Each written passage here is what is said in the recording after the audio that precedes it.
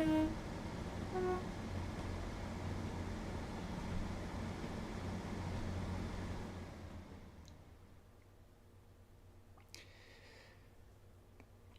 a very good evening. Good evening, first of all, to Amaze Tays on the chat, and welcome to another live stream. I was saying in the intro, it's a bit difficult sometimes to remember where you are in this period between Christmas and the New Year, but it is Sunday, and it's going to be the last live stream before the New Year.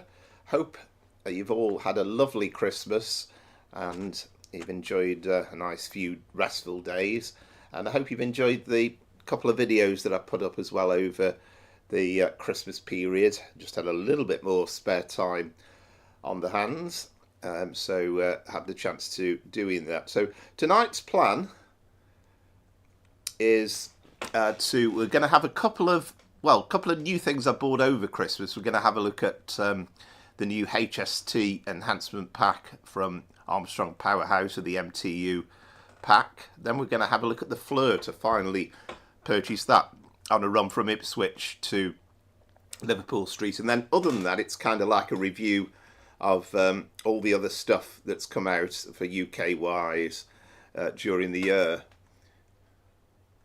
Yeah, certainly had a great Christmas, thank you very much. I mean, as ever, it seems to have absolutely flown by, but it's been very good. I always think it's always a bonus if you can actually avoid an illness over the Christmas period. That's always that's always a big challenge. There's always some illnesses knocking around, so it's great that managed to stay no colds, nothing like that, which is always good. So let's get Train Simulator Classic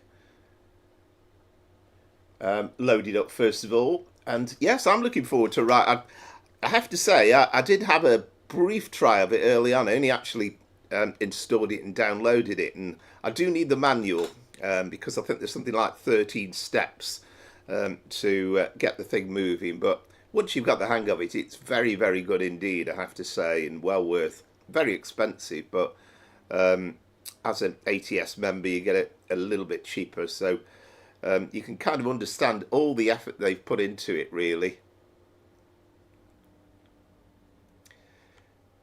Right, hope you had a good Christmas, Maestays, and yeah, it's.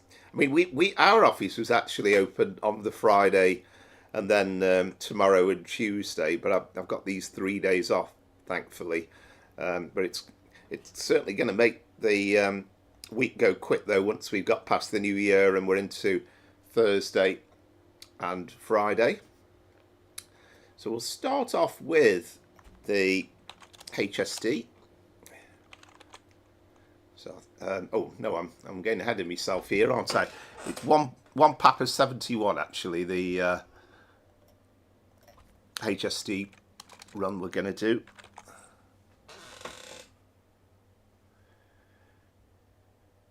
Yeah, no, it's shocking, and I think I picked it up for £30 or whatever it is with the discount. I think the problem is they kind of backed themselves into a corner, really, because they had so many people involved. They had the chap from GU Studios, they had another developer. They've had so many people. They've made it really, really technical, which is really good, but on the other hand, it's meant that they couldn't kind of do it for £20 or £25 or something. So it's a shame, actually. There aren't a load of scenarios yet for it, and they did promise ATS a kind of a AI adventure to go with it, but it's not materialised yet. But I think we all took a large intake of breath when we saw the price as $37.99, and I wasn't an ATS subscriber at the time. I'd let it lapse, and then I've renewed it again since. And I've also held off on this HST MTU pack as well, but I have to say that now I've bought it, I'm glad I have, because again, did it quick a quick run earlier on, and I mean the old pack was absolutely brilliant, I thought, but this just makes it even more so. And we've also got the Armstrong Powerhouse Middle and Main Line enhancement pack as well, so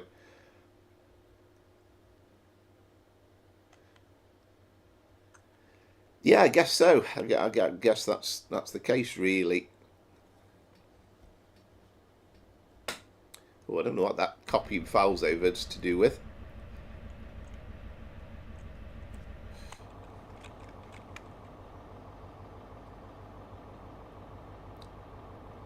I have to say this is a cracking scenario as well when you look.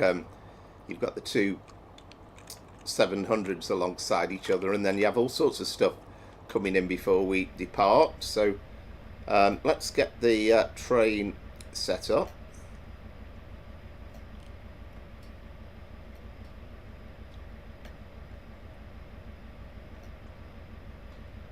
There it is. I mean, actually, we can just do it with the keyboard, can't we? There we are.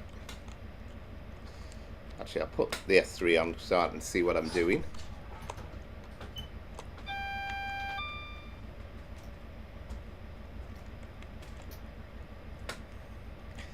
I'll put that off, and then let's get the doors open.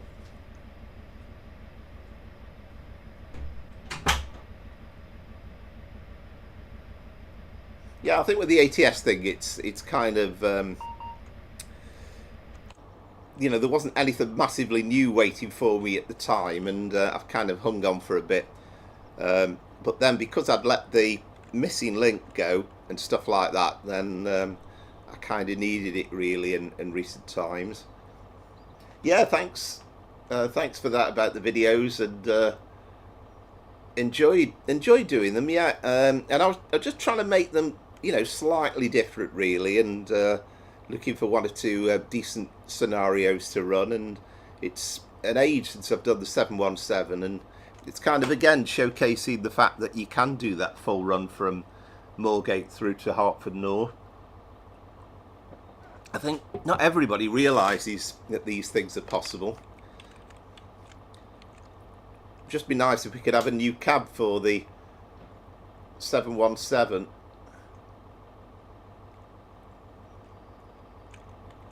Love the fact that not all the doors like fling open here, and it's a bit more random. Hope I've got the sound turned up sufficiently well, because we're kind of, it's that balance. Hopefully you can hear me, but we want to be able to hear the HST and the new sounds that have gone with it.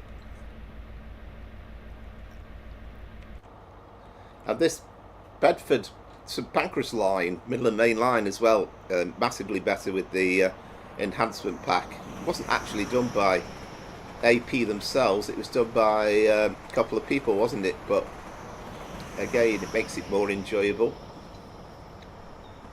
And of course, with this Steam Workshop route as well, it's perfectly possible to do a full run now from either Nottingham or Sheffield through to London St Pancras.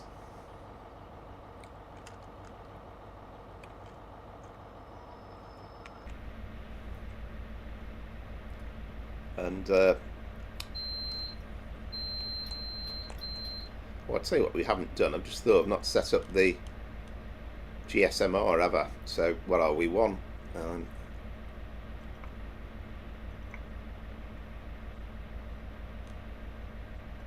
Happer 71.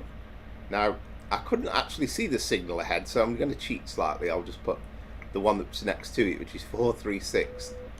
That'll do it. So that one on the right, that's actually fine for us. And okay, we could actually go then now, and you'll hear the lovely roar of the engines as we set off.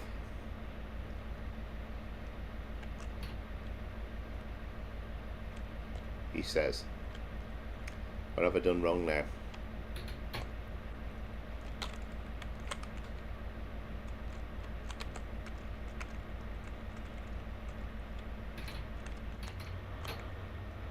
Oh, it's just been a bit, didn't put enough power on, did that?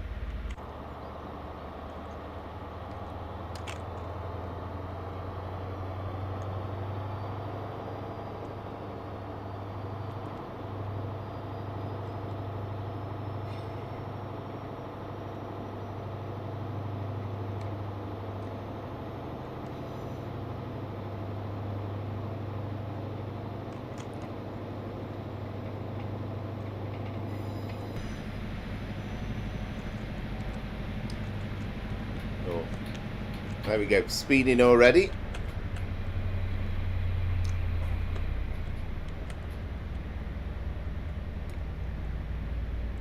And again, not really a route I've driven massively.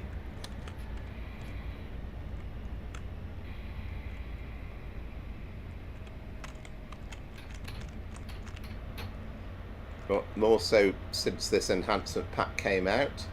So we are stopping at Luton, incidentally.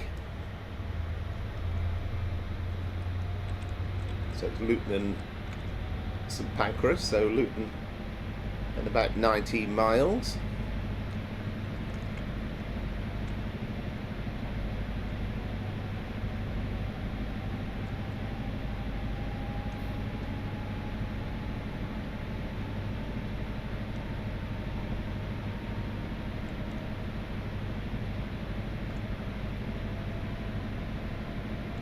The great thing about Train Sim Classic now is that there is so much stock available that you really do get to feel something good.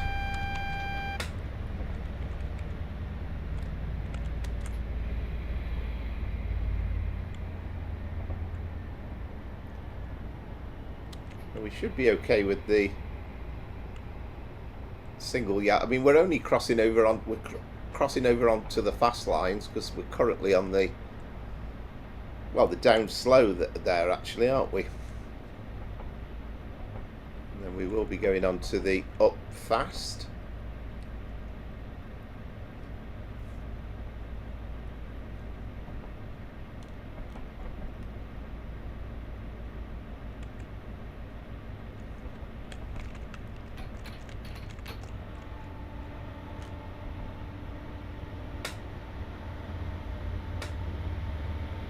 Yeah, we're okay.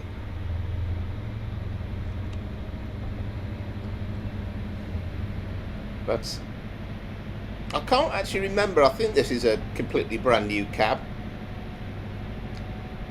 And I know that they've recorded a load of new sounds for this, so it's like driving a whole new train in many ways.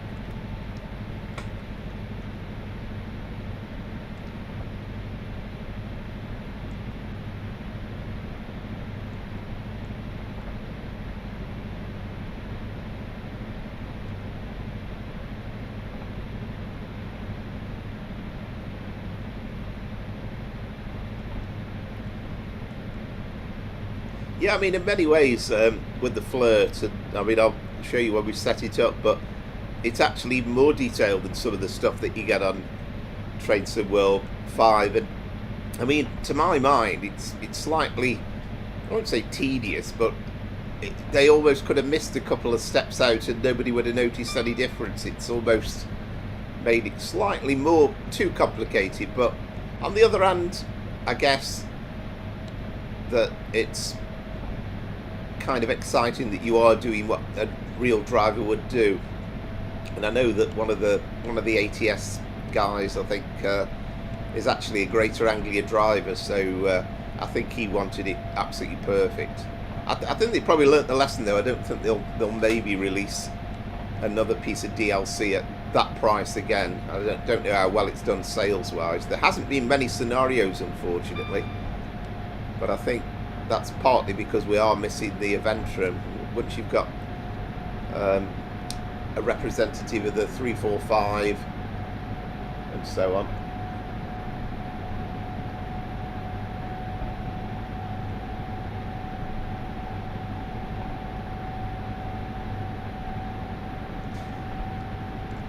Yeah, definitely, and you know, I've said it before, but I love them both. I love. I mean, Train Sim Classic can be a nuisance in many ways because of the time, you know, you spend getting stuff ready, really. But it's kind of rewarding when you do a scenario like this and you have all this stuff going on.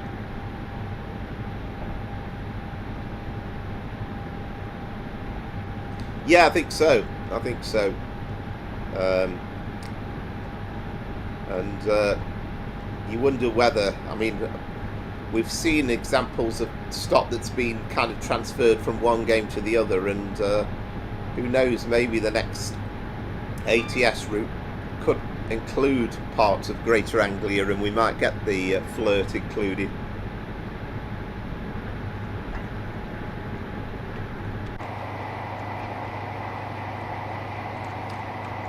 Oh yes, we've got one of the old examples with the buffers on the front.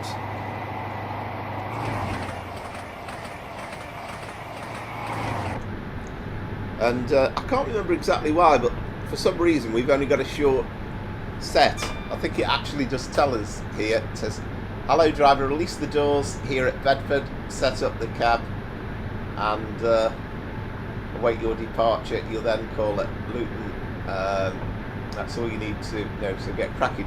Yeah, there was some reason, I can't remember why we've only got a short 6-car set on this.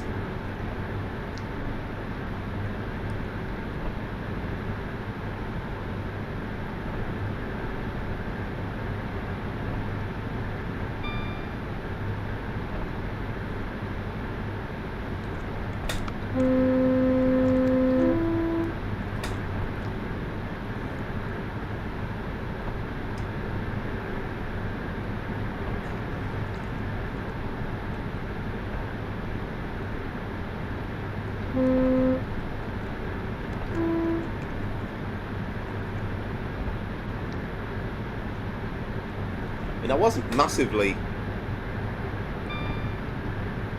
bothered really about there being a new HST pack coming out.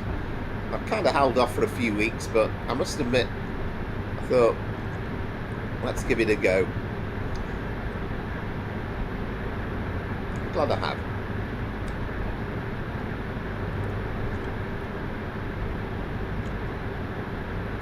I know one of the scenarios, and again it's a route, I've not got the Western, I've not got that Just Trains, whatever it's called, Reading to Southwest Expressways, is it? Something like that. I haven't got that installed at the moment, but as part of that they've got to run from, where does it go to? Is it Exeter to Bristol, I think, and part of the very final cross-country run.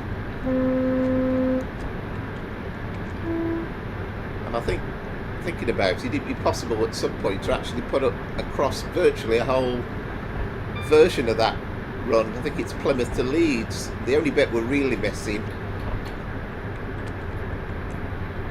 is Leeds to Sheffield. Sorry, Sheffield to Leeds. You kind of do it if you go via Doncaster.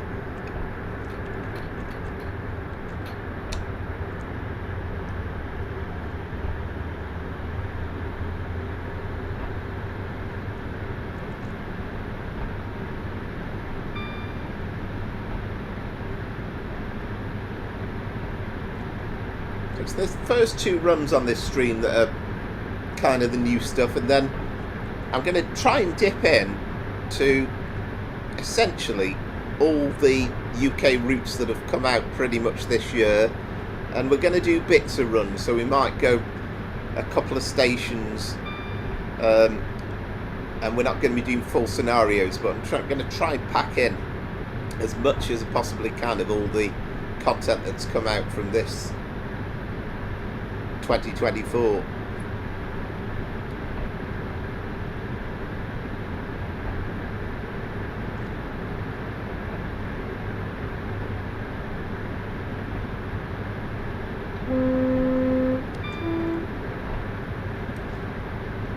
This is going to be one of those stops where you're going to kind of need to concentrate slightly, because it's a bit like the Stevenage thing on the East Coast Main Line, where it just comes up on you without you thinking about it.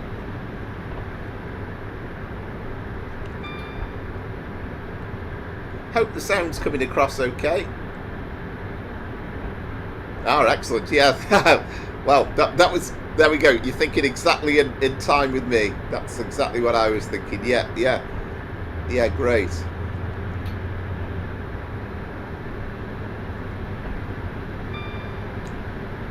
I've tried, by the way, I've tried a bit of a different setup with the headphones and the microphone tonight, so I can hear the stream coming through a lot clearer, and hopefully we haven't got that interference as well.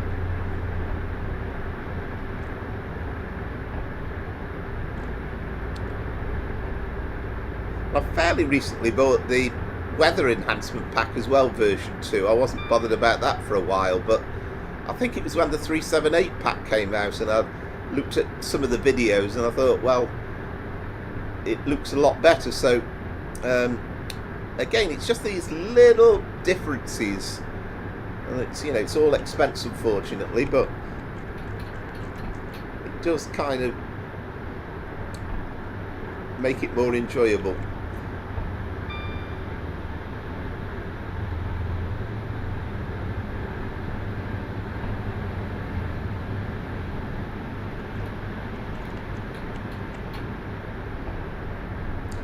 So there might be no recorded video tomorrow. In fact, I'll say there won't be. I might get one up for New Year's Eve. And then on New Year's Day, I'm not sure what time it's going to come out yet, but I know on Train Sim Classic there's a new version of the West Coast Way coming out from, I think it's the chap's name, called George Beanie. So I'm hoping on New Year's Day at some point to do a quick run from Brighton to Littlehampton. Yeah, fantastic. Yeah, I'm hoping that's done it.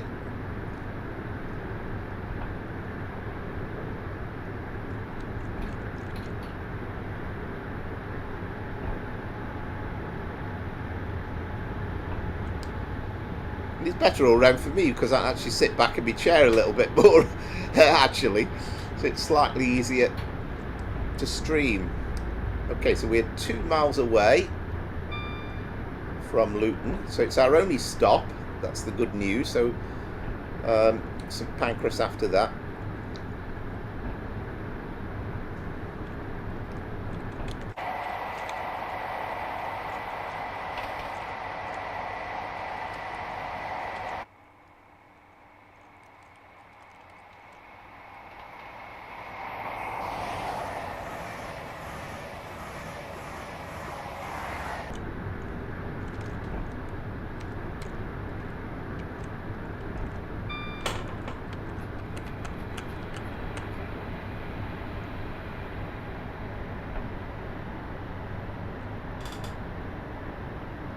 Hope I've allowed myself enough time for the stop.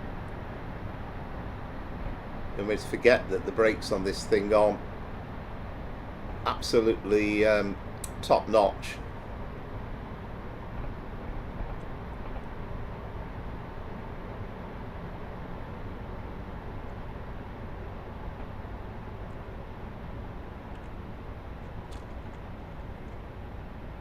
I mean, probably going in at full service brakes a little bit heavy if you were just getting up ready to disembark with your suitcases and stuff, but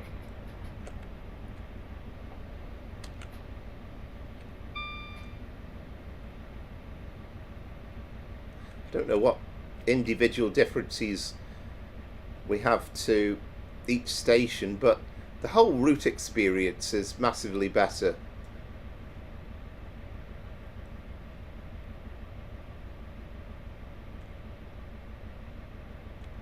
Yeah, we've got a Thameslink service just departing as well.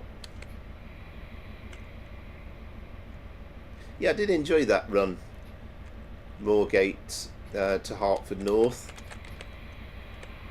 But it'd be lovely if we could get a new cab for the 717.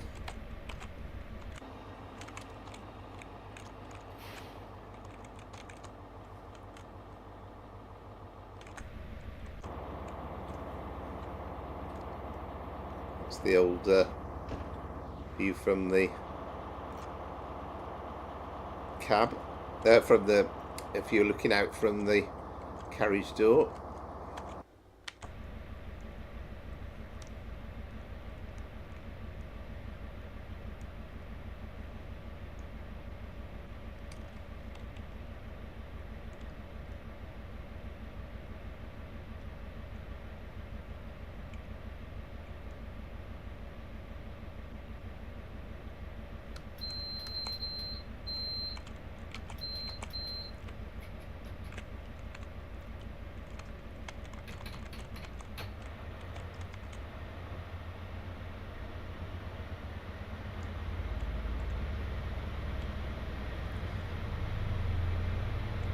They aren't the fastest off the mark, the HSTs.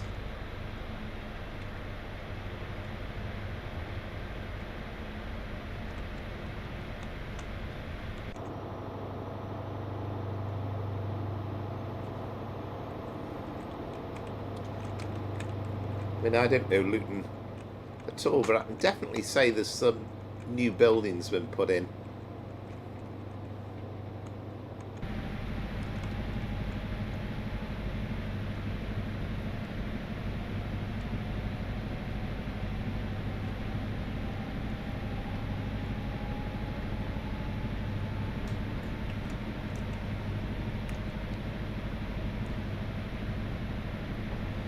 Yeah, quite excited for Wednesday and the West Coast Way.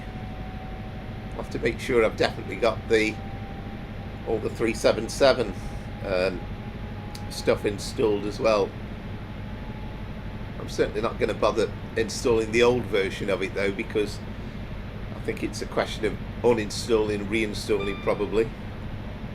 Oh, there we have a 737 coming into Luton Airport, or well, it's certainly an EasyJet plane, I think.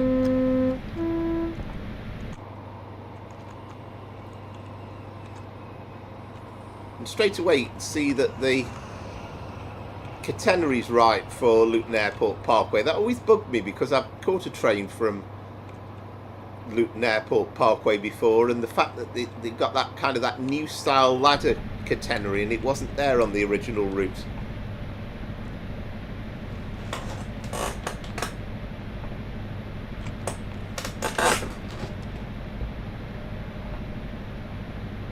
Hi, Train Spotter 67, welcome to the stream. Hope you're well and hope you're enjoying your Christmas New Year break.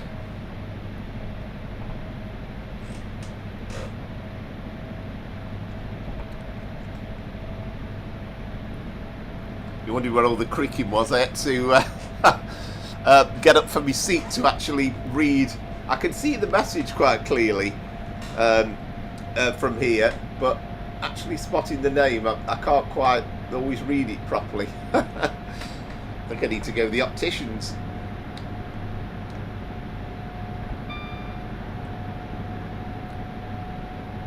I can't remember if we get a run at 125 mile an hour between Bedford and St Pancras. It never used to be. In fact, for many years, the Midland Main Line, although they were using the HSTs, there wasn't any 125 sections at all. I'm pretty sure there is now on some stages.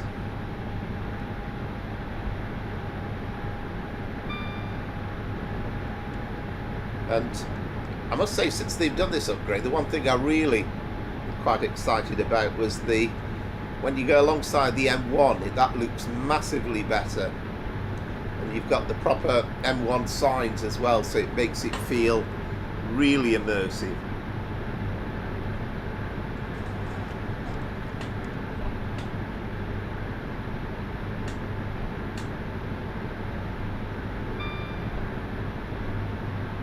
Oh, brilliant! Yeah, wow. That sounds that sounds good. I'm fine, thank you. Yeah, hope you too. Oh, that takes me back. I can remember buying my brother a petrol station Lego, and finishing the Christmas lunch and thought, right, it's time to put it up for him. And it took me the remainder of Christmas Day. And I think I went to bed and it was done. But to be fair, he kept it up for absolutely years, and I think he was thrilled with it at the time. So my brother's in his 30s now, but it doesn't feel like more than yesterday really doing that.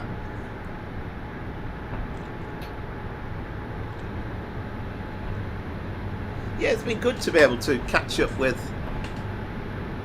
putting some videos together and installing some stuff for Train Sim and getting a few odds and ends and doing a few other bits and pieces, edited a few videos and not train stuff as well. But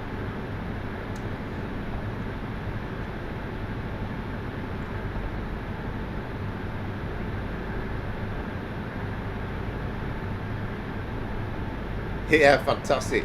It's worth it in the end though. I bet it looks absolutely stunning.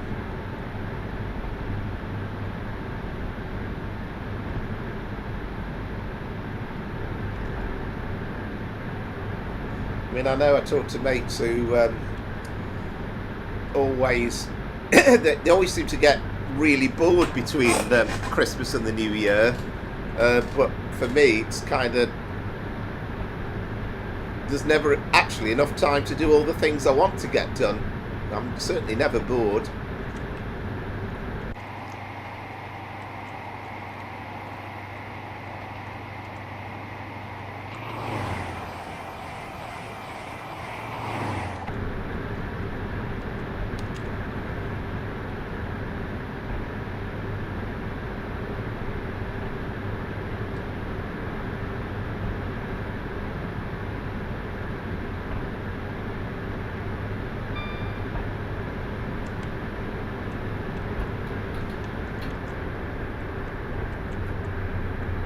Funny, it's predominantly sort of 120 and various speeds, but you keep getting bits where it keeps dropping down, particularly through the tunnels on the middle of the main line.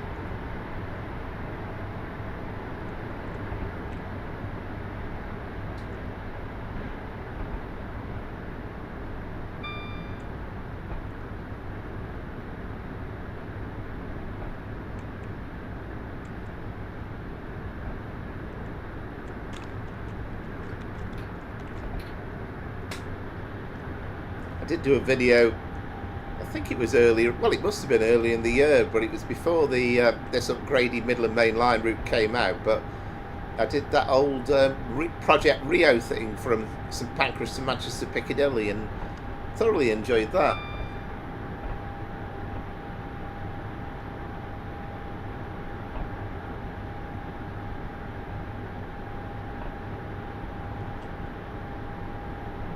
Oh, brilliant! Yeah, yeah, that sounds. Yeah, fantastic. That sounds good. Is that in between Christmas and New Year, or is that in? When's that?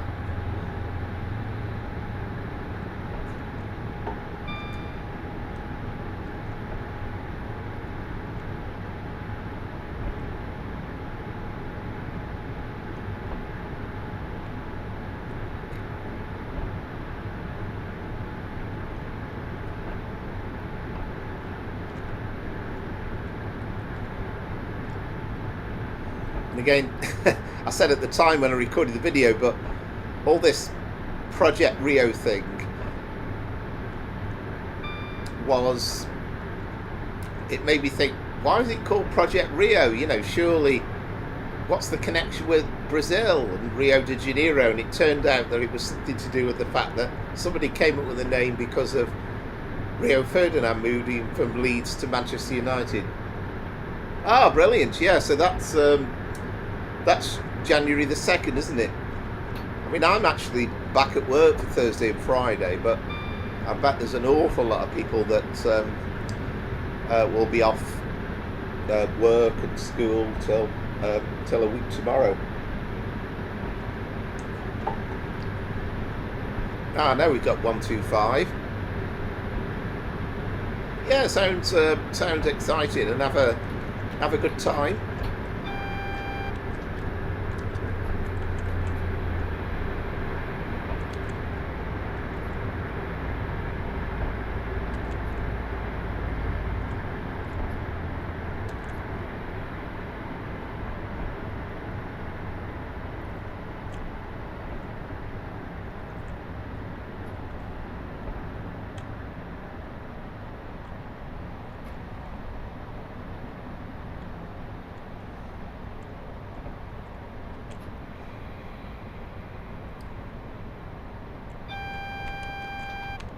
Yeah, thank you very much. Trying not to think about it at the moment. In a way, I kind of wish I had booked off the Thursday and Friday, but I suppose it's delaying the inevitable, really. Now that was single yellow, so we'll try and not race through red signals tonight.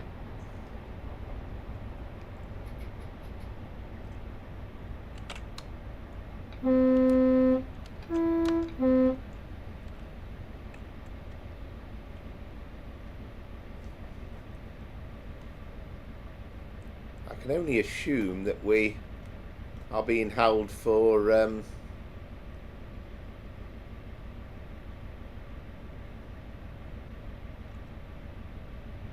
train that perhaps is crossing over onto the slow lines.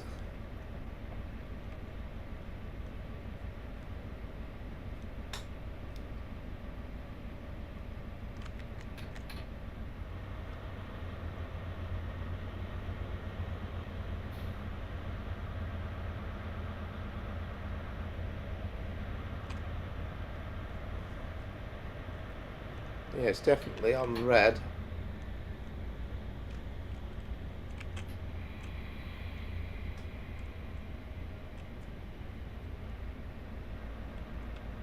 Oh, I've got a boring job, I'm afraid. I'm in insurance. Which has kept me busy over the last 30 odd years.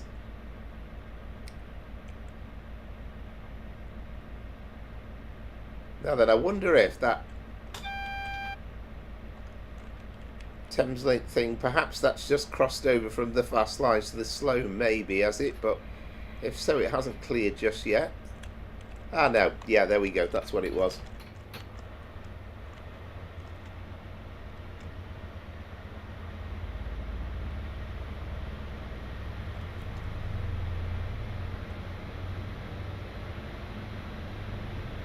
Yeah, it's a great conversation stopper, that. What do you do? Oh, I work in insurance.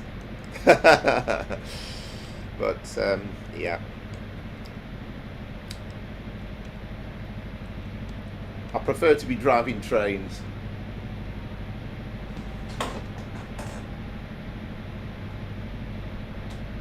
Oh, wow. Really? Wow. Now that's amazing.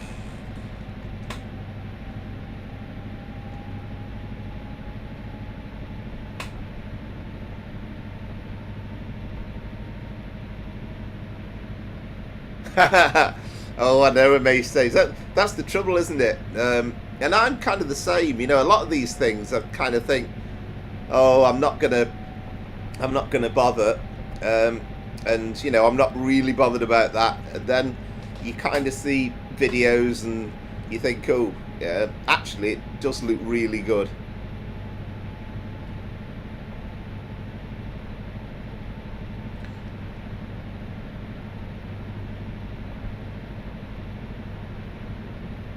So, you might have driven me down to Euston a few times then. Train spotter 67.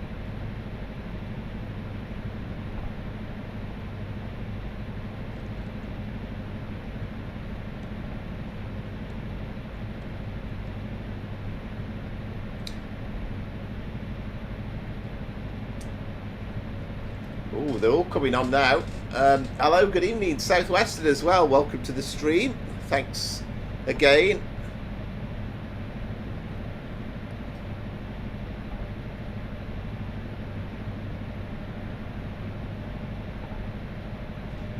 Yeah, I think that's the problem. I think that's the thing. That's what I kind of love, the fact that you can do the extra part of routes by getting on board Train Sim Classic, and that's kind of, I'm okay with that. You know, it's kind of perfectly happy with, say, doing Euston to Milton Keynes on the Pendolino, and then taking over on Train Sim Classic to complete the run. Do you know, I've never asked you before as well what your job is. I didn't realise you were a lorry driver. That's excellent. I bet you get plenty of well, I guess when the road's clear and it's not too busy, I bet that's you get some nice relaxing times sometimes.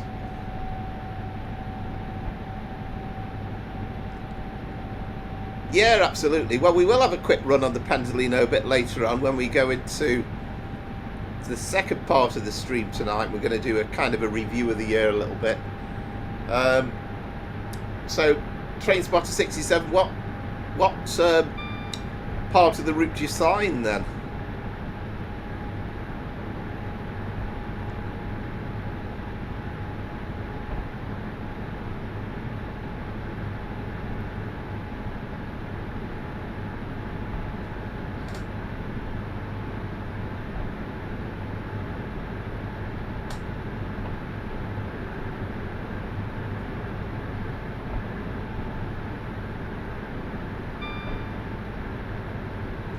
Yeah, I know. And it was the age-old dilemma, wasn't it, when that came out? We'll probably mention it when we drive a bit later on, but I think it was always with Train Sim World and the way they do the routes and the time it takes, it was never going to go beyond Milton Keynes, really. But at least there's plenty of variety, and, you know, I do love the variety that there is with that route. Yeah, here's an example of how much better the M1 is now.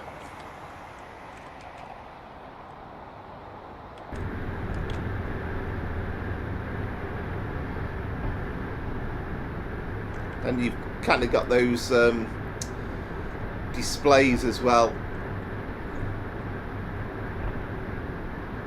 And I think is that London Gateway Services.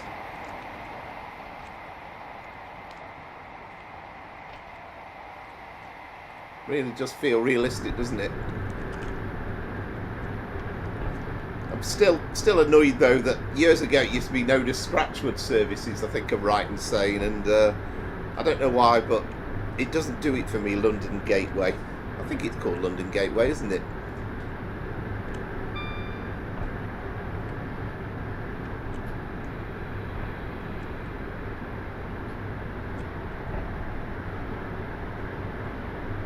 This is that point where the North Circular joins the M1, so it's a massive interchange of roads.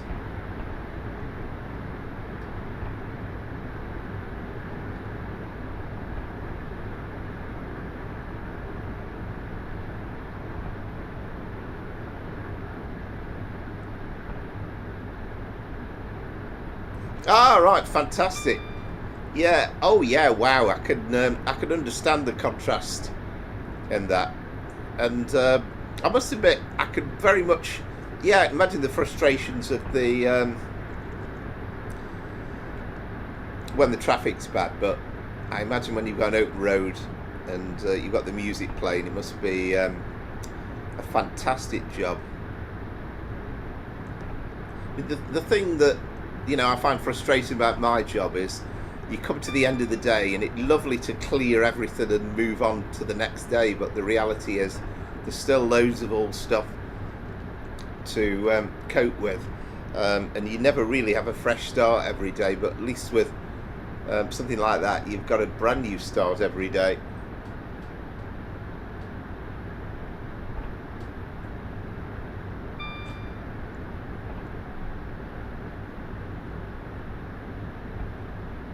Yeah, and I'm glad that we can actually drive the full run to Birmingham using Train Sim Classic. In fact, you can carry on beyond that, can't you, to Wolverhampton and to Stafford and onto Liverpool Lime Street. We've still got a bit missing on the West Coast Main Line between Kidsgrove and Stockport to be able to do full Manchester Piccadilly runs.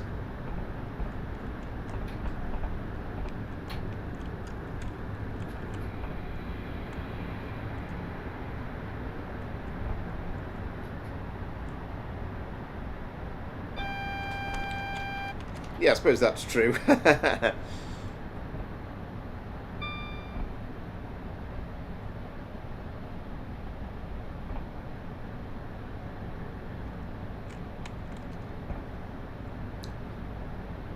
Right, I see. So are you retired then now? Are you Train Spotter 67?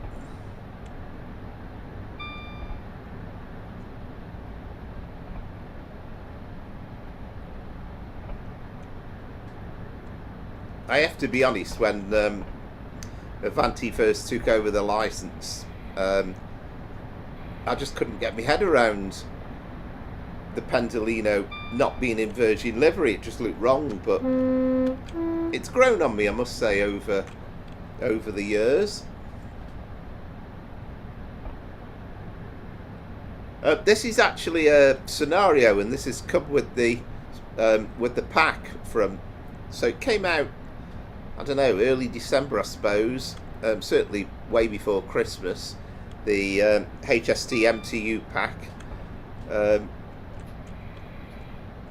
I mean, I wasn't greatly wanting to buy it to begin with, because when you kind of think about it, if you bought Armstrong Powerhouse packs over the years, we started off with a sound pack for the HST, then we had a sound pack Pro, then we had an enhancement pack, and then this is like another one as well. But as long as they keep improving, I suppose you can't really complain.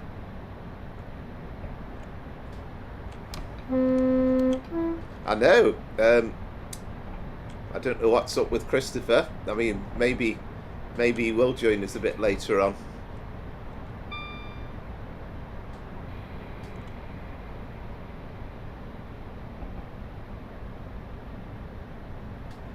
Yeah, well, that's the thing. It's been a sequence of them really, but I think basically they've gone out and recorded brand new sounds, and to be fair, it's much improved.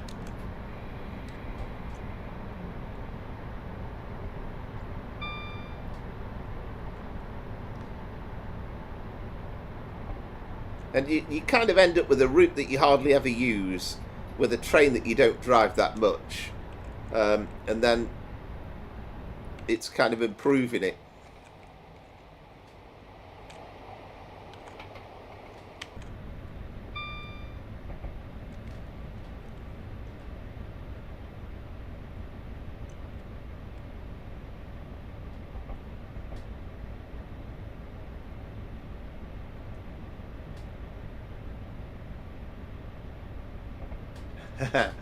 Yeah, you're doing a swap, I think, with Christopher tonight. I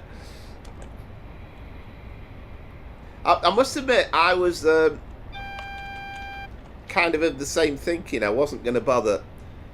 But then, again, I watched some videos and I thought, oh, I tell you what, it does improve it.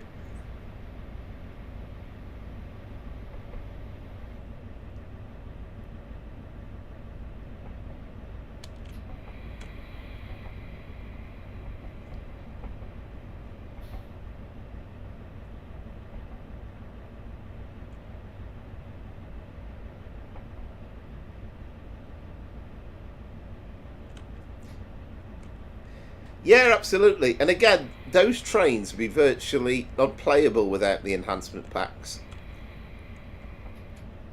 I mean, there's a chap who does some videos on YouTube who kind of criticises them and says he uses a lot of old sounds and they're not always 100% spot on, but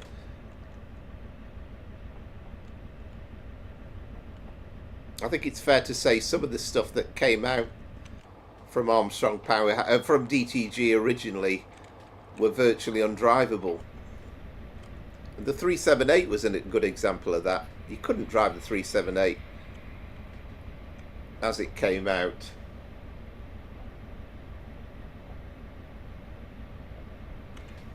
Yeah, well, hopefully we'll do that a bit later on, but it's going to be the Flirt next. Who's up for a bit of flirting?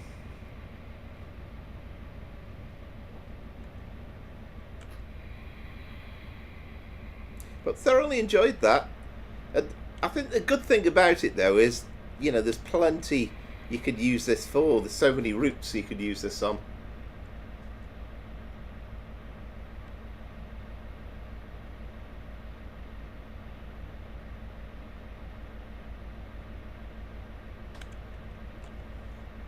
Yeah, I think there's some enhancement packs that are better than others as well. And I mean, the 455, I was greatly disappointed with. But there is a freeware, I think his name's Sam TS, I think it is. And he's kind of done a free enhancement of the 455 enhancement pack.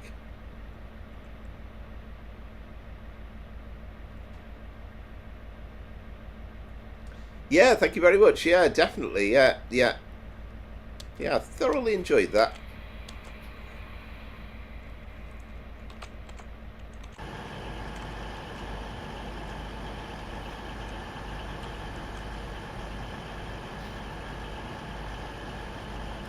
And we've obviously got St Pancras in Trade Sim World, but we certainly don't get those Meridian units.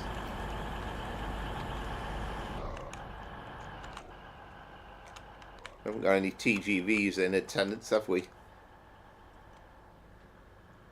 And of course, there's the famous building on the outside, and then of course you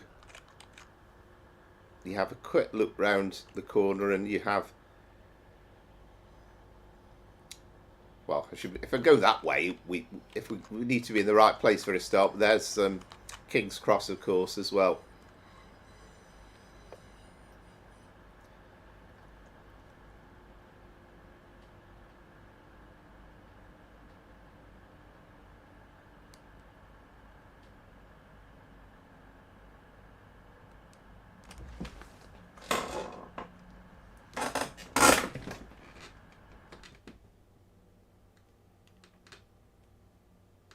Yeah, well, there is. You get all sorts, don't you? And I mean, again, you know, you need a small mortgage alone to buy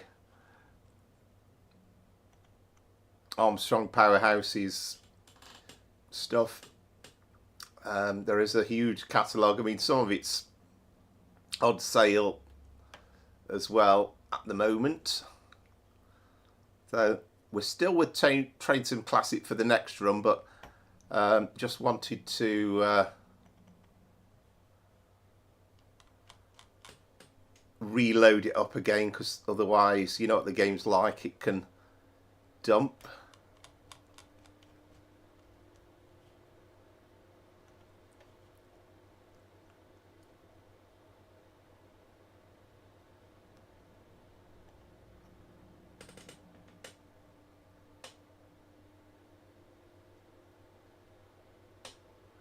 Yeah, absolutely. And of course, in this game, I've always said before, well, it'd be a dream, wouldn't it, to if you had, you know, all the roads represented as they are in real life, and all the stations, and you kind of walk along and hop from one thing to the other, and maybe in, I don't know, perhaps 20 years time or something, it'll be possible to do it like that. Well, that is a very good point, Southwest, and it doesn't. Now, when we drive this Flirt in a minute, that's the one thing that you will not see when you get to, oh, I'm sure it's, have I typed that in wrong? I'm sure it's 1 Papa 23, isn't it? Let me just double check. Yeah, 1 Papa 23. Why is that not coming up? There we are. We haven't got the Aventura in Train Sim Classic at the moment. Now, I know Alan Thomson, when they released the 745, they came out with like an AI version of it and said they weren't going to go into too much detail with it. It was only going to be used for AI, but that's kind of as far as it's gone, and they haven't done anything with it since. And apparently it was going to be a quick turnaround. It was only going to be 5 or 6 weeks, but we've seen and heard nothing. I mean, I've not watched all of their streams, so they may have confirmed more information.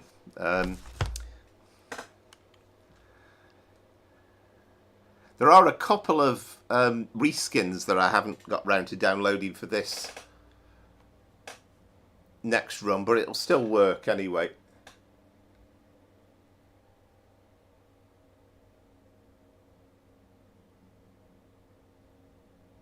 Yeah, well, absolutely. I mean, I did wonder whether, I mean, they maybe the ATS guys have got more of an inside track than a lot of people would know. But I thought, have they delayed it because they know that the Aventura's coming out for Train Sim Classic? Maybe it's something like that. I don't know.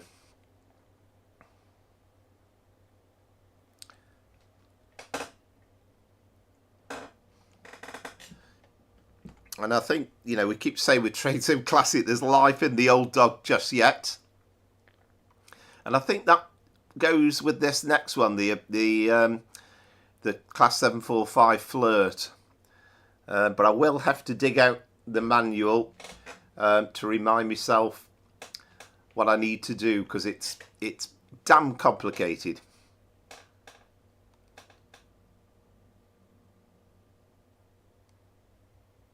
Yeah, see, I mean, there's loads of other, so we'll ignore that because, right, okay, well that means I've done the 360s then, so I think we haven't got all the 321s in. Good evening, good morning driver. Even set up the cabin systems before opening the doors to allow passengers to alight on board. Before departure, make sure that you consult your briefing for further information. So at this point, quick start guide. So insert the master key by clicking on it or pressing Control and W. Well, we'll do Control and W. Okay. Turn the master key to the on position by pressing Shift and W. Okay. That's good. This will initiate the AWS TPWS self-test button. TPWS and AWS operational. So we've got all these screens to contend with now. Confirm the train configuration by checking the safety system status, then pressing OK. That's fine. If you intend to have announcements played, well, I think I've got that running, so we should be all right. Enter your driver ID digit, press the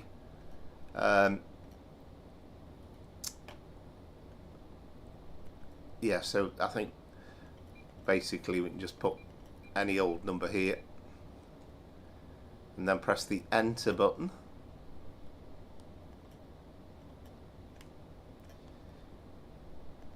Oh no, it's there, isn't it? After checking the information, press correct to log in. Once on the home screen, you need to remove the parking brake by pressing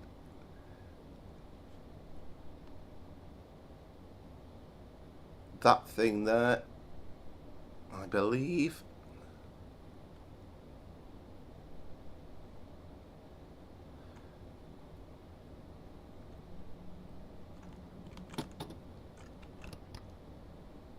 Yeah, so we should be okay, I think. Register the train on the GSMR. That's over here, isn't it? So what do we say? 1 Papa. Oh, hang on, no. 1 Can't see these numbers actually. That's better, yeah. 1 Papa 23. So what's the signal number? 308. CO means Colchester, doesn't it?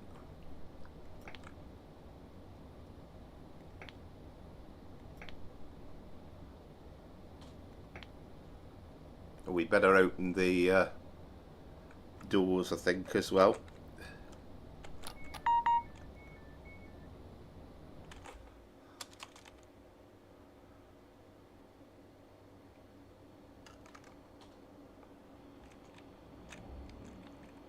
Oh, I know what we haven't done yet. Right, we've still got this.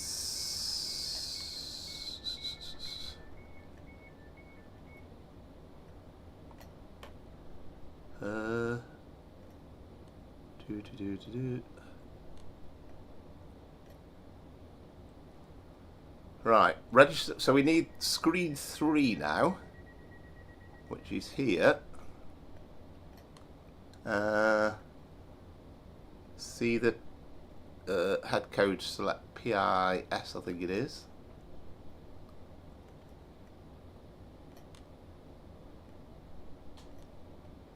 I don't know whether I've quite done this in the right order. Oh no, actually, no, this is screen 3.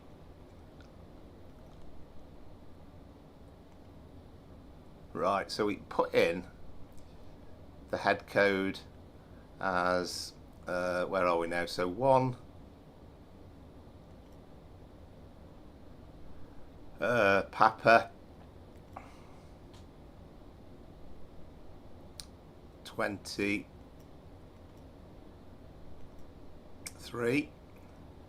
confirm the head code. And also we need to set the speed limit as well. So we've got 30 coming out of here. So that's F20. And then I think Control and F confirms it.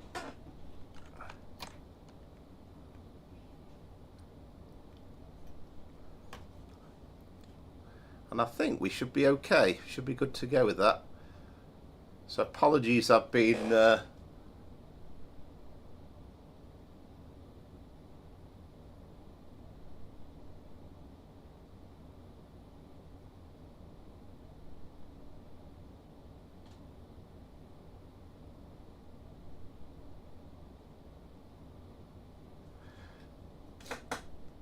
yeah, sometimes it's one of the great mysteries, isn't it, with Train Sim, when you have everything installed and it still doesn't quite work, and sometimes you need all sorts of daft reskins and, you know, it's extra stock packs and all sorts of things.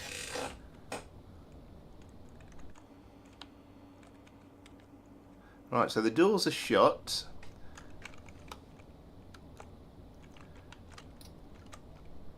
And I'm hoping... Oh, wait a minute. Oh,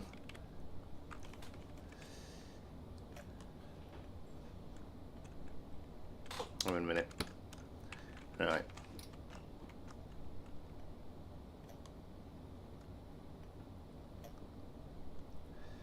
You know, this was when I tried it earlier on. I don't think I've done that parking brake thing properly ever.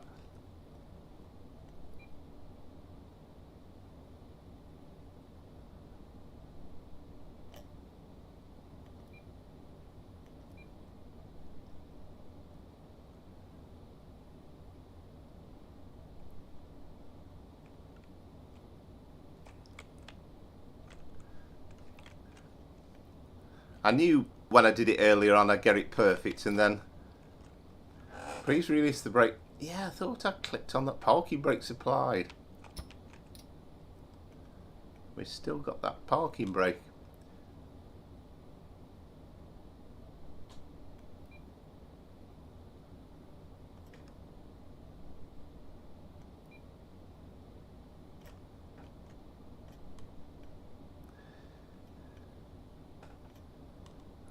Hang on, no, it's on this one, isn't it?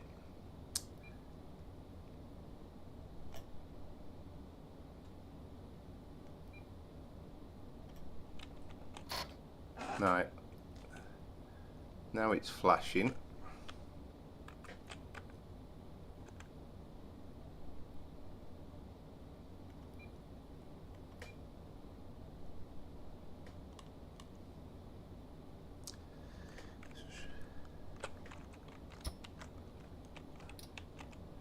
So parking brakes are on at the moment, okay.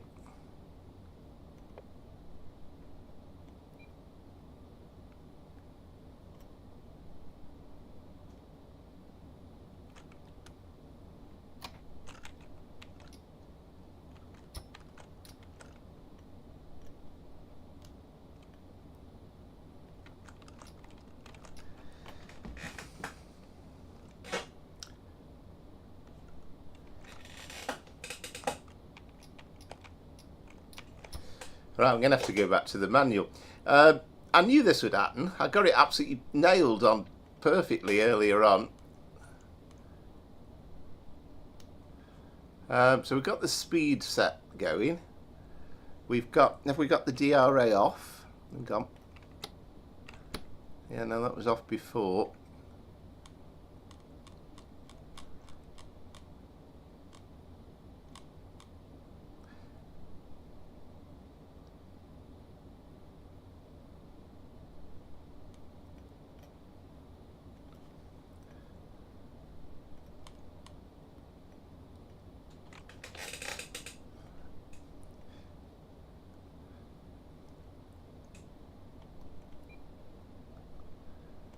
And that's just the pantograph.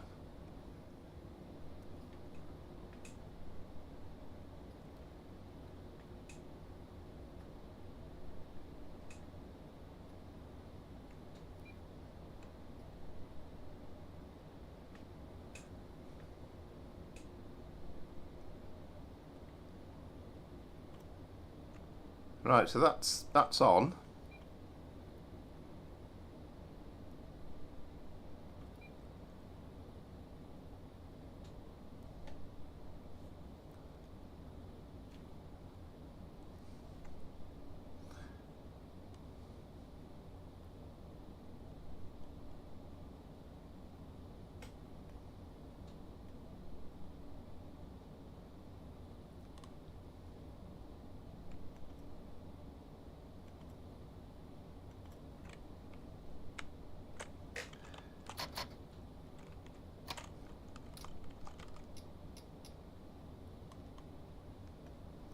Well, this is good fun, isn't it? You'll talk amongst yourselves whilst I'm trying to sort this out.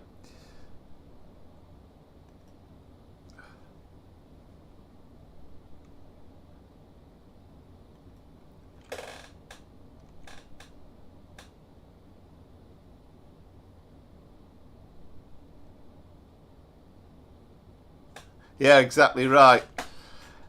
For some reason, it's not disengaging that.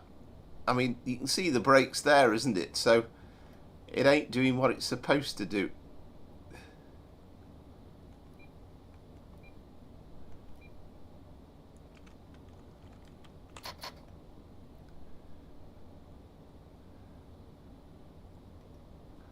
Please release before starting to move the train.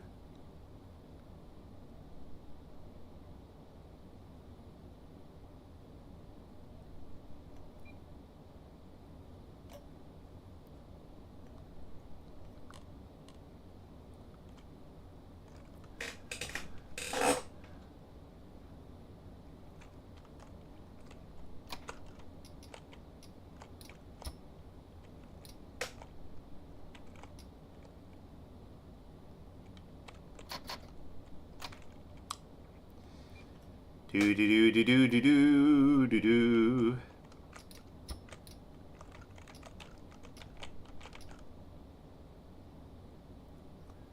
Yeah, no, it still says the brakes are on.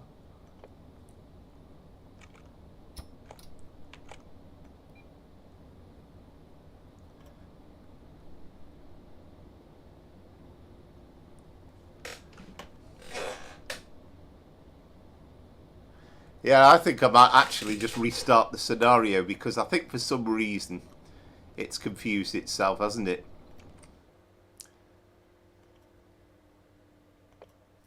Yeah, let's just go again from the start. Do you know, I was quite confident about that. I thought, when I tried it earlier on, I thought, right, it's not particularly complicated.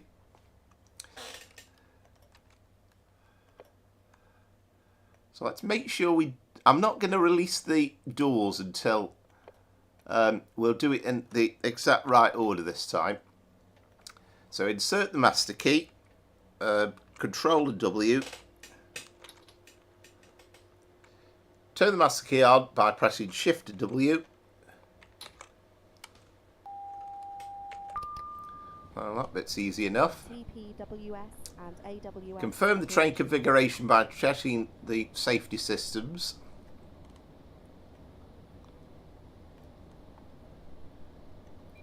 So that's okay. And then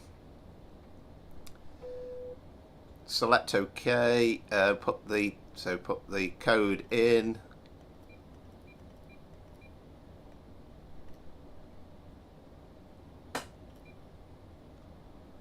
And then log in.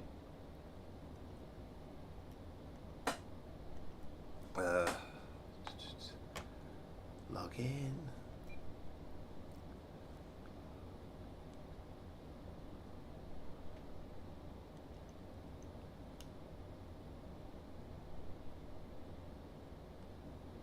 Right, so this is the key point. So let's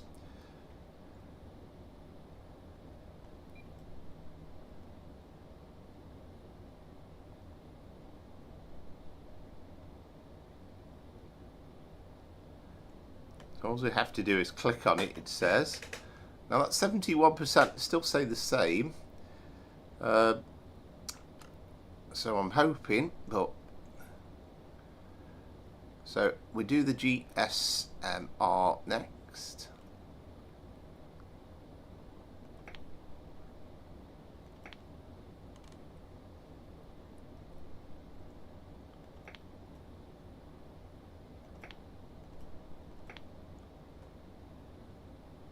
Then what did we say the signal was? Was it 406? Was it? I can't remember now. 308.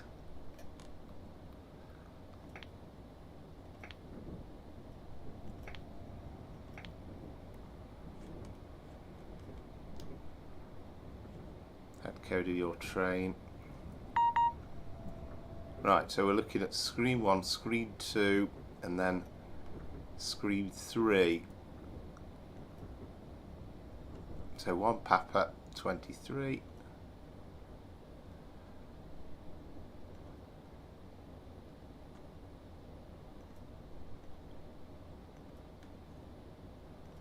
Head code.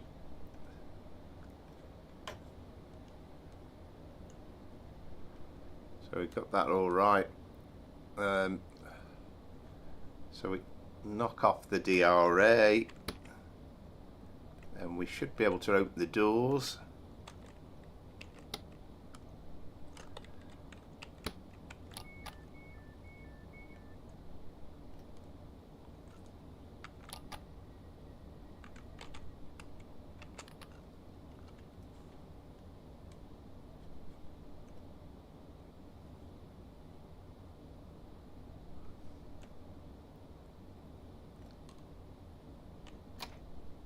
So put that into forward.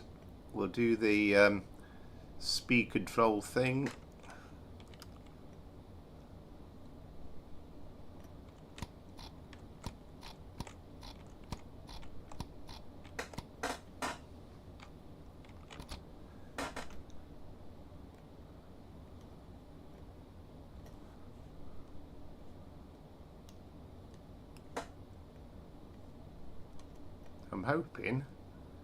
I'm hoping we're all right.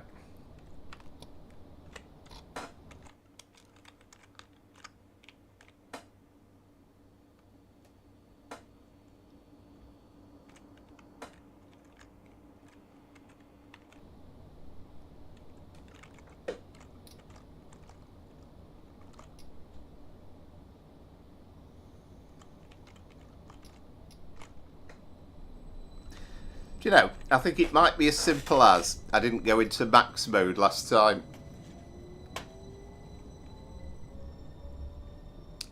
We're on it, up and running anyway.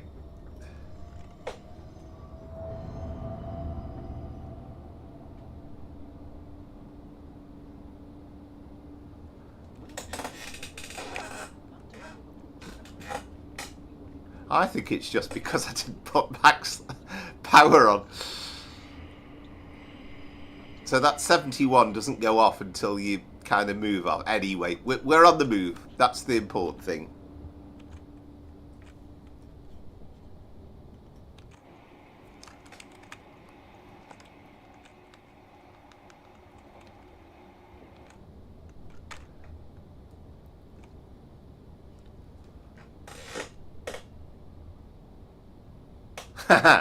Thanks. I was beginning to lose faith, to be honest.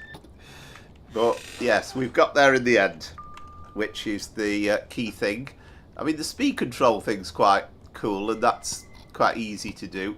I mean, I'm going to get this up to 100 already because, as you can see, we're only a few yards away.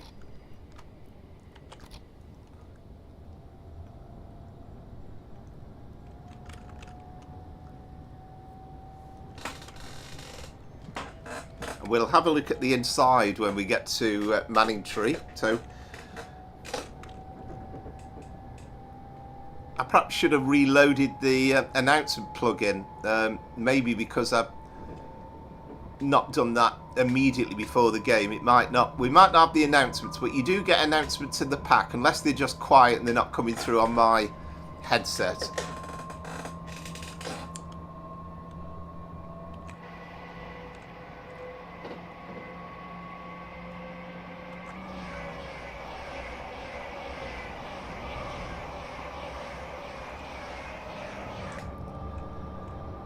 And I have to say, I mean, you don't notice quite so much at this end of the route, but once we get towards London, it really is greatly enhanced.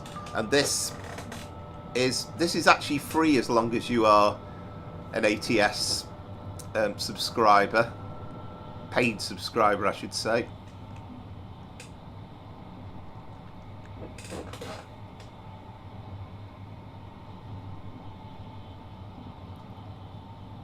I would like to have actually done it the other way round on Liverpool Street to Ipswich, but the only run that's available in the pack.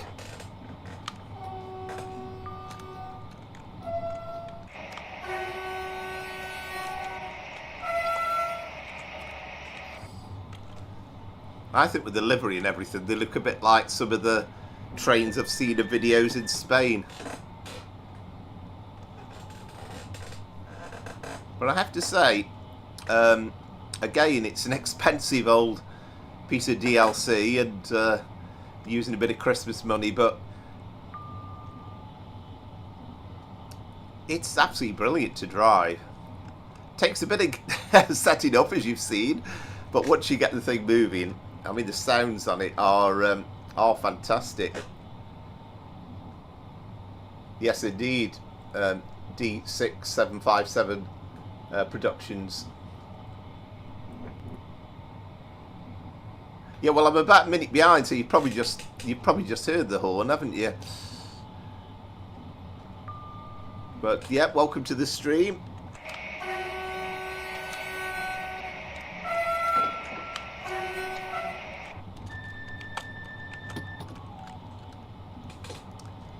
Helps having a cruise control though as well.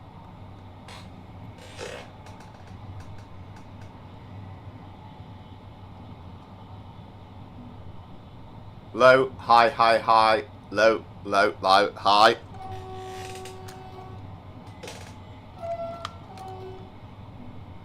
Which is low and gone. No, that's high, isn't it? Something like that. Anyway.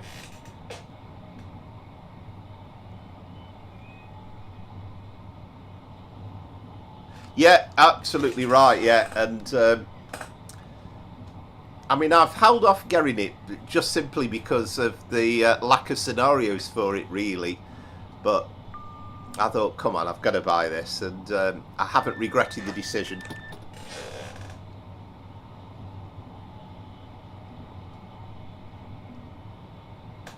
Oh, fantastic. Yeah, wow. Yeah. And the thing is, you know, sometimes, I mean, who says that new trains are boring?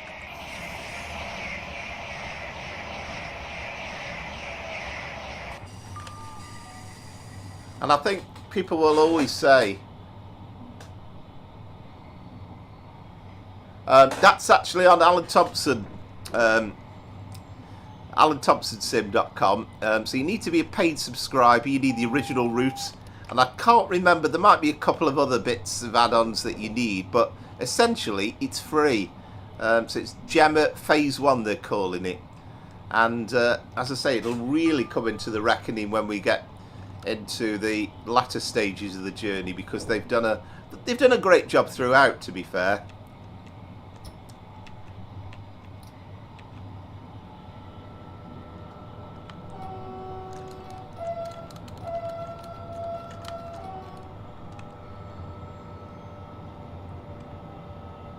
Our neutral section coming up as well, haven't they?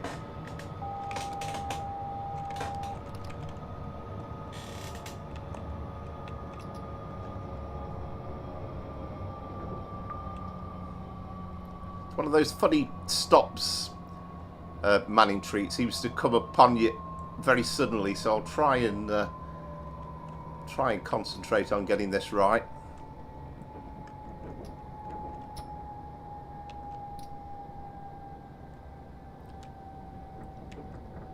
But even this water bit on the original route just wasn't included. I mean, I thoroughly enjoyed the GEML when it first came out for Train Sim Classic years and years ago, but it was beginning to show its age.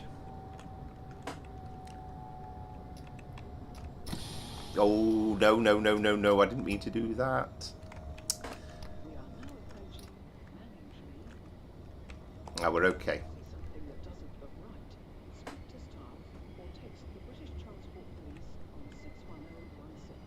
Oh, we have got announcements.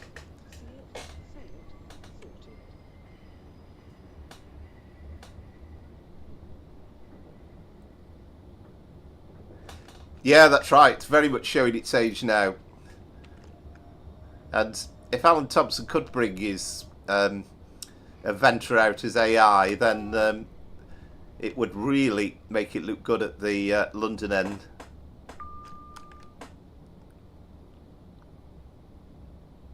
I think they're also going to bring out the stopping version of this as well. But is it the 755? Am I right in saying?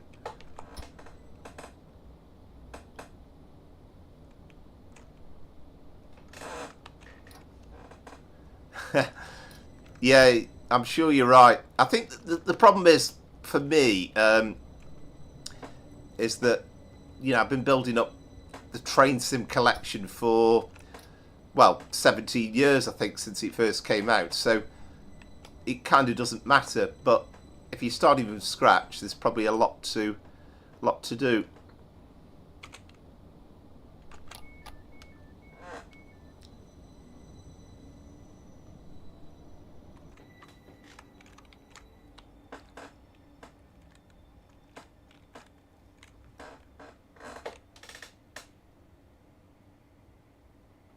Yeah, I think that is coming out next. I mean, there was a bit of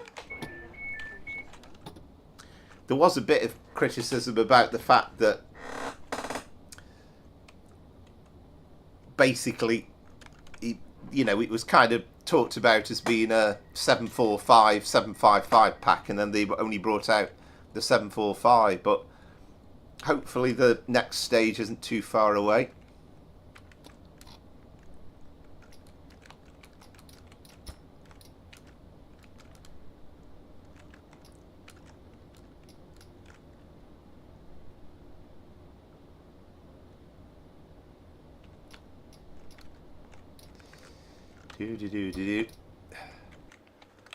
No, doors are shut. I'm not going to have the same problem this time, am I? We've got this far.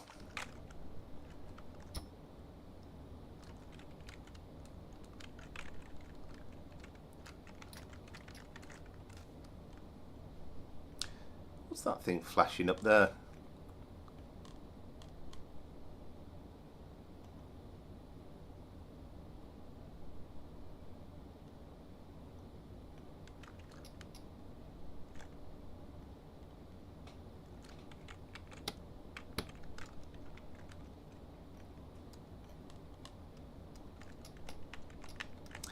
Oh, is it because... Hang on. Right. Might be because we had the emergency brakes on briefly, I don't know.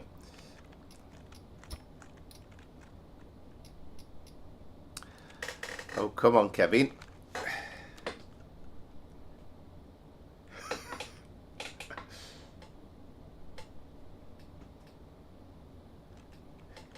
Yeah, it is. And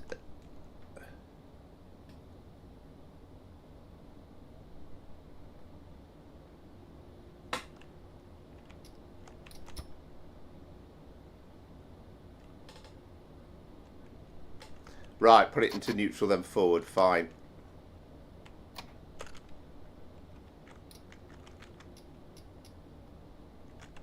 No.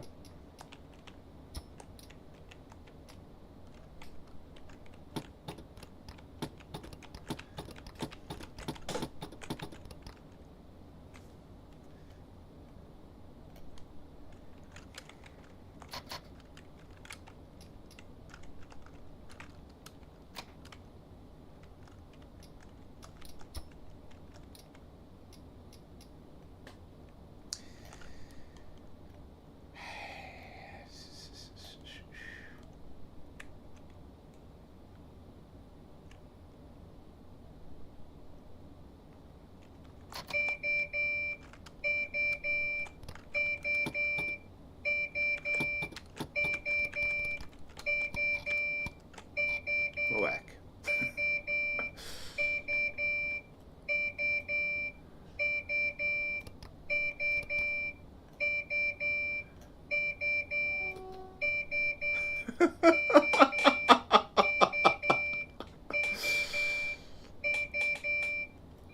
Right. Okay, well, that shut that up.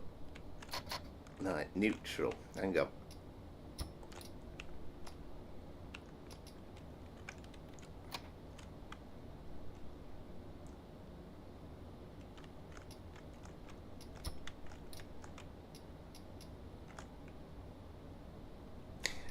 Now, I think it's all because we went briefly into emergency brake mode. So, what I now need to do, we will get to Liverpool Street eventually.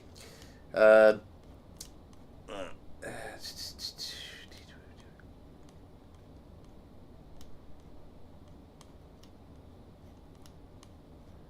hoping there's a section in the manual which explains what to do.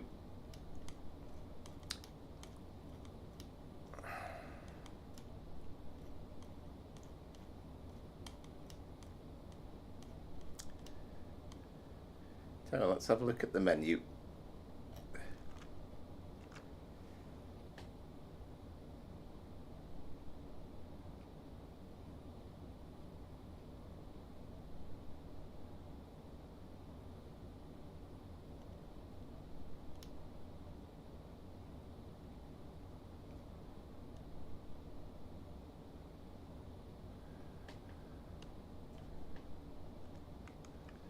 To unisolate shows the normal position.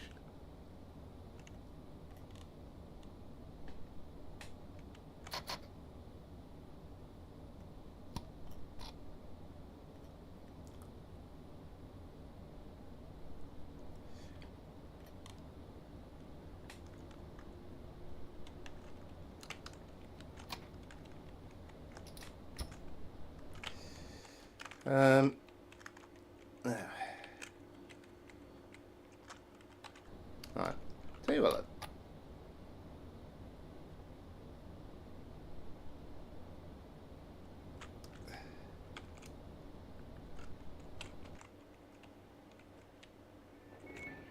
Right, so I've opened the doors again.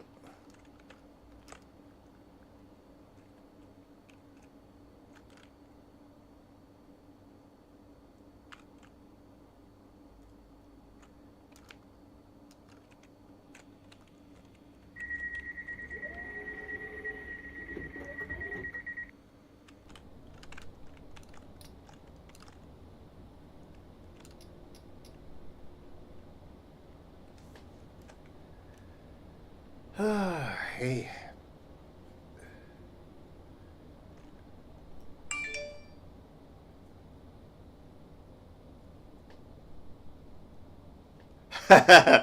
Oh yeah, well that's the old. I remember that intro. Yeah, You thought driving trains was easy. Oh crikey, it's not easy driving this thing, is it?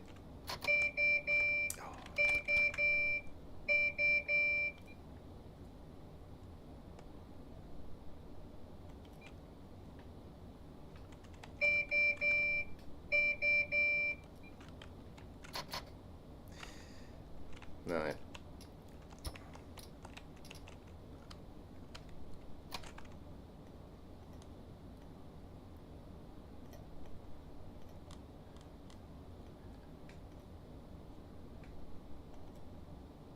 Why does this thing say evacuate?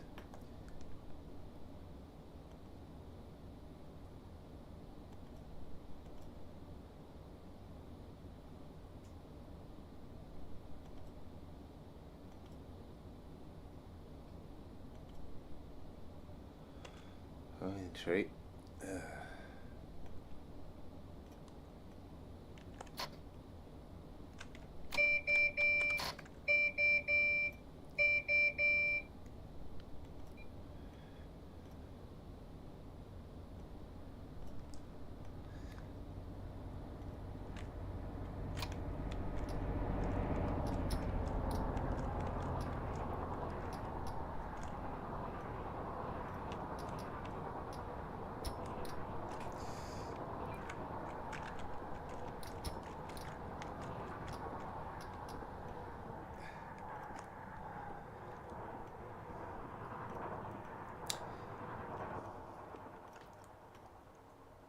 Right, so what we're going to do.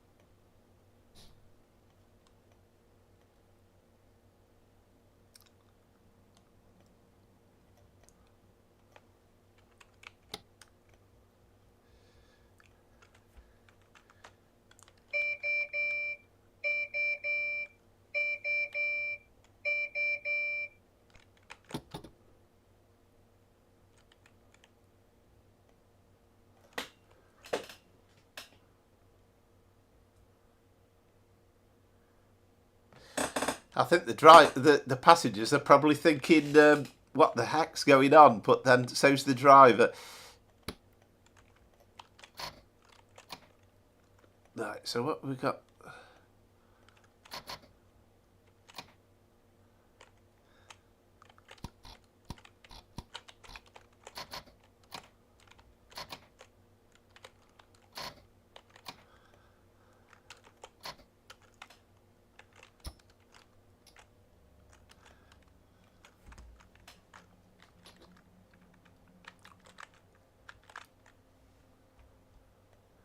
I mean, we're all shut down here, aren't we? That's the trouble now. So we're obviously not going to get anything going with this. Right, tell you what I'm going to do. I'm going to save the scenario, and then we're going to try and go back to where we were. Let's see if we can get it going from there.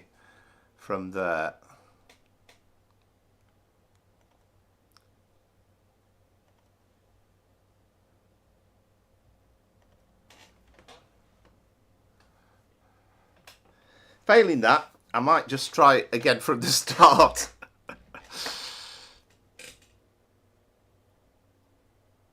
So it's a great piece of kit, but it's just trying to get the hang of it.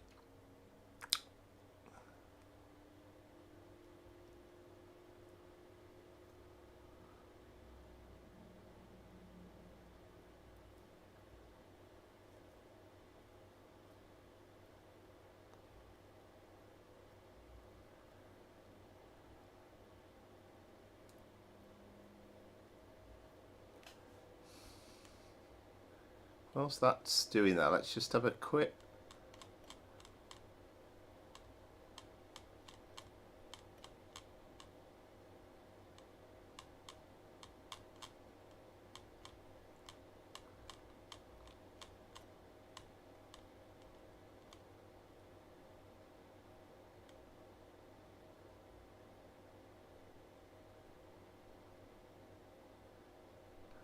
Ah, right.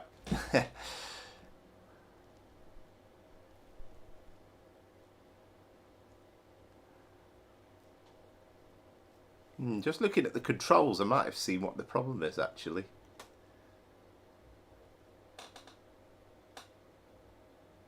Yeah, so I'm going to try re-going again. Now, I've just spotted something, so I didn't realise, but the door close button is the I. So although the doors are shut, I don't know whether they were definitively locked. Because everything else seemed as though it was pretty much okay.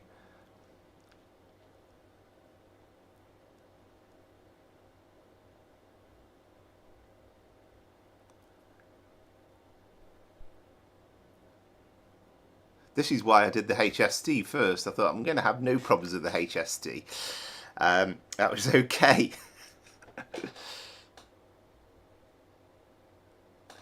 We will get it going again. I am certain of that. I am determined to make it through to London Liverpool Street, even if well, we won't be running till midnight, but we will get there. I'm quite sure about that.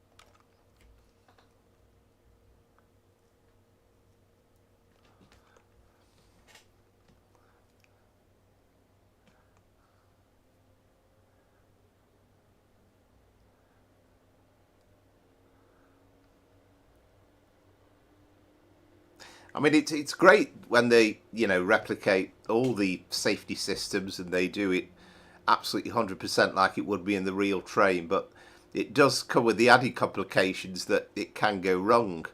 And, you know, unfortunately, I can't ring Siemens and ask them what the problem is. But hopefully we will get it right, I'm sure. So let's just I'm not sure whether this will work. It might actually need a restart back from Ipswich because Train Sim isn't great actually with reloading up save games. That I do know, but still.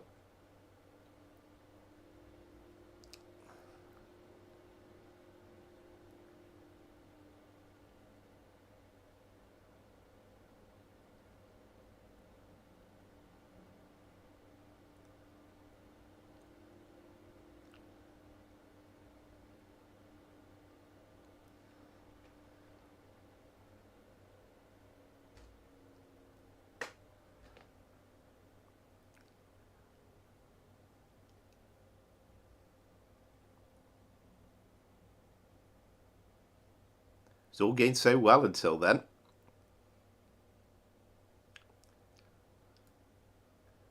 This is taking forever to load up as well.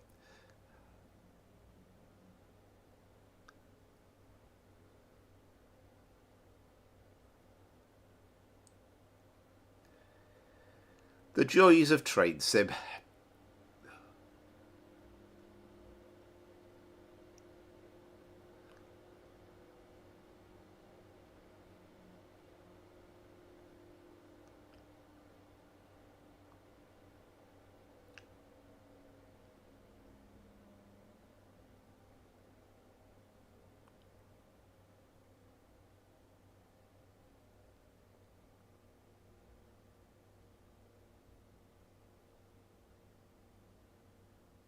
Don't think it should be taking this long.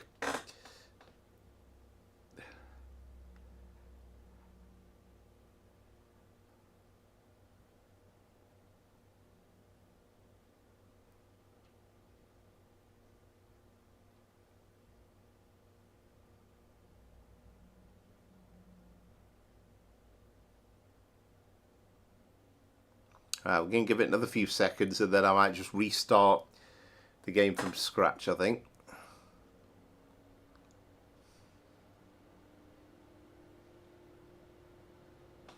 Yeah, it shouldn't take this long, should it?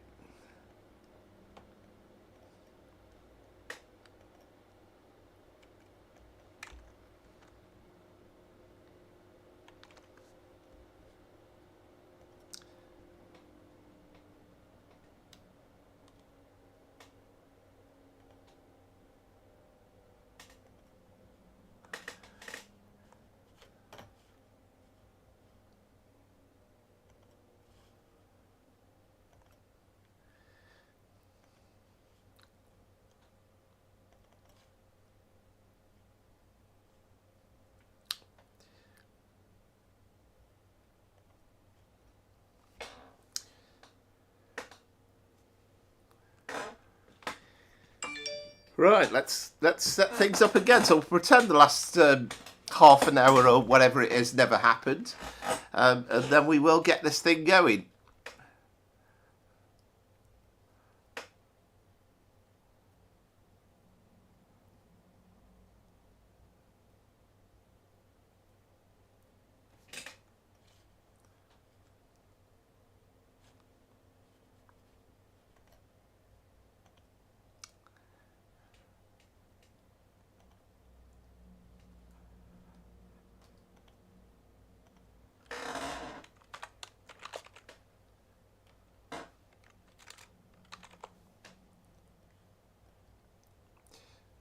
So it will actually run, by the way, on the original GEML London to Ipswich. You don't actually need the upgraded Gemma route for it to work.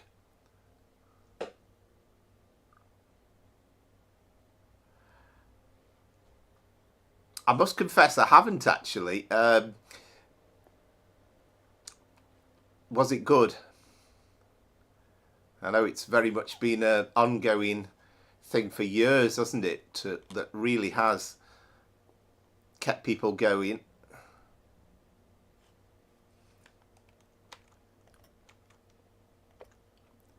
Right, so let us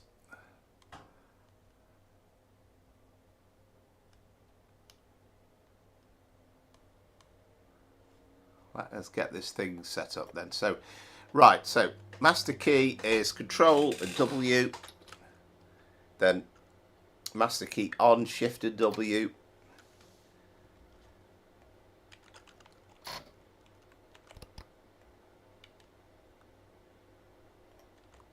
We didn't get the AWS self-test then, did we?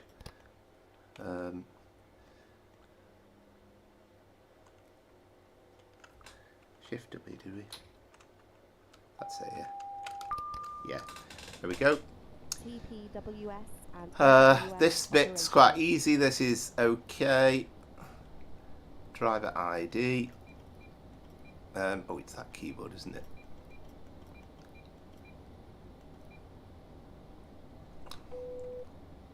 And log in.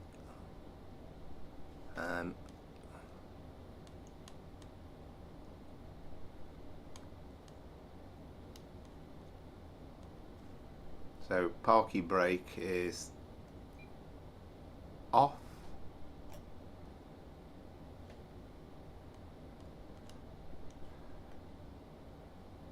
So one on one.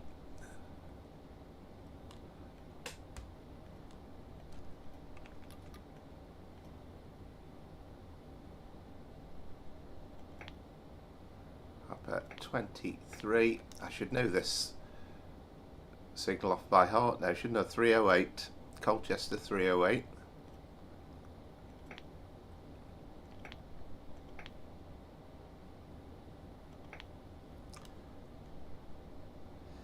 And then you've got this thing here, so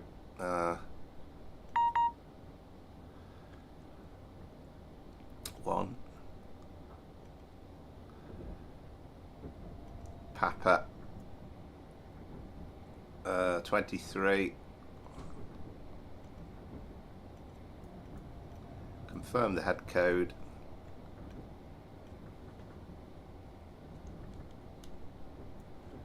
So speed set, we'll get that going ready. So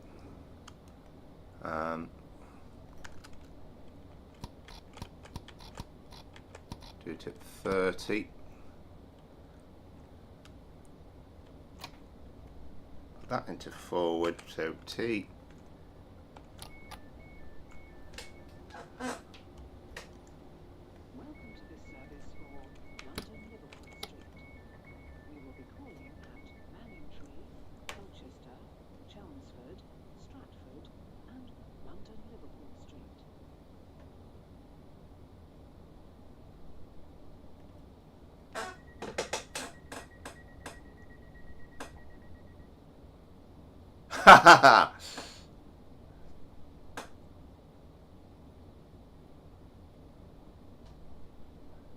Yeah, absolutely. It must be something that I'll have to give a go to.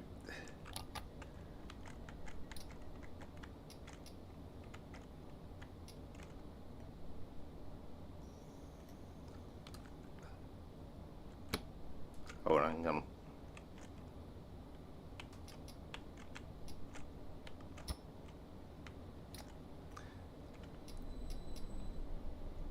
Right, we are off and running. Is that on or off? Hang on. Oh, hang on. That's, I tell you what, we didn't do there, yeah.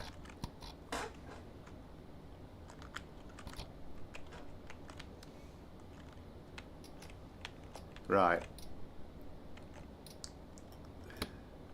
Right.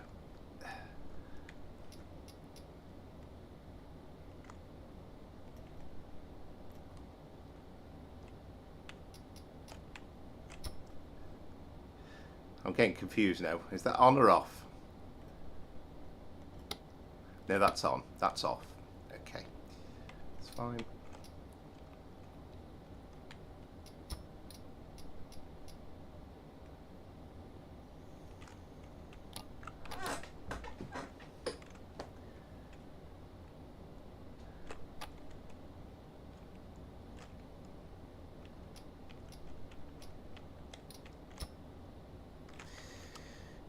Tell you what, it's a stubborn piece of kit.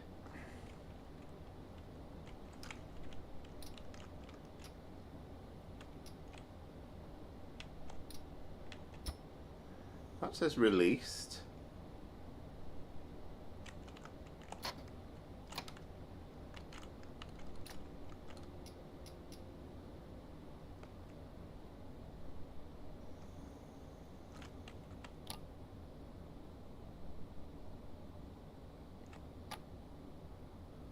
Right, something to do with that I button for the doors.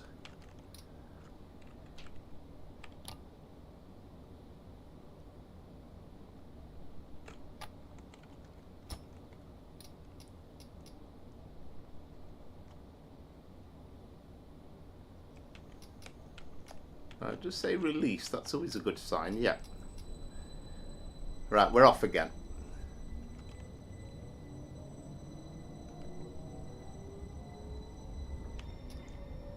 I think I was just panicking that time, in all honesty.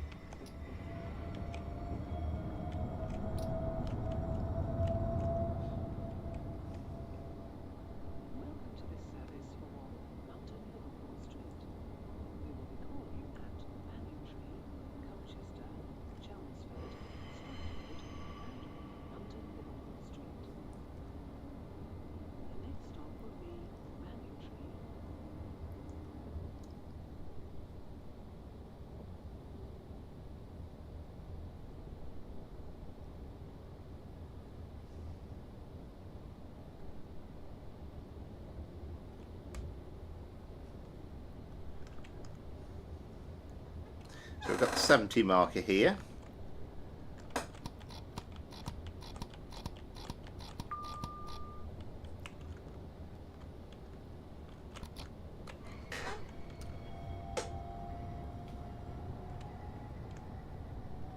And then very shortly after we are getting up to 100, so we'll get that going.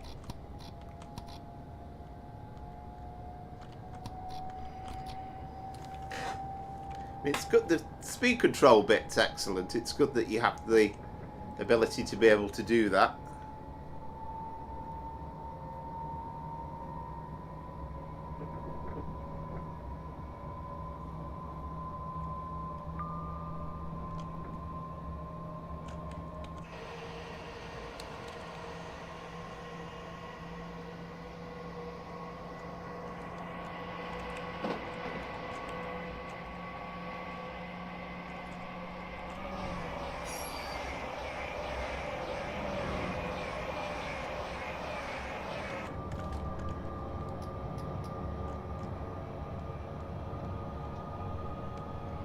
And I'm hoping we'll have no more problems.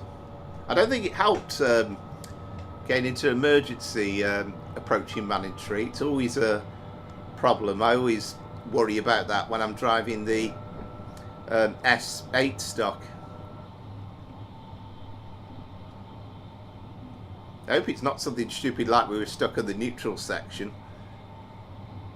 Because I've got a feeling there is a neutral section around Manningtree. Yeah, it's probably a good idea actually. Why couldn't I have done that, the non-stop one?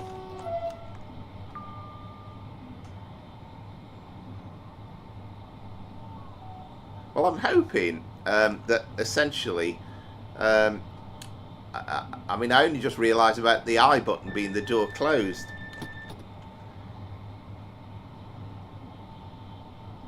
So I'll keep our fingers crossed that we can get clear of Manningtree.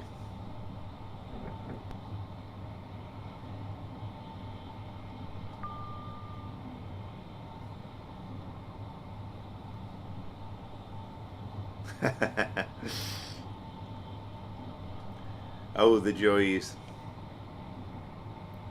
You know, I always talk about how relaxing it is driving train sim, but it has its moments.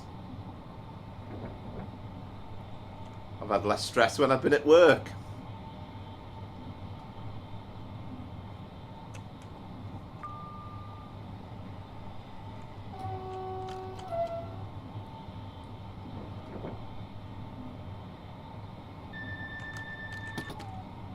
And that bit's easy enough, and you have to kind of remember it's the E button rather than the Q for the vigilance device.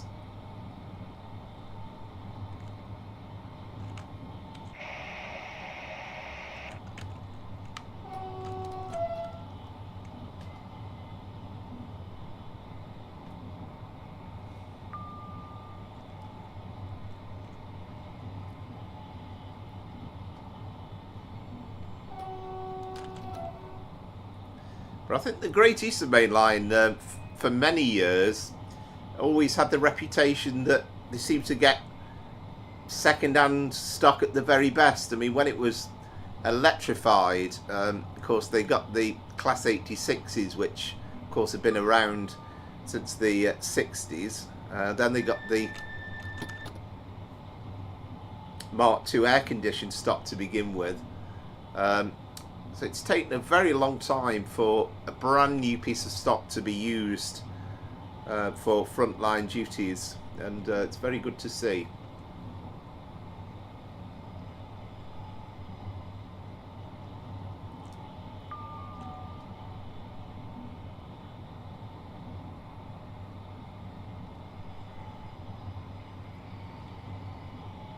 I mean, I believe like Greater Anglia are quite difficult in terms of licensing. I don't think Trade Sim World have cracked the license for Greater Anglia, but I believe that, well, I presume it's the assistance of the real Flirt driver that's got the right sounds for this, and all the licensing and everything else.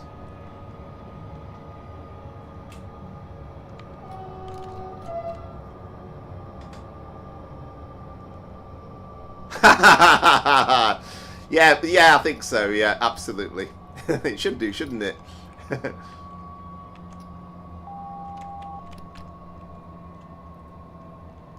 Really should do.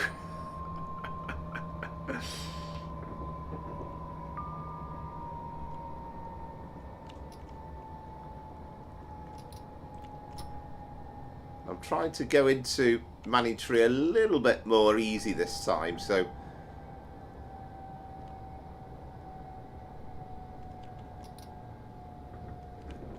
the wonders of simulators, of course, you know, we could actually still be leaving Manningtree on time.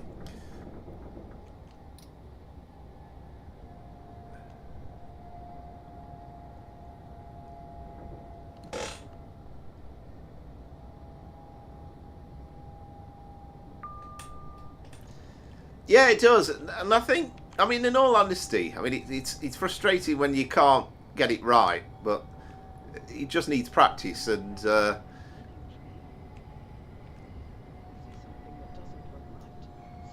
yeah, I mean that's where the neutral section is. So to be fair, the train shouldn't be, it shouldn't be an issue with the neutral section, because the whole of the train should be in the platform, but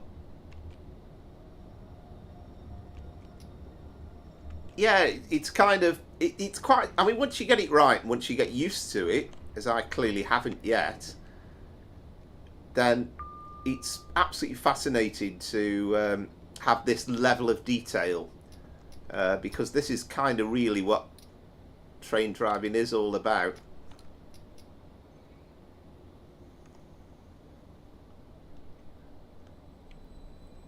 Okay, applied the brakes a little bit too soon there. Brakes are quite nifty on this.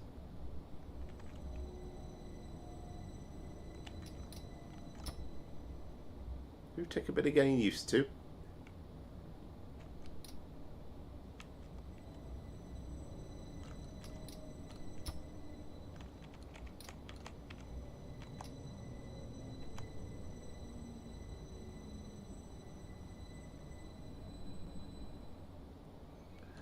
Right, so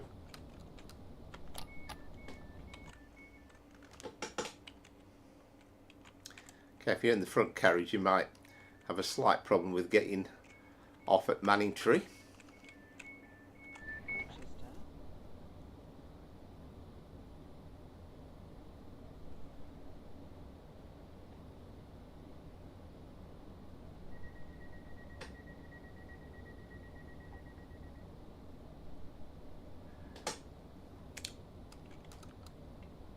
I don't think so.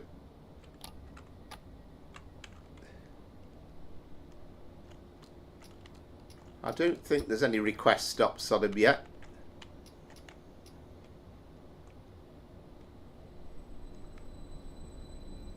There we go. Did it like a dream this time.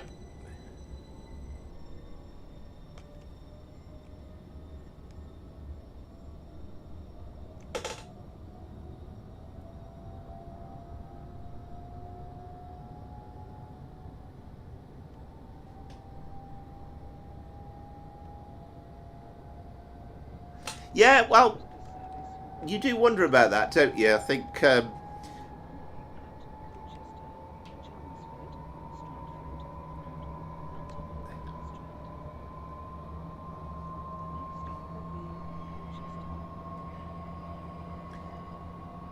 idea is the announcements are supposed to be a little bit muffled, I think, because essentially that's kind of how you would hear it as the driver. But yeah, I think the problem is, I think some of these TOCs, I don't think really give too much of a damn. They've kind of given the right for the name, but then there's other ones that absolutely want it in some detail. And I think Matt Pedalston himself said about the TGV when it came out, and I think SNCF produced a, I don't know if it was a 100-page document, but it was a mighty document with their thoughts on what they produced.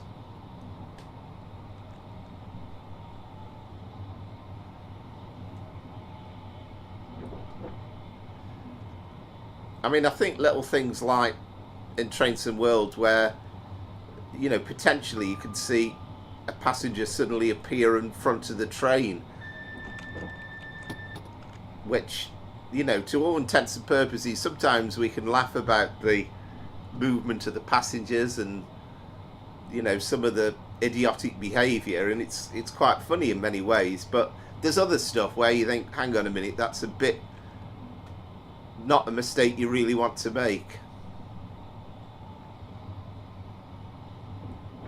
And I think it's a shame in many ways, because a lot of the stuff they produce is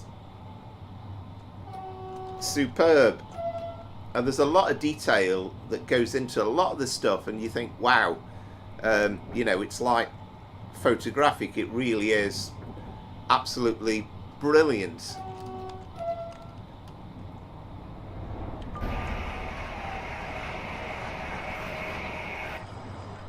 But then there's other things you think it could be better.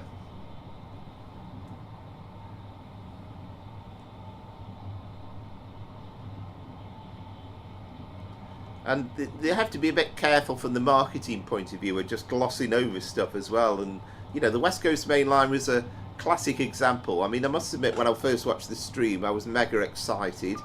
And I was mega excited when it came out. But there's some very observant people out there, and they kind of said straight away, way before the game came out, they said the Lioness timetable, there's a 1.5 hour gap there between one service and the next, and they kind of weren't going to admit that without it being pointed out to them.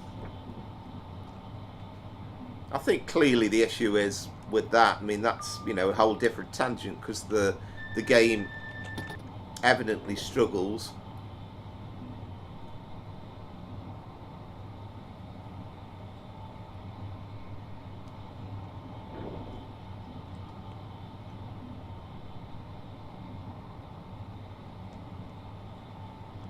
I think, by the way, Southwest, and really to answer your question, I suppose there are probably routes where there are request stops, but I think essentially you either avoid it completely, or you would just stop. I mean, I think that's the case with West Cornwall, wasn't it, with the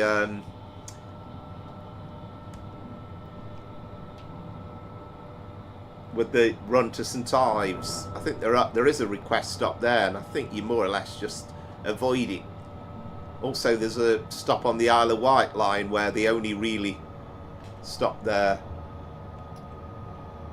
with for the steam railway when it's in use.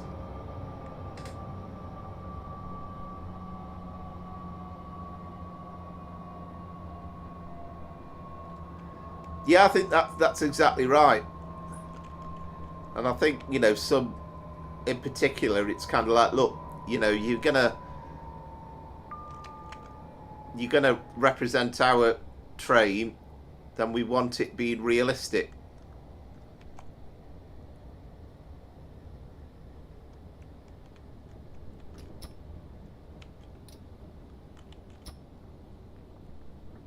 Again, you can see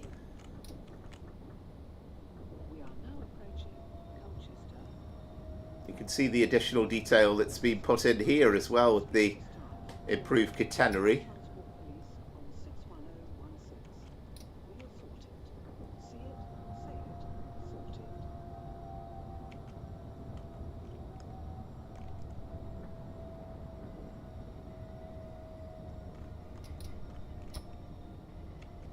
I mean, I know one of the old Dovetail Games excuses was something along the lines of, you know, we're not going to make it too realistic for terrorism reasons, and I suppose it's a valid point in some ways, but it kind of sounds like a bit of an excuse.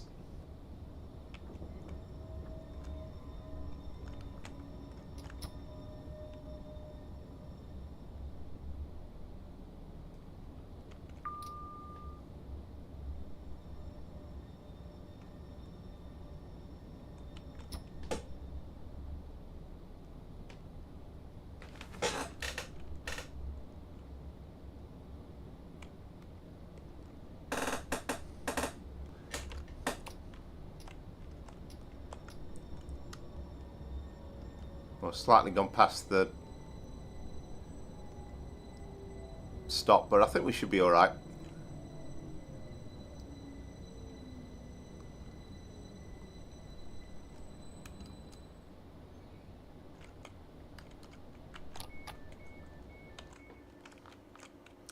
Yeah, it won't count as one of my better stops. But never mind.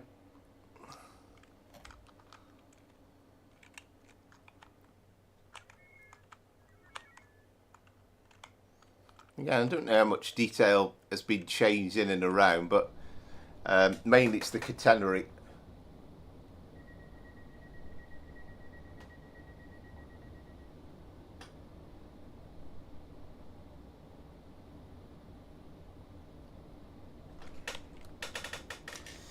Make sure we've got that I button pressed.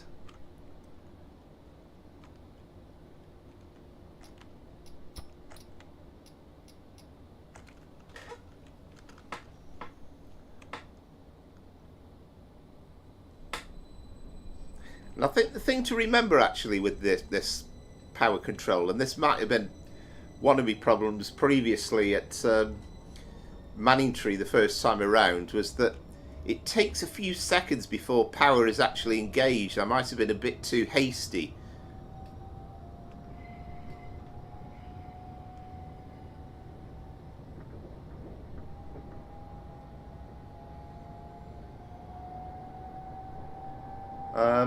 Not sure about that one, Southwestern. There are some merge routes available.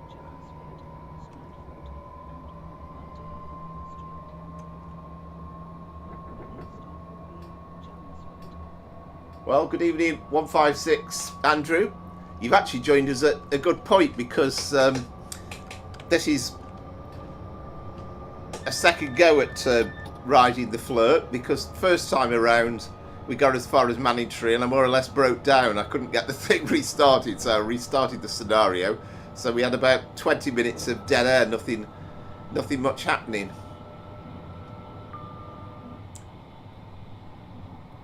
But welcome back. I remember you from I remember chatting to you when we did that Manchester Piccadilly to Buxton on the Peak Forest line, and after we've got to Liverpool Street, I'm determined to get there. We are going to kind of have a look back at some of the routes that have come out this year for both Train Sim Classic and Train Sim World. It won't be full runs by any stretch of the imagination, but part 2 is going to be kind of a review of the year.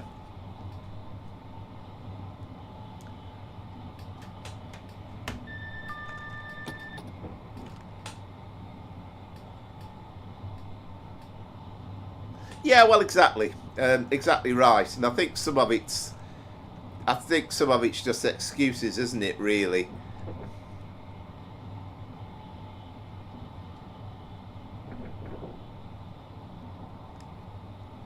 And I think Matt Pedalston comes across as an excellent guy in many ways, and you know, he seems friendly and chatty, and you know, clearly loves trains and so on. But I think sometimes they are under a lot of pressure to produce these routes and turn them out and get them turned out, and then nobody seems to kind of go back and solve some of these ongoing problems. And I think that's the frustration.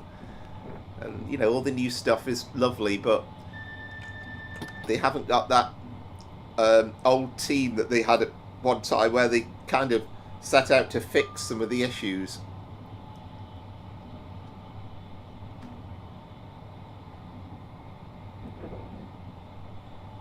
Yeah, me too, Andrew. Nothing wrong with a Flirt for a Sunday evening. Right, I think that Ghost Light train was the 360. There was a special reskin that I needed to install, and I did basically install it, but it obviously hasn't copied over correctly.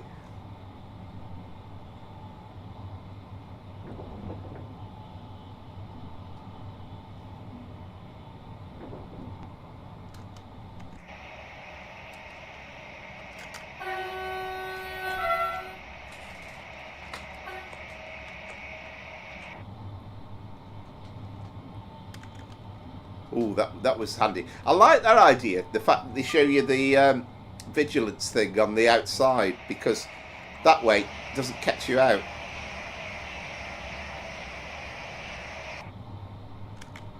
That's a superb idea.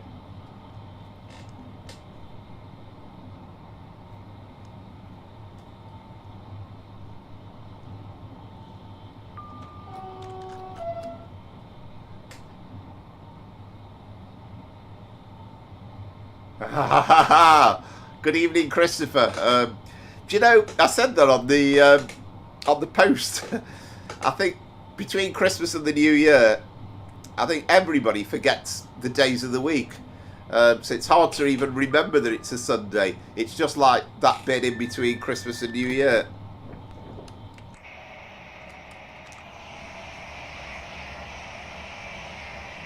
You did miss a stunning piece of action about half an hour ago. This is kind of part two because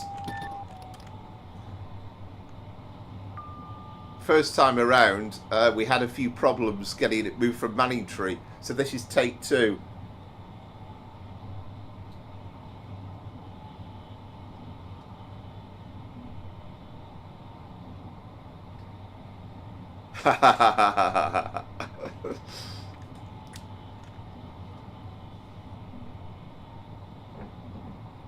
Yeah, so just as a recap, and again, just a shout out to anybody that's watching. Thanks for watching, and if you haven't done so before, then please like and subscribe. I can't always guarantee impeccable driving as we've demonstrated, but if you're enjoying the channel, then I'd be really grateful. But yep, so this is the Flirt, so we're going to London Liverpool Street.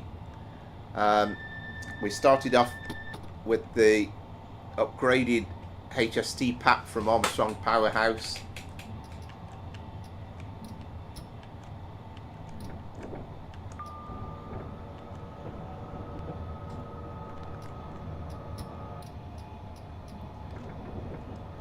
And then after we get to London Liverpool Street, then the idea is we're going to have a bit of a recap. So we'll look back on some of the releases from Train Sim Classic and Train Sim World 5 that have come out this year. Not probably full runs, but just enough to kind of show a little bit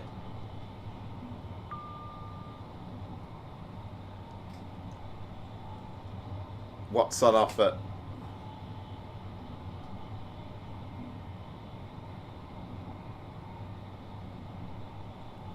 Yeah, I think that's the point, isn't it? And I mean, classic example for me was the Rivet Games 385 and the Edinburgh Glasgow route. And I think when they first drove it on the stream, I think it was fairly obvious that the sounds were awful. But I don't know why they didn't just say, look, the sounds aren't right, we can't release it as it is, it's going to be delayed, we prefer to get it out to you in better shape. But it's almost as though they didn't know until they were doing the stream, which seems extraordinary.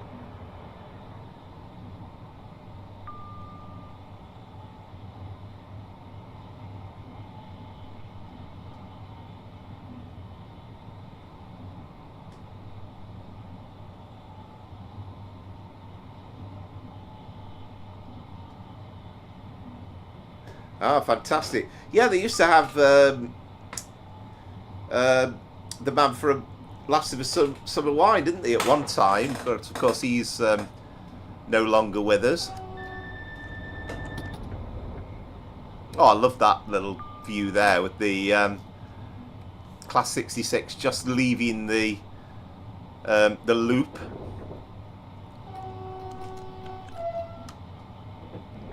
That was fantastic.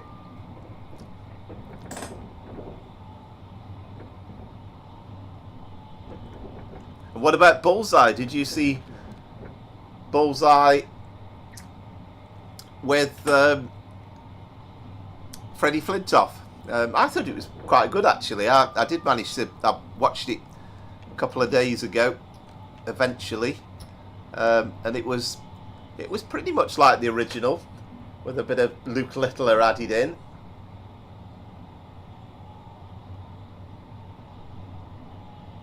Yeah, I certainly watched Gavin and Stacey, and I thought it was fantastic, actually. Really enjoyed it. There's another Ghostlight 360.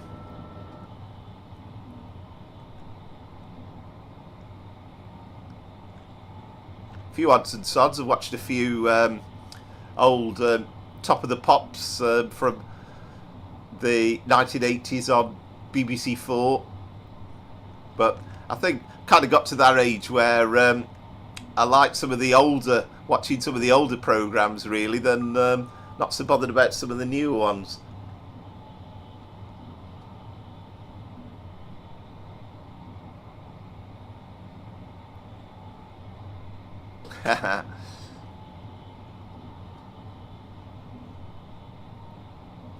Yeah, it is a good view, isn't it? Which, I mean, some trains that you drive, you get this horrible little narrow view, and it's not good at all. But with the Flirt, you have an excellent view.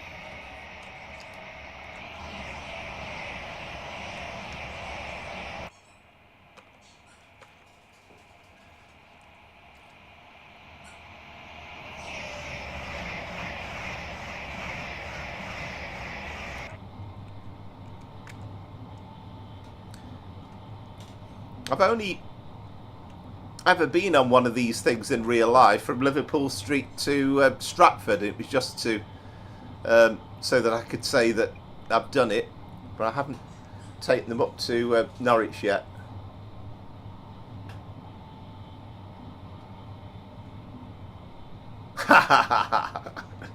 Yeah, absolutely, good old Betamax.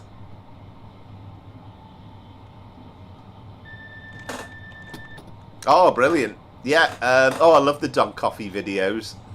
I think they're exceptional, and of course, I mean, he's got thousands of subscribers, but he does actually donate all this stuff to charity, which I think is amazing. But you can't beat a good Don Coffey video.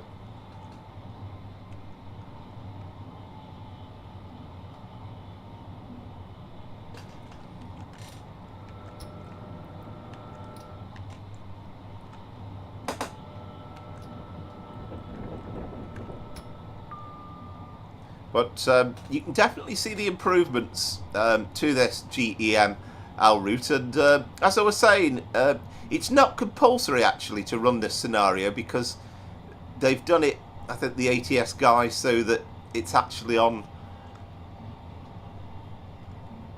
the so it's on the original route as well.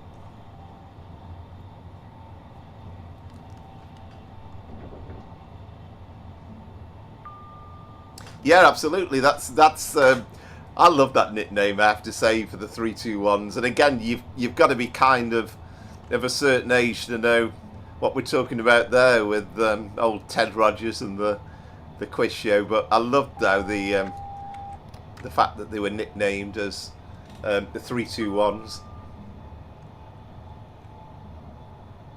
And it's a very old add-on there is from Armstrong Powerhouse, but it's still pretty decent. So we are coming in a moment to the county town of Essex at Chelmsford.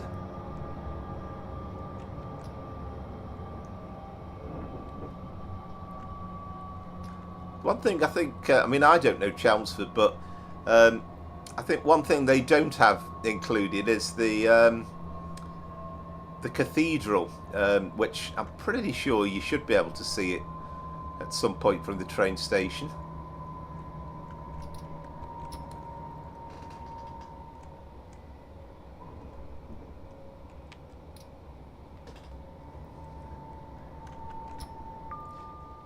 Yes, thank you very much, and I've enjoyed as well doing the those shortish videos as well in between Christmas and New Year, and it's kind of reminded me, really, it doesn't take that long to do, you know, a shortish video, and I could do with just putting up a few of those from time to time.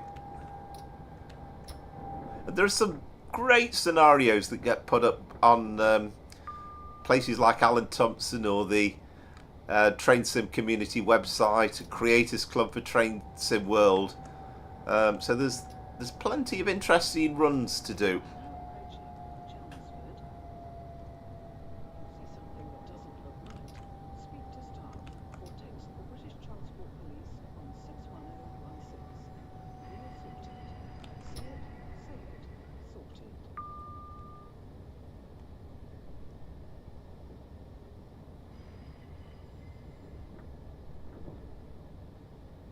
Right, yeah, for Don Coffey, yeah, yeah. Yeah, he's great, great chap he is. Really, really good. And you can just tell, I mean, he never speaks on them, but the work he puts in with the detail of the captions and the information, absolutely brilliant to watch. Yeah, I've recorded, I mean, I've watched it before, but I've recorded Minder on the Orient Express to watch back again, because I've kind of forgotten the story on that one. It's such a long time ago. But you can't beat Minder. And I never quite got into on the buses, the regular episodes, the half-an-hour ones, but the films, I don't know, growing up, I mean, obviously I didn't understand and appreciate at the time just how suggestive they all were, but they are great fun, and they're great characters as well. So here we are at Chelmsford.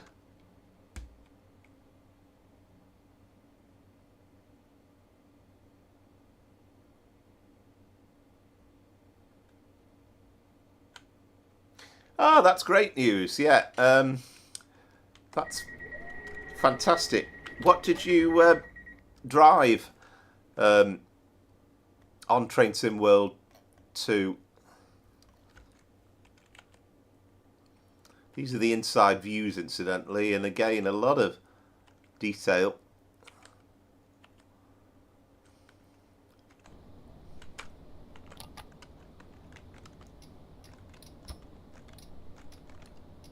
Oh, hang on. No, I was going to try and pull away then, but we haven't finished the stop at Chelmsford, have we?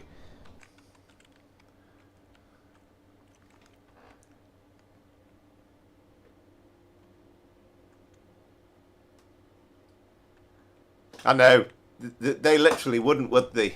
It was, you know, kind of very much a programme for the 70s.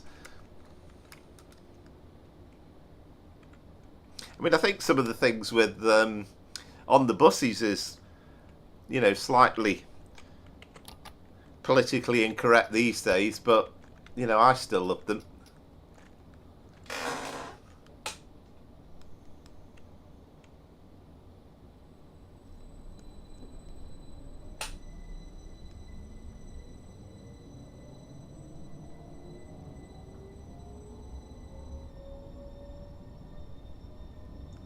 Yeah, that's what they call them, don't they, in America? The drivers are the engineers.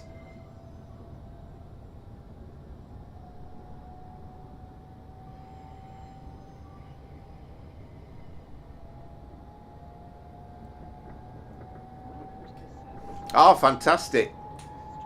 Fantastic 156, Andrew.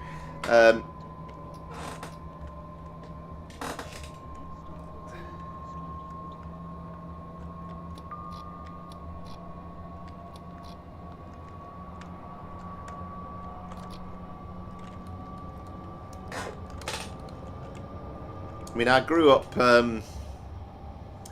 in the, well, I don't know, when would it have been? My mum made me an absolutely fantastic model railway layout.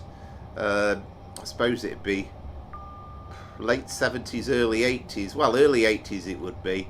And we had, you know, quite a good space for it. And we had 2 tracks going all the way round. We had a siding that went off to kind of an industrial yard. We had a proper tunnel with chicken wire that was built over with the proper hills put in. We had stone walling made out of polystyrene. We had a pub, a petrol station, a level crossing, and oh, it was fantastic. I mean, the only downside about model railways is they seem to break down every 5 minutes, and you've got to keep cleaning the track all the time.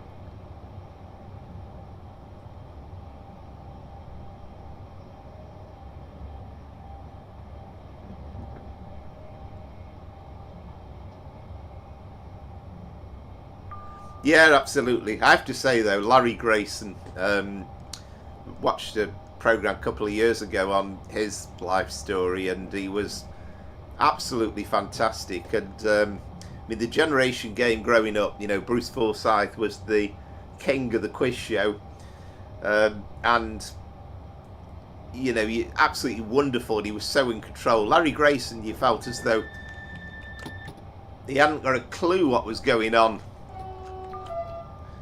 but it was so much fun.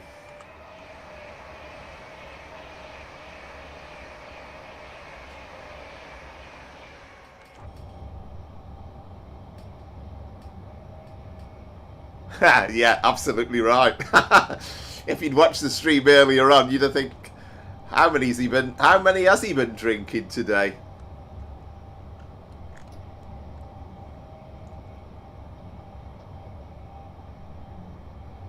Oh, imagine that would be great to read. Yeah, I'd love to do that actually.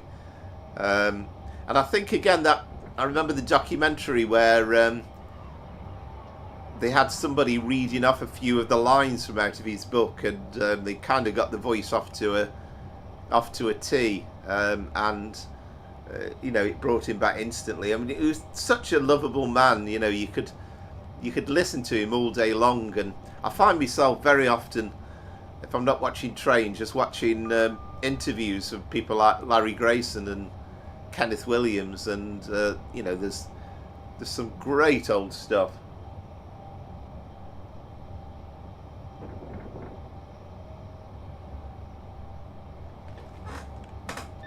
Hi Daniel, again, welcome to the stream.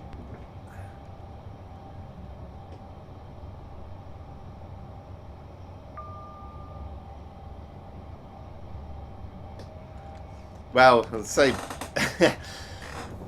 I think people watching at the time a bit earlier on were thinking, this live stream's getting a bit chaotic, this man doesn't know how to drive this train.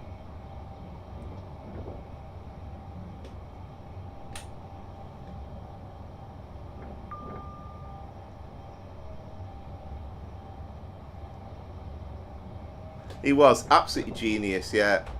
And I mean, I do remember that time, you know.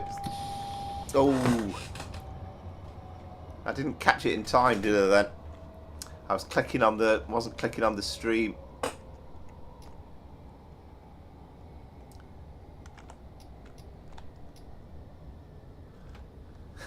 So we're not guaranteed that we're getting to Stratford just yet. Please switch on. Oh, what did it say? It didn't tell me in time.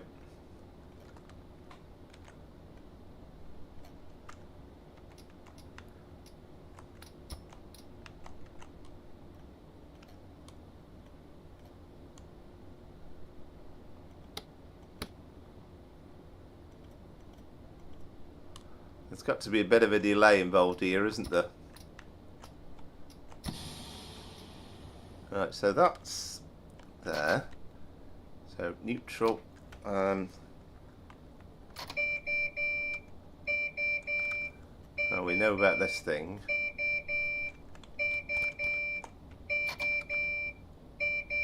Oh, that's there, isn't it? We click on that. That bit we know.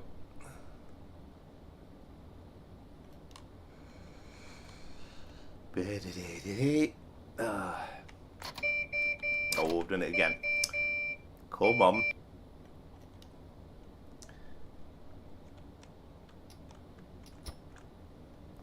So, now,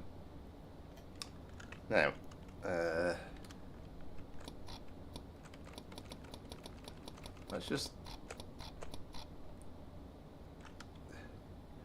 yeah, it said something about one, didn't it? I didn't have a chance to read it. It came off so quick.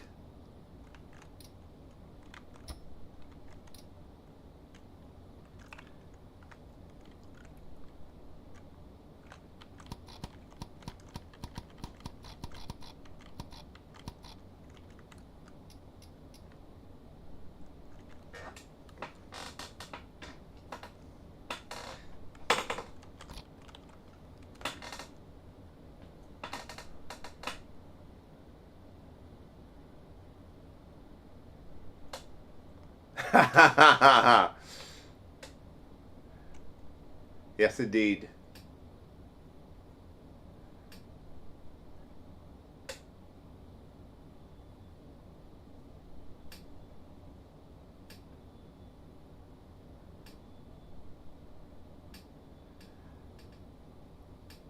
Well, it's on Alan Thomson Sim.com, but you kind of have to drive it a bit better than me, though. Right, so let's go into neutral. Now, it said something here about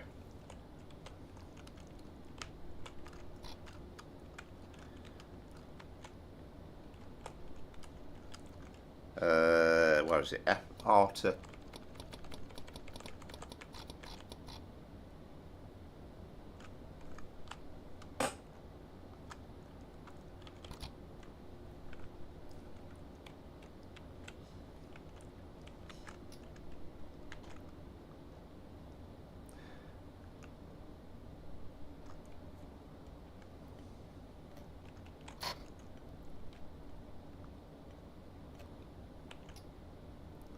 right, so that brake has definitely got to get to down from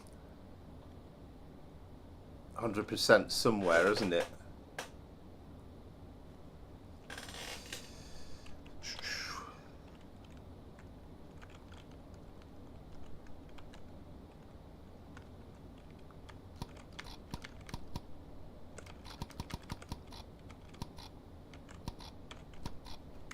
So that bit I get.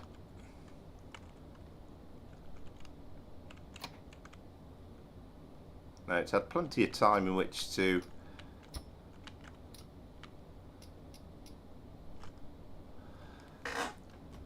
and I think at the moment there is a chance I might have to call this run a day, because it really is taking forever to get these little problems sorted out. Now I'm gonna very quickly pull out the manual.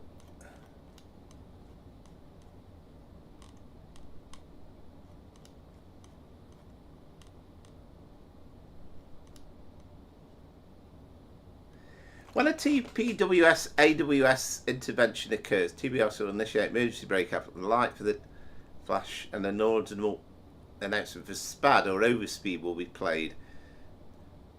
Once 15 seconds have elapsed, it will now allow you to press the demand light button and brake release button at the same time. Ah, okay.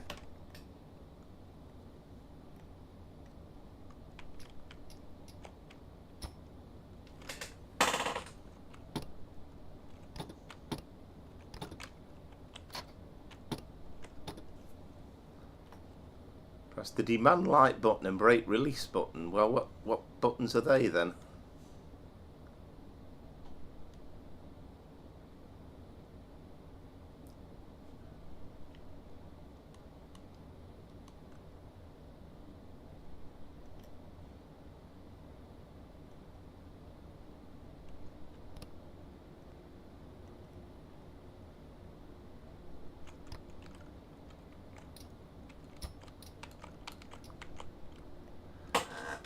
Mm-hmm.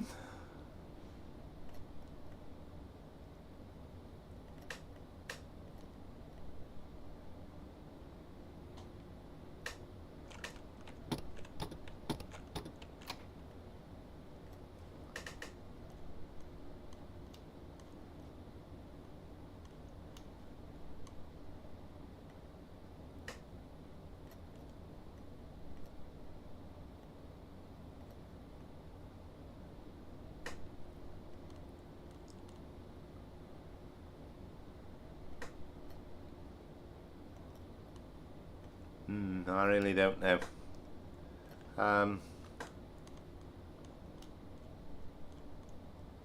Let's just have a quick look at the controls.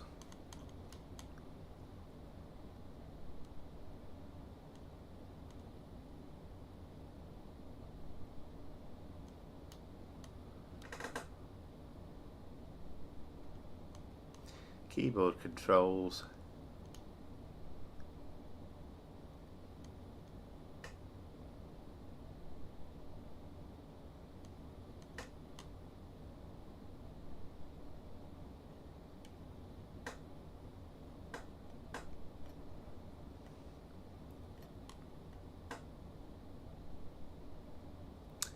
really is an amazing piece of kit, and you know, it's amazing that they modelled it to this level of detail. But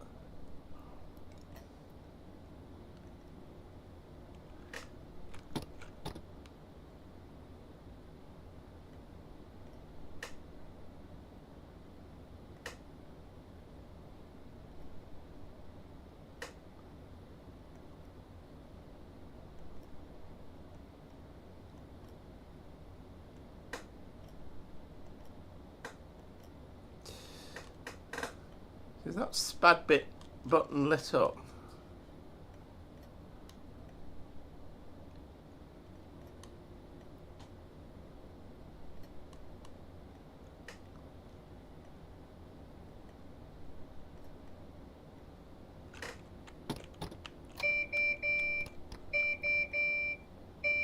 I know about that one.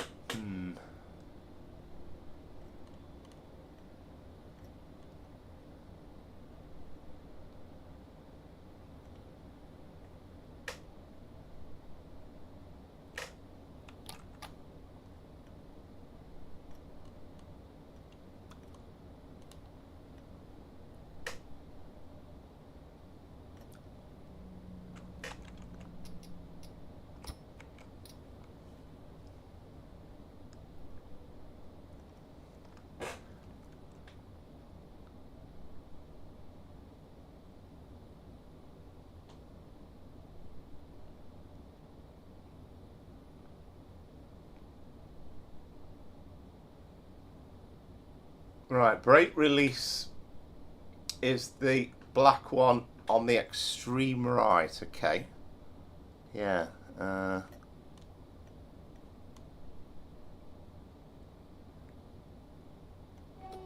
That's the horn, isn't it? Oh, do you mean on here?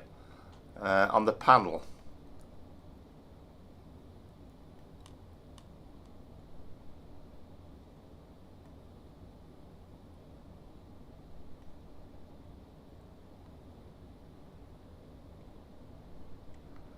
Up to driver.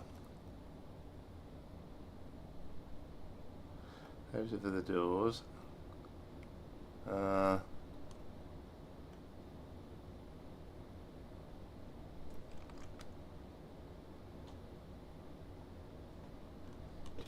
Do.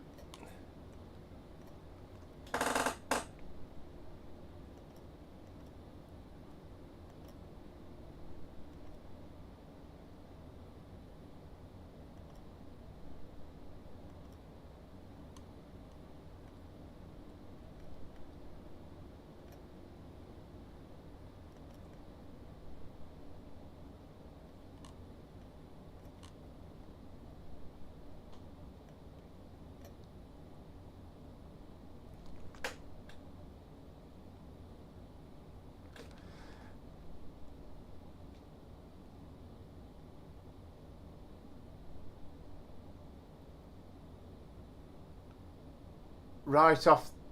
Right, okay. Black one of the brake release. I can't see that one. Right off the speed dial, second row. Right, okay. The speed dial.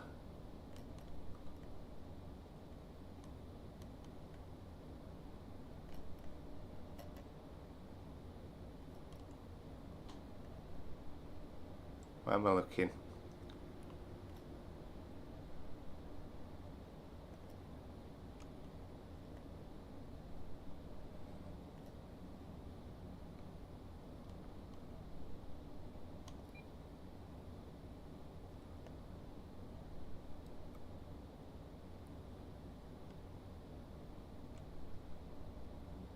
We know that's the parking brake, don't we?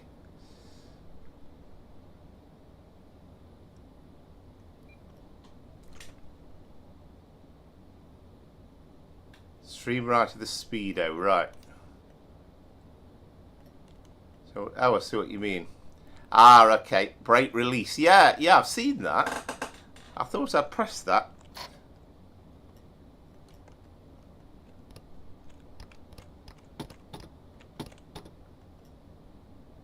Oh, brake release. Ah.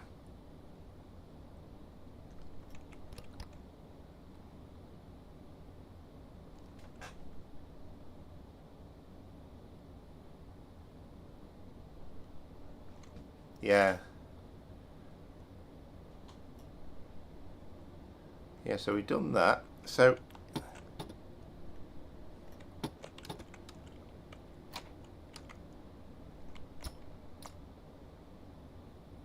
right, now we've got the parking brakes on now, haven't we? Heck.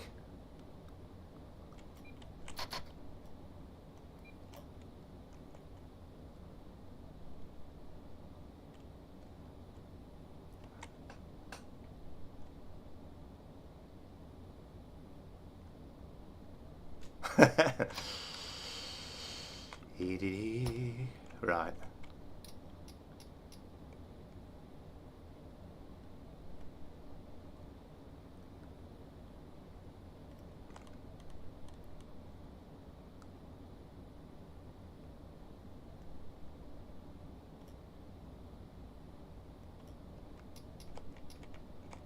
There is a way.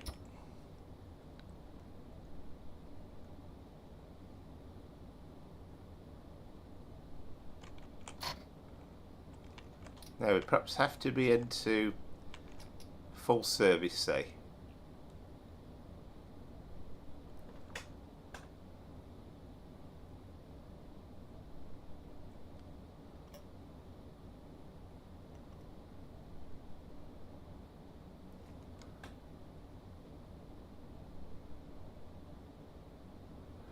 Straight ahead out of the cab window. Yeah.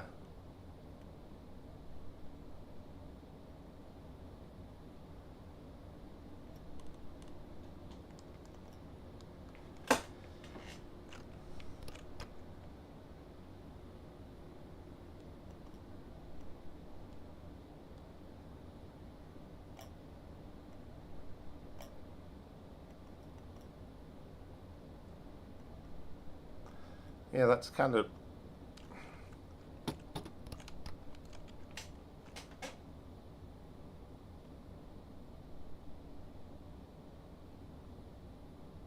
Yeah, press the AWS.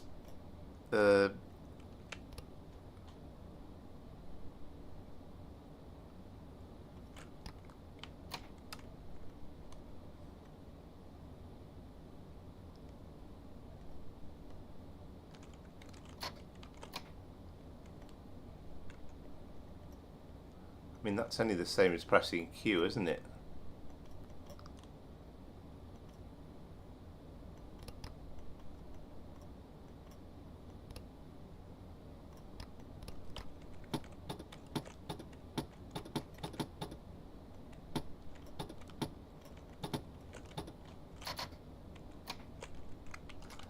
Let's put it into emergency again.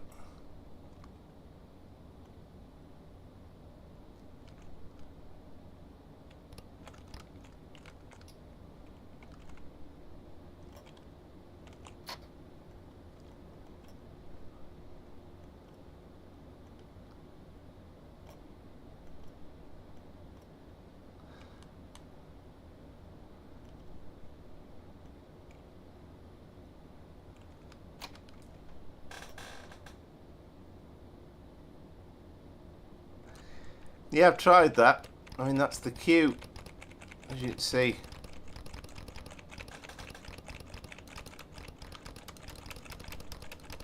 I'm not sure we will. Oh.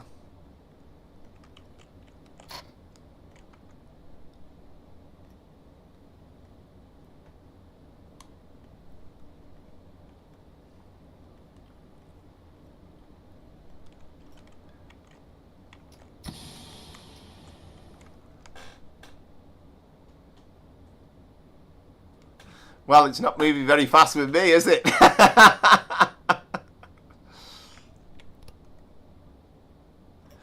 Right, where's this manual again?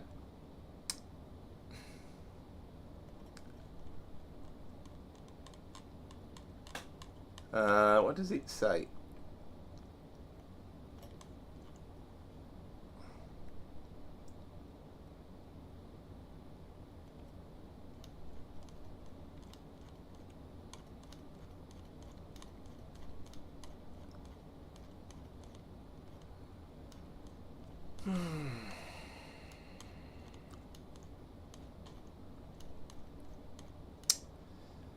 I'll find it now.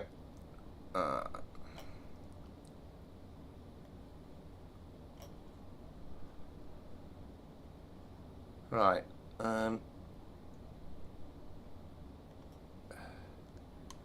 AWS we know about. TWS. Yeah.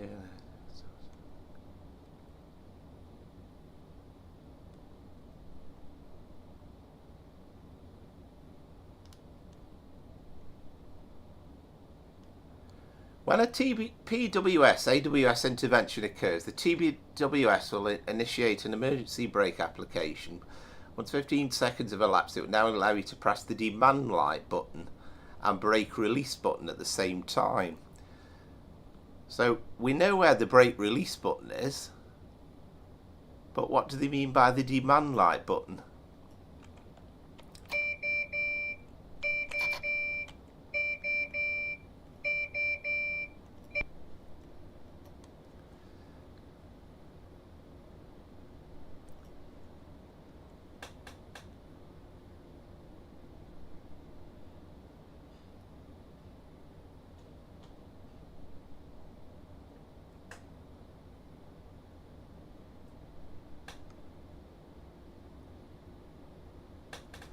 So what is the AWS reset then? Ah, there. Right, that's the, yeah, I see, right, okay.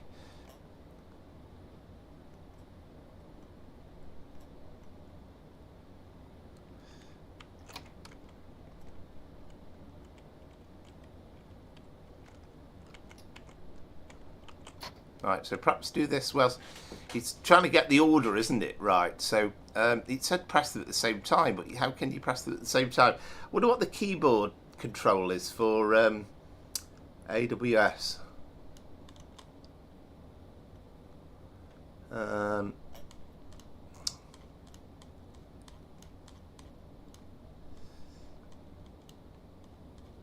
Keyboard controls.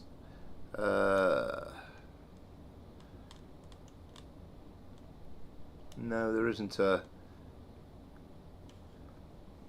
Something to do with that, isn't it? So we'll try AWS first.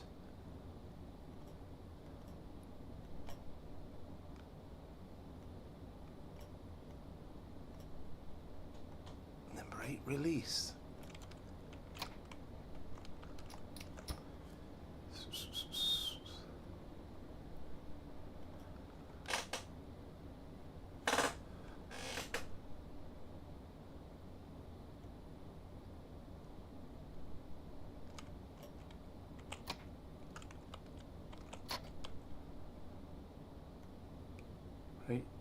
Release.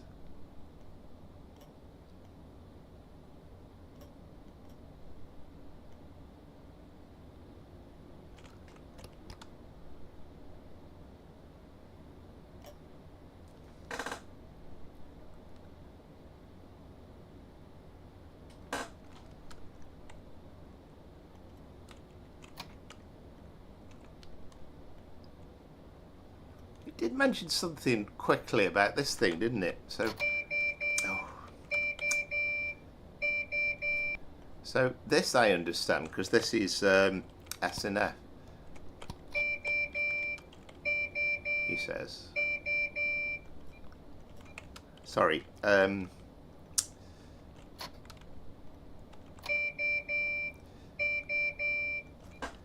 This is embarrassing. It's F and R, sorry, I'm getting myself all in the muddle here. It said something about 1, didn't it? I'm sure it said something about 1.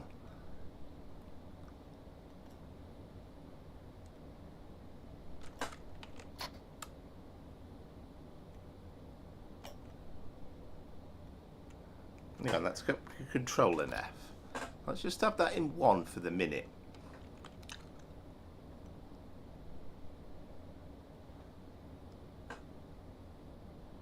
Right, brake release first, and then AWS second. So brake release.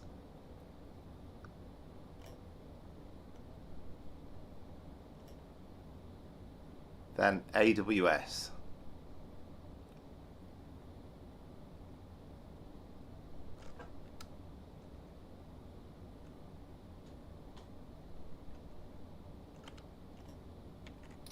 Maybe we have to do it when in with the brakes on.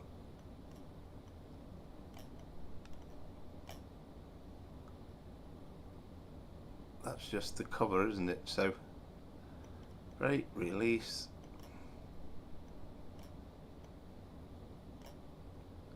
Then AWS.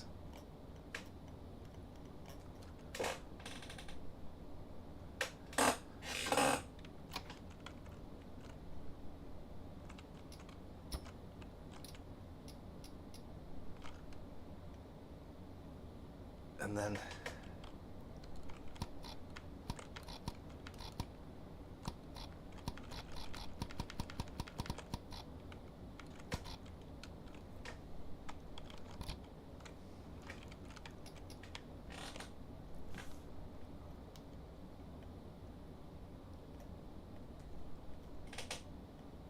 I think we're going to have to give up on this one, I'm afraid. I mean, it's a lovely unit to drive, but sadly, it's driving me up the wall.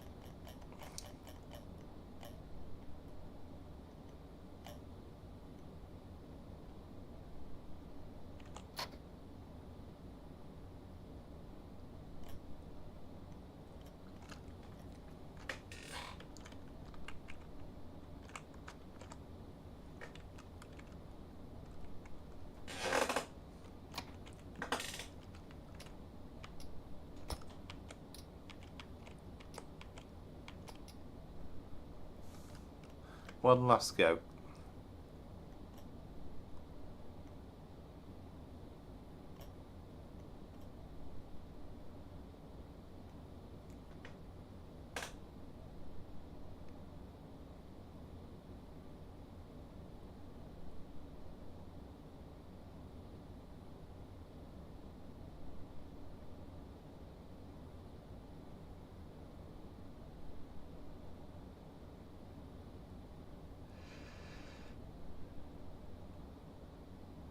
Press the brake button, and 2 was press the AWS button, but that's what we're doing, isn't it?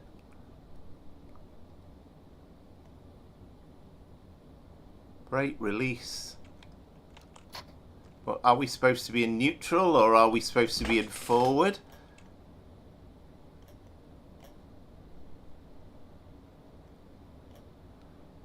Even that kind of...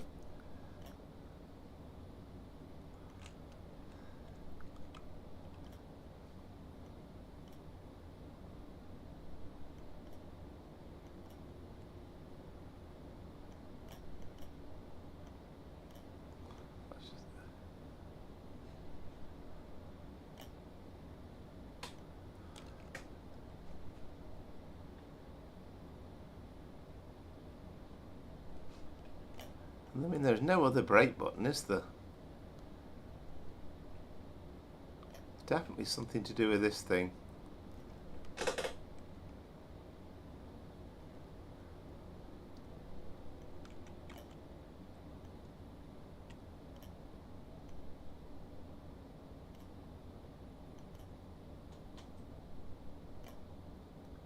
I don't know. I have officially broke it.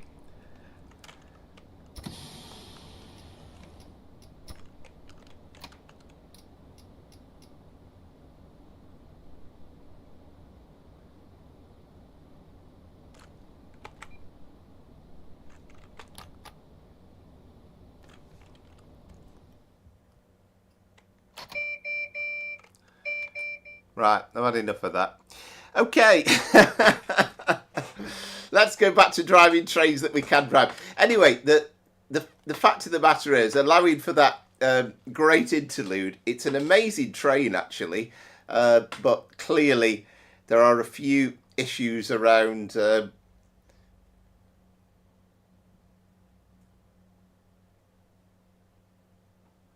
yeah, I know, but I've tried all sorts of different things. I can't get it to do it. Anyway, I think we'll abandon it there, and all I can say is, yeah, it's brilliant, but it needs a little bit of work from Power Flower to understand how to drive the thing, because I've not got it, that's for sure, and I need to kind of understand that. If I put the emergency brakes on, exactly what the procedure is and what you do. There might even be some tutorials with it, so I'll have to give it a go.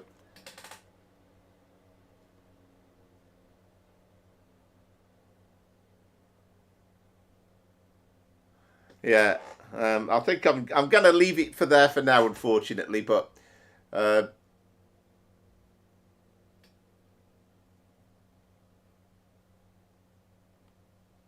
yeah, I think that's certainly true. Dear, oh dear.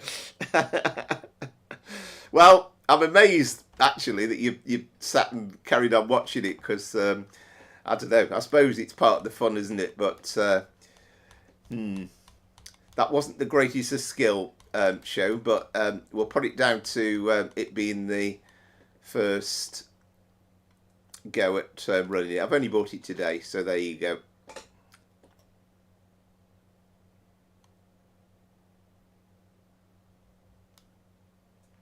Yeah, well, that's certainly true. Dear, oh dear. Right, we'll go back to driving trains. So we're going to take on the Wessex Main Line this time. And the idea is I'm going to just do a shortish run of some of the UK routes that have come out this year. So let's go quickly from Salisbury. We won't go all the way to Romsey, but we'll do some of it.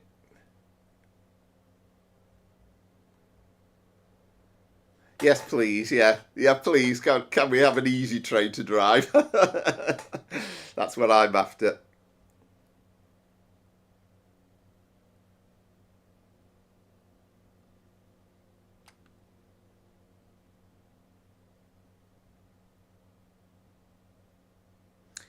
But it's very well modelled. There's a lot of work that's got into it, but it's just beaten me at the moment, I have to say.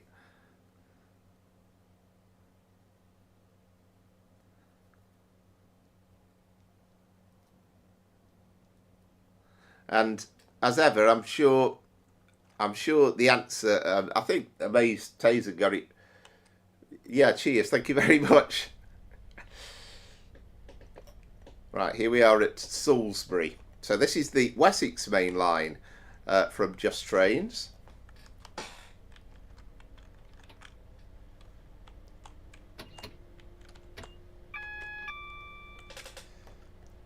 And this is a much easier train to drive, that I can vouch for.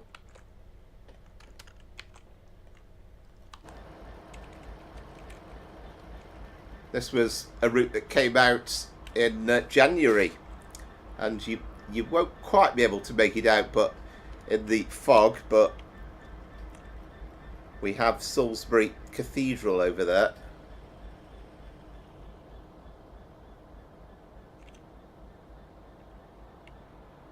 Yeah, I think you're about right. Yeah, exactly right. The classic Morecambe and Wise sketch, wasn't it? You played all the wrong keys. No, mate, I'm pressing all the right keys, but not necessarily in the right order, as you say.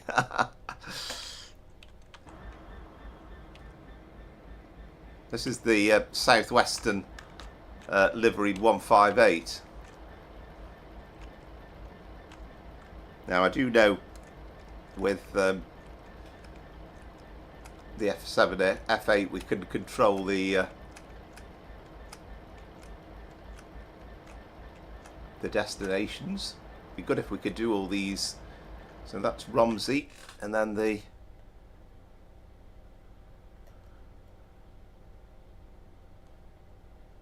we've got the lights there. We just need to get the tail lights off actually. There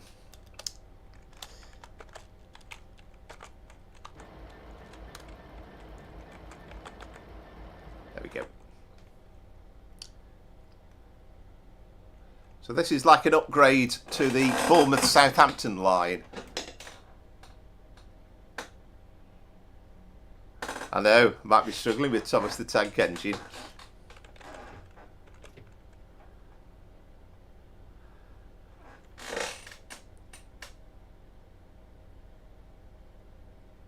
Yeah, you're right. Yeah, definitely. Definitely right. What a palaver.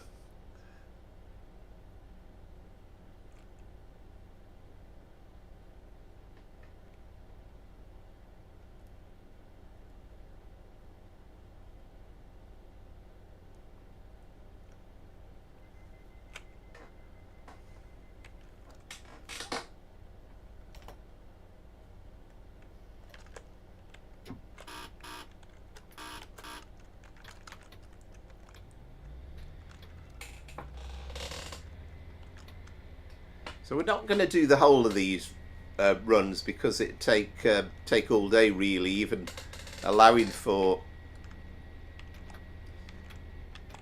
the huge delay that went on there. But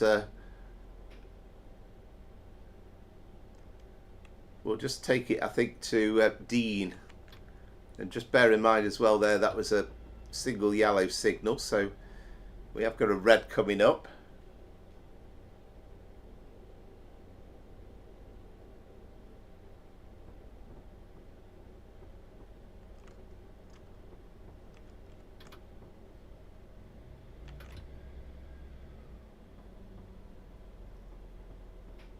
Yeah, and I mean, I think the problem is the answer is staring me in the face, but it's kind of not quite able to solve it that time.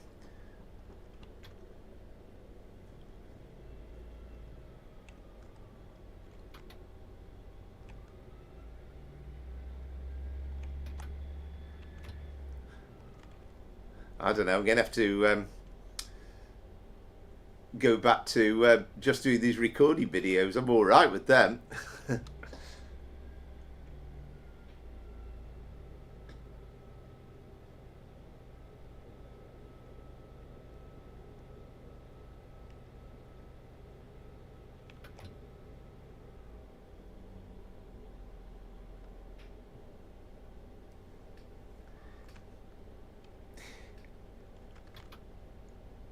Yeah, well, they should, and I mean, I think there are a couple of training videos with it, but whether it actually covers the reset, that's another question.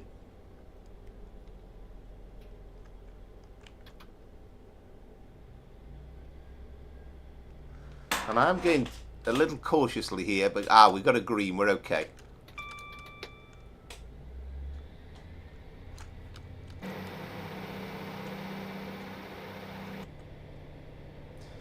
This was a lovely little route that came out in January from Just Trades. This started the year off.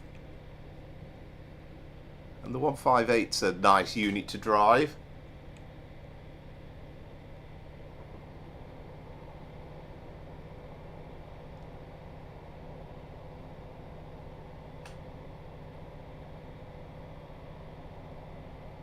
Absolutely right. Yeah, absolutely right. Yeah, there should be,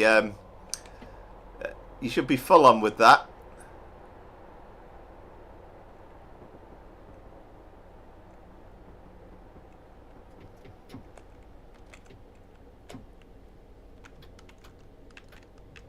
I was delighted earlier in the year actually when I got an Avanti West Coast service down to Euston, and it was an Edinburgh train, and it was late, and I got quite a handsome bit of the money back.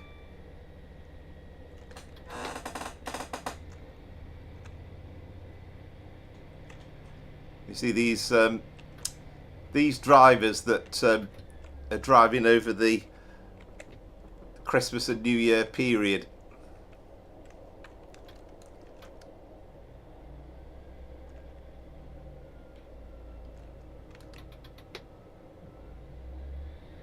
And the speed limits are up and down on this one. I mean, we've kind of got 85 for the moment. Then we drop down to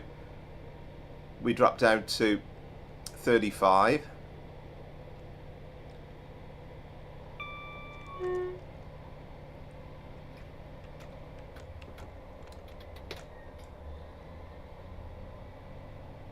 I've not got into the principle of editing these streams once they finish, but there might be some provision for doing that.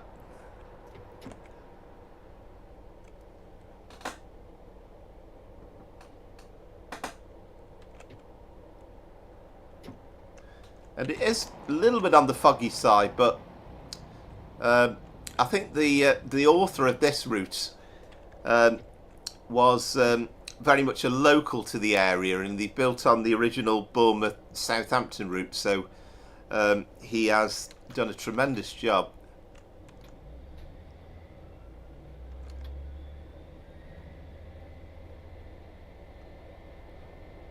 So we'll only go to the first stop, and then I'll perhaps show you the bit in the Southampton area, because it's quite interesting around there at Eastleigh as well, with the depot and the yard and everything that's been put on.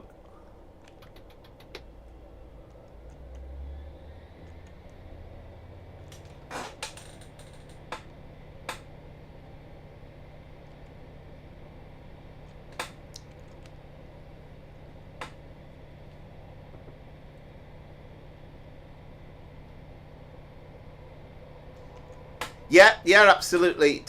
It all comes through, and it's varied a lot, really. And you know, over the course of the streams, we've had getting on for about, I think the best one's about 800 or 900 so far. But I've also had ones that have been a couple of hundred, and then people watch them back as well. So we do get quite a few retrospective views.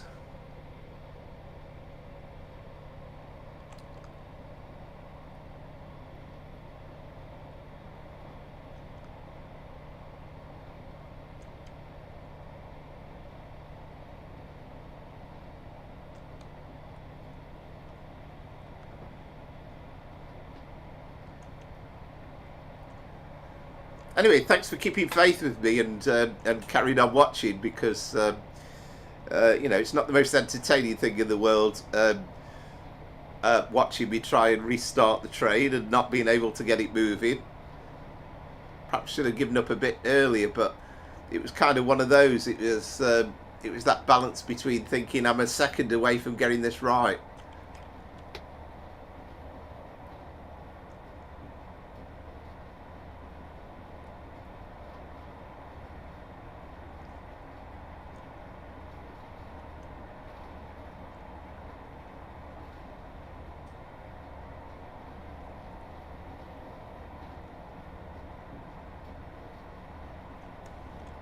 As you say, a lot of the Christmas, New Year's TV has not been the best anyway, so I suppose it's a bit of entertainment.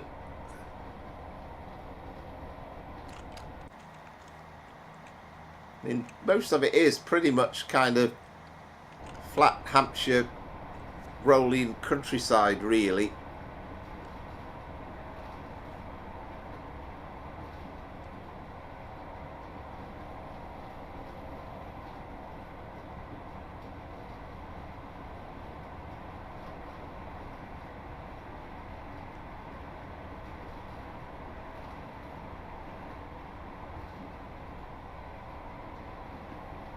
Yeah, absolutely. It's a good point.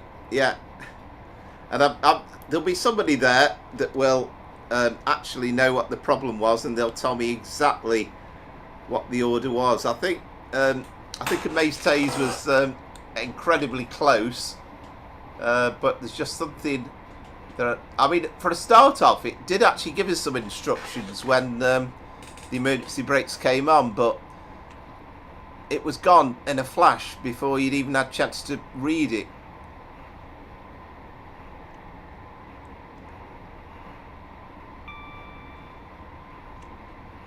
I know with the S8 train, which I've driven a few times on the stream, but that's a bit of a nuisance if you get that into emergency brakes as well to reset, and you have to kind of you go trip cock and then special mode, and then you're restricted to driving it about 10 mile an hour as well.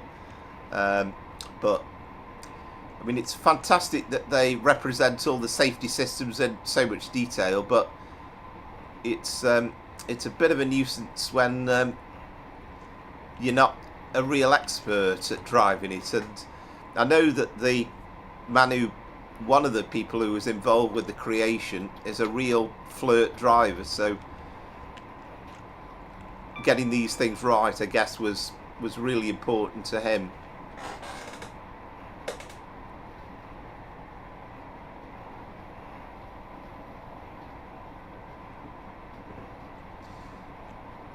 He has done occasionally, yeah. He has done occasionally.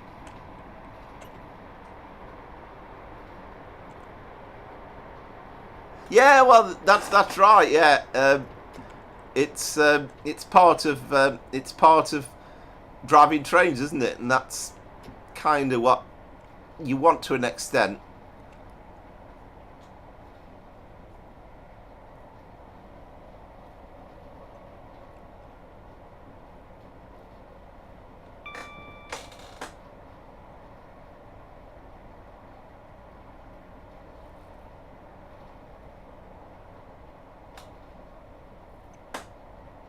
Yeah, I know, absolutely right. I've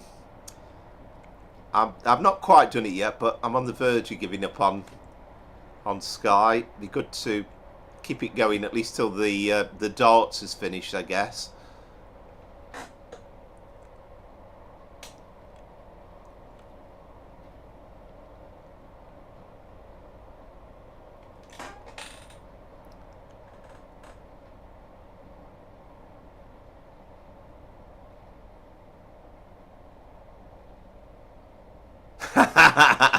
Well, yeah, I think that's me actually tonight.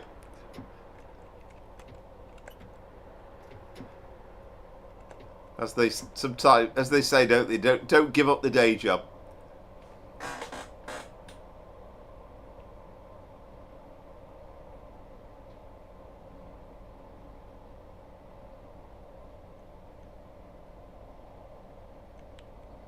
Oh, excellent. Yeah, that's a good point, actually. Yeah, that is a good point. I mean, I'm determined to, when I get the chance, to just slam the thing into emergency brakes and then work out how to reset it. And I'm sure...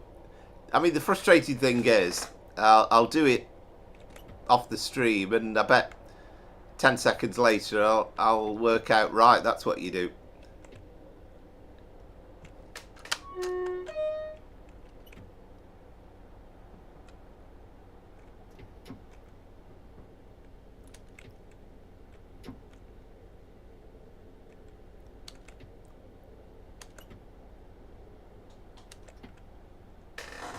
Most of this route is very kind of ambly and about the countryside, but yeah, it's really difficult, isn't it, with that PZB, and you've got all sorts of strange things going on with different speeds depending on different trains that you're driving and all sorts. It really is very complicated. If anything, the British system is generally pretty good,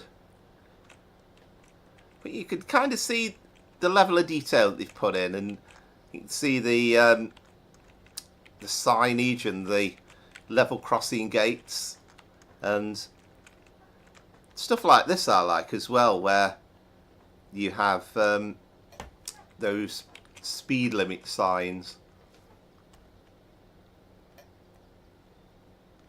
Yeah, very nicely done. So I think we'll call that one a day, and we'll move on. because time is pressing. So next up from the new year was kind of, I don't know if it was about March, April time, I think, but it was the Buxton add-on Peak Forest to the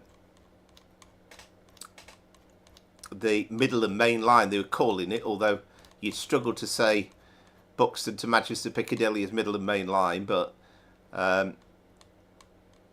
so that's the Just Trains Wessex line, and then we want the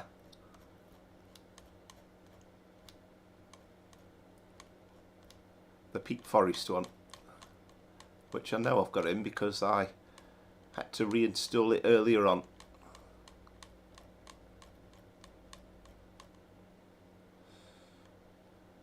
Yeah, BPF, Buxton Peak Forest.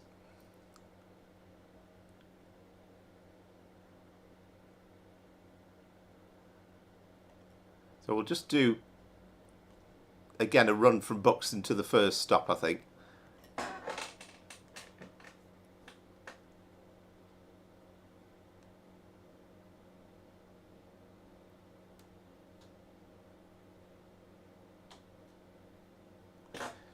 Yeah, absolutely, and you know, there's all sorts of stuff going on where you can download and watch games after they've happened, and all sorts of languages and different countries, and with and without commentary, all sorts.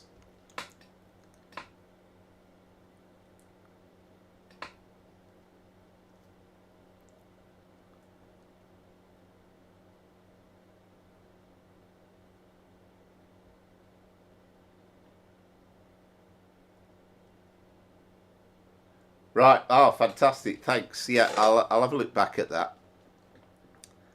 And I'm sure I'll have it sorted.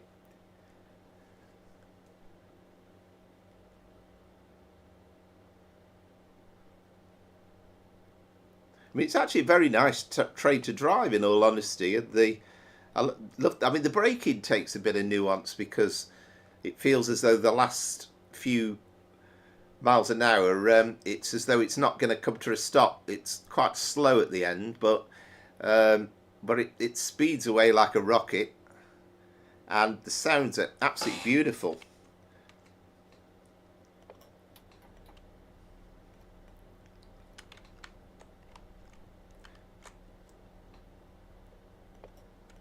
So this is a Manchester Piccadilly service.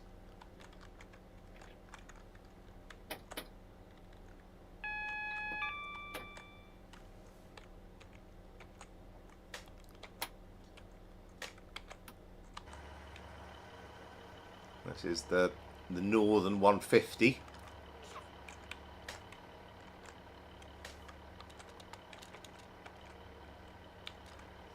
And this is Buxton Station. Now, if you might have seen the video where I did when this route was first released, but they've done an absolutely amazing job.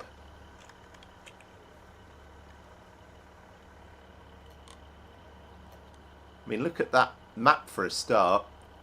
Map of Buxton.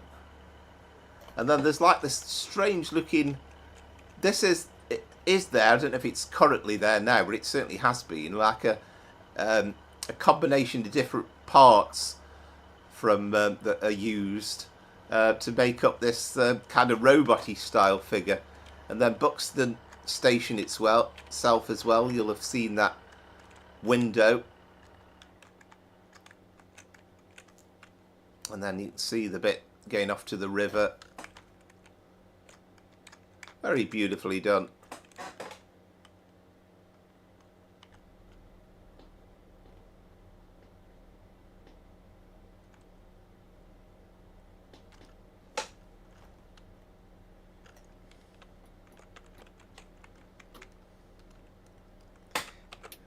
Yes, I haven't had a chance to keep track of the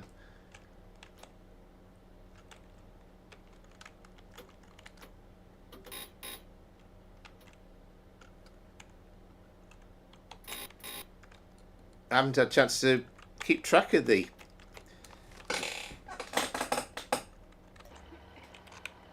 football today.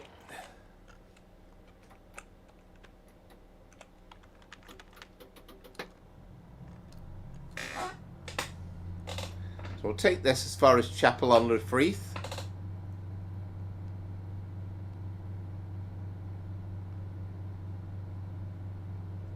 I know Manchester City actually won, didn't they, today? Which is a rare event in recent times. I mean, one of the great things about this route as well is we've got all the freight sidings going off to the quarries as well.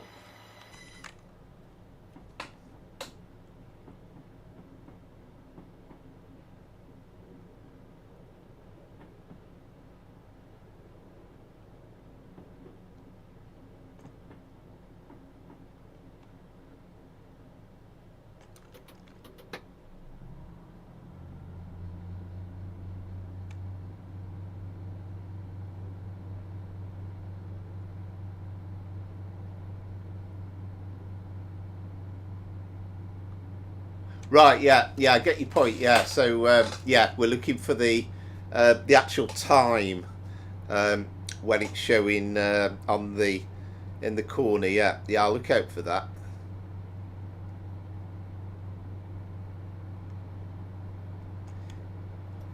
Yeah, well, it has happened before, hasn't it? You go back to the amazing achievements of Brian Clough back in the day, and they won the Premier League. And then followed it up by winning the European Cup twice. Probably an achievement that will never ever be repeated.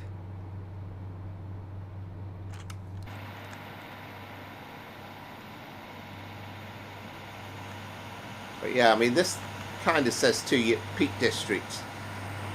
Absolutely beautifully done.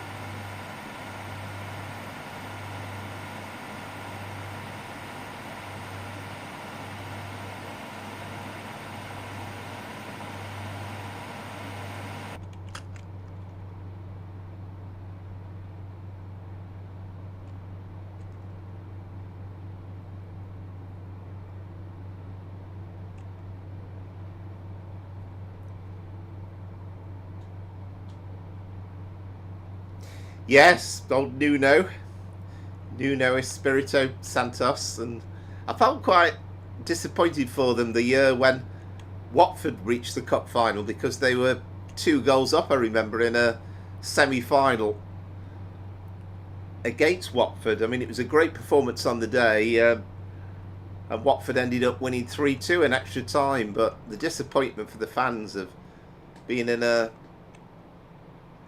cup semi-final and losing a 2-0 lead. Of course, Manchester City absolutely hammered Watford though in the final.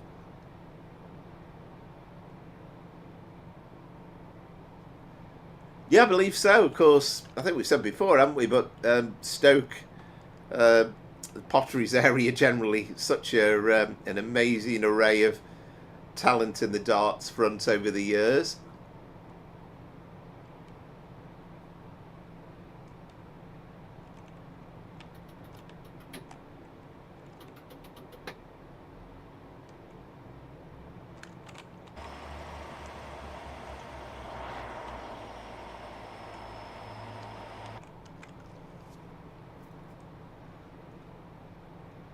We'll do a bit of Train Sim World 5 after this in our review of the year. I mean, it's like a roller coaster, this line, actually. I know the 142s got banned.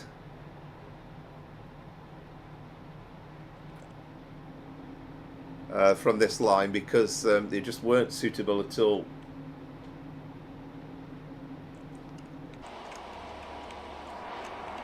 But it's beautifully done.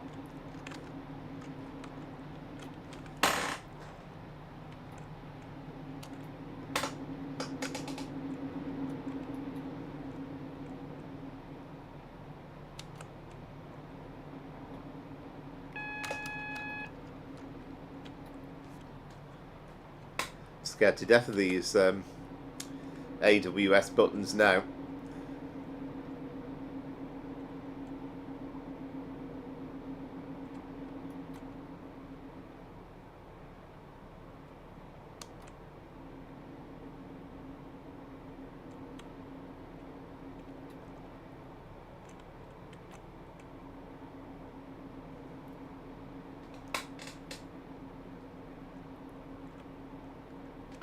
You have not really had a chance to keep up with the darts this year.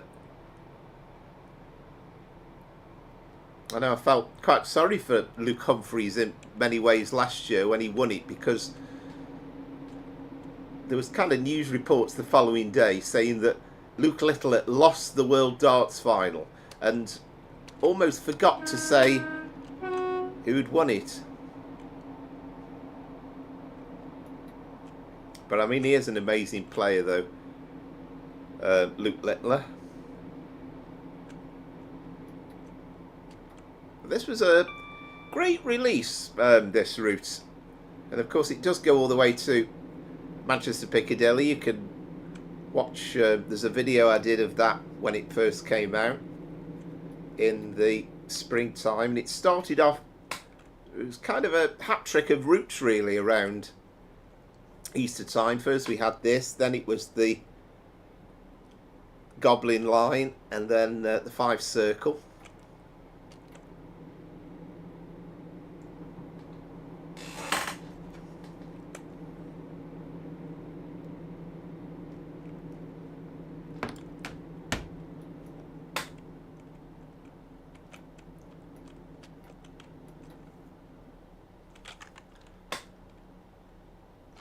I mean, I love the Manchester Piccadilly to Stockport bit as well.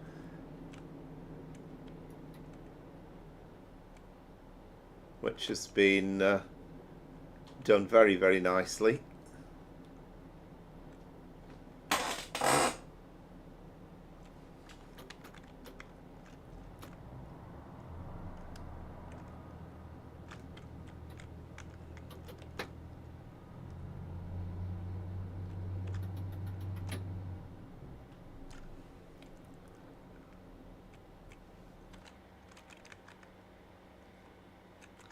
But you know, I love all the little detail that they've put in with the walling and the distant scenery as well.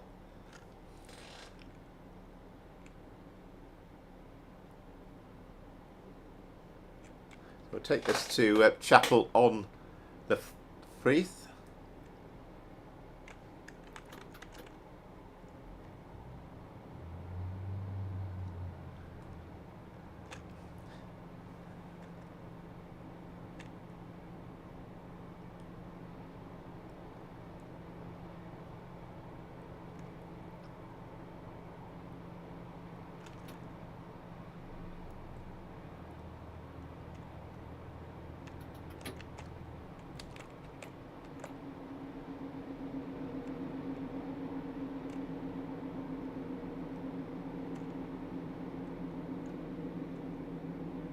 Brakes on this thing aren't the sharpest tool in the box.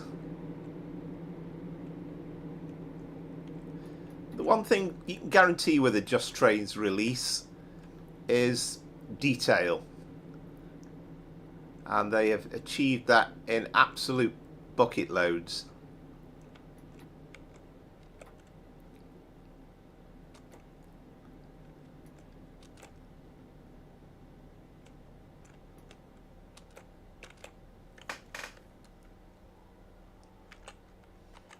Again, if you lost the train, so it's in here somewhere. But again, just, you know, look at that view. That's incredible. And beautiful detail in and around the station, down to the hanging baskets. And knowing the way train sim works with the lie of the land in and around, that takes some doing as well. Just getting all that banks and just little stuff like that. Beautiful.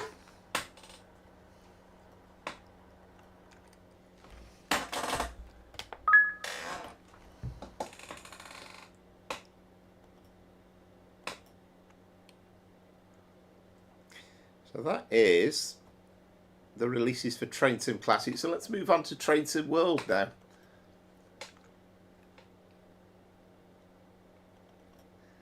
So we're only getting, it's a quick kind of power through the some of the routes that have come out.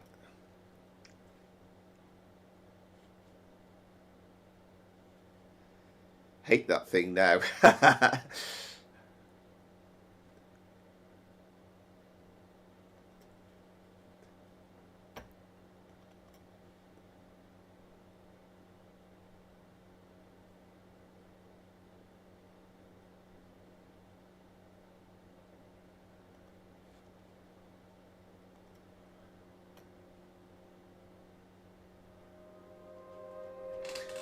So we're going to Train Sim World, and then we will first of all do a brief look at the Goblin line.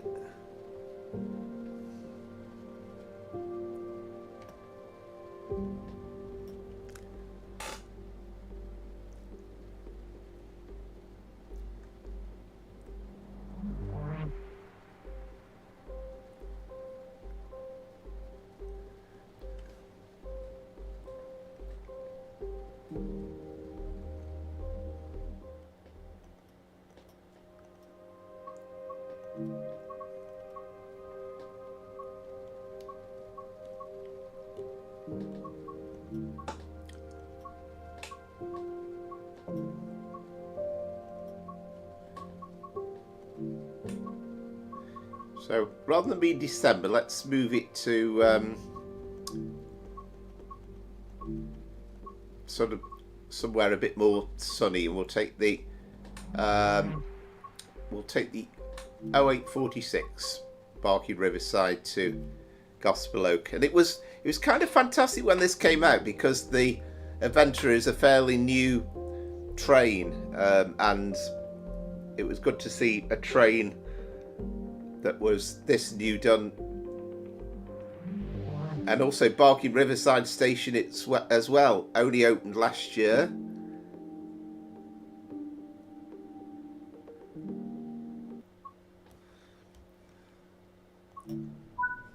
So fortunately, the trains in Train Sim World are essentially a lot easier to set up.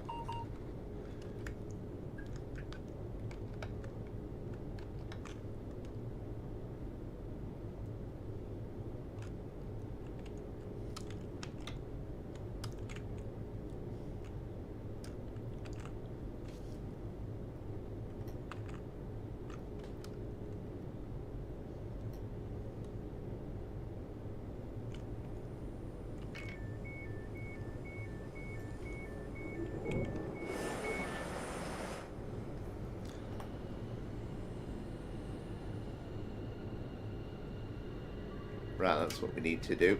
We need to just get that to normal mode. TSW5 and AWS operate.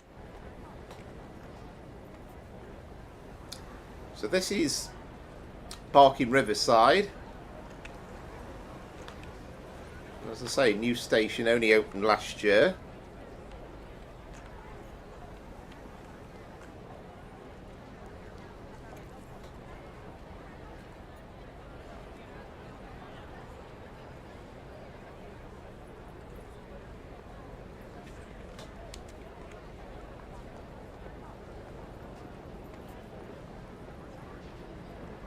And they've gone to an absolute tremendous detail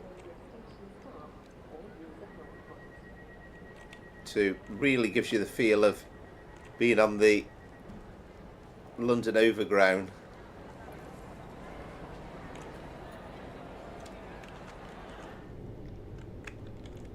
So we'll just take this as far as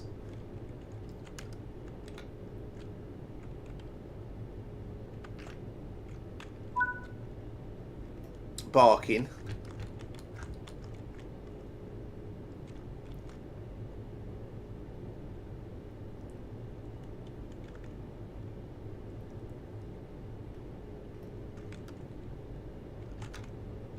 hang on.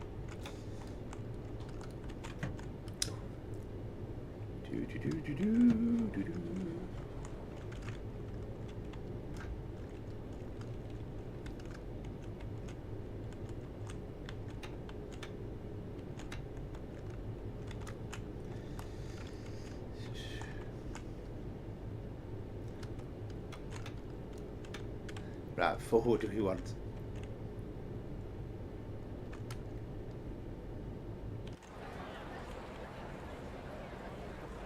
I've got my door shut.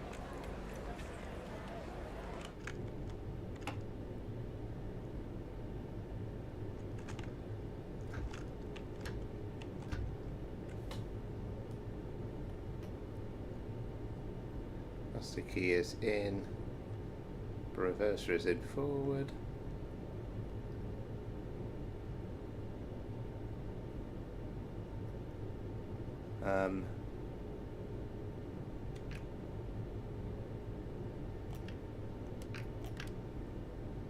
Make sure that's up.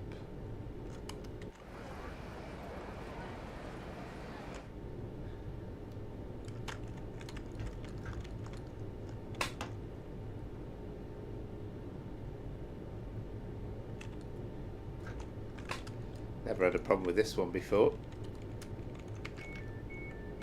Right, left door's locked. Right door's unlocked. Right door's locked.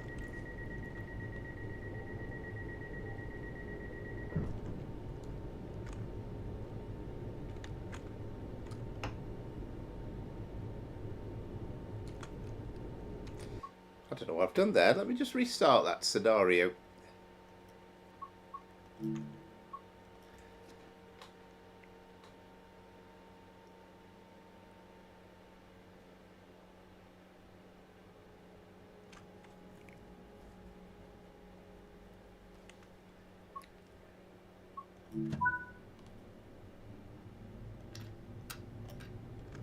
That's the key on.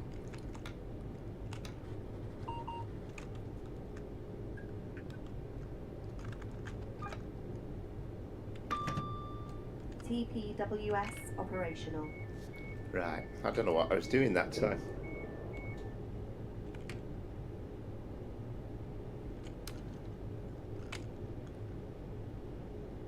We'll just do a quick run to Barking from Barking Riverside, but it's only a short run, but tremendous amount of detail and very, very, very nicely done.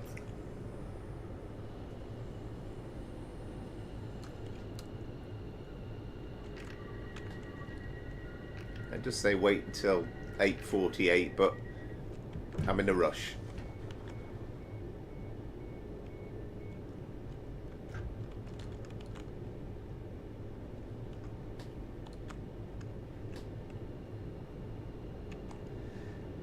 Yeah, I think so. I think so. I mean, the detail for this was stunning, and you know, maybe it's a little bit justified with the shortness of the route that they had to get it absolutely perfect. I mean, I was blown away by the catenary in and around Barking.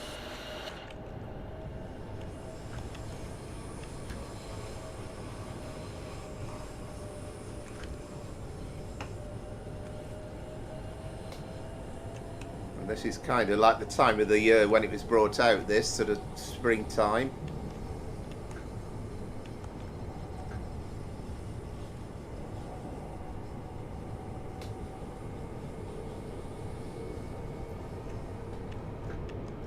Yeah, I'm not sure what the problem was first time around, but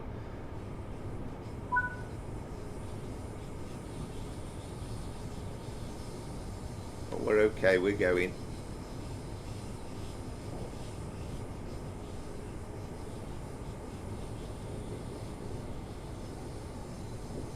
I think in all honesty, the only time I've ever found with the Trains in World train where it won't move has been when I have messed around a little bit outside the cab. So I think it might have been something to do with that, but anyway, doesn't matter. And it's good that we've got like Ripple Lane Depot as well, so it's nice for the point of view of the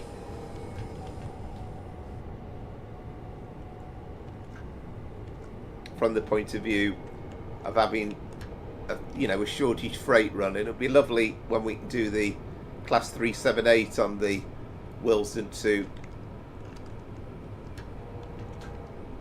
Junction to Stratford services early in the new year.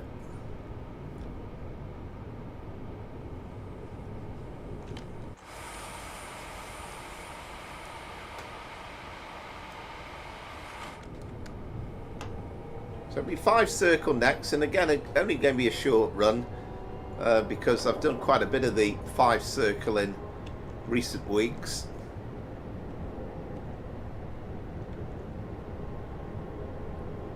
So I'm just hoping really tonight was just going to be a nice neat overview of some of the stuff that's come out this year. It's not been quite as straightforward as I was hoping, but all the fun of the fair, I guess.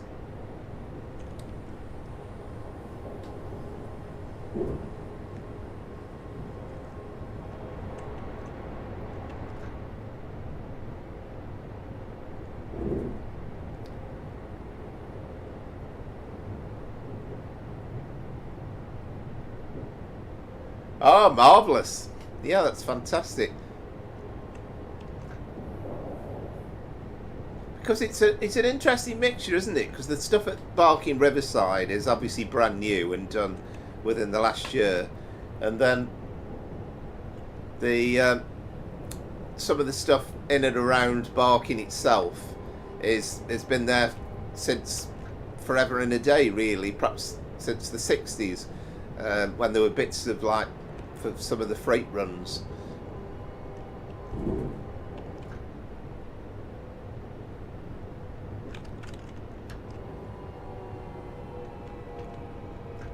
And again, if in the future we ever get other bits and pieces done, it will be absolutely amazing to have the underground trains and the C2C trains coming into the platforms at Barking, because Barking they've done an absolutely superb job with, but it feels a little bit on the empty side.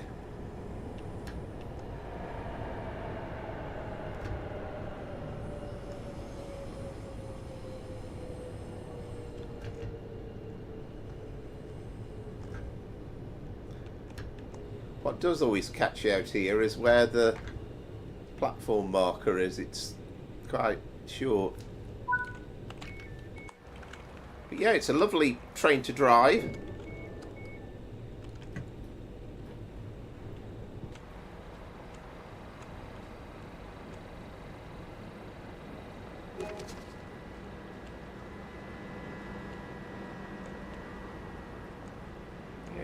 See just some of the stunning detail steps, and it's got an oldie worldy feel about it. That's interesting. It hasn't got the platform displays on there, but I suppose that's because the services aren't represented. You can buy yourselves a chocolate or something. Yeah, thank you very much. You're very kind.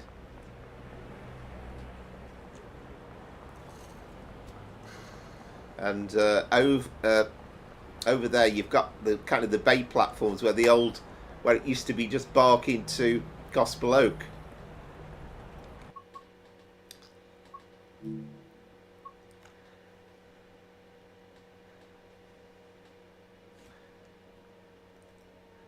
So that's the Goblin line. So next up was the 5 circle line. And I realised earlier on I don't have the Forks timetable installed at the moment, so but I'm not going to do Leven anyway this time. I mean, it's great to have Leven, but we've done Leven a couple of times, so I'll just do a brief run from Cowdenbeath. Probably won't even see the Forth Bridge this time, but again, you've seen it a number of times on the stream.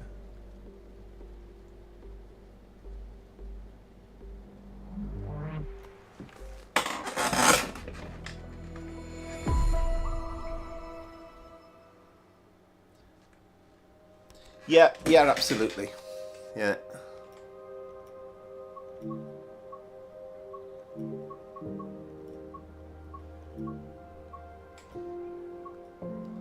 So, of course, 5 Circle came out about Easter and was brought out by Rivet Games to a great deal of criticism, it has to be said. But they have worked on it. It is improved.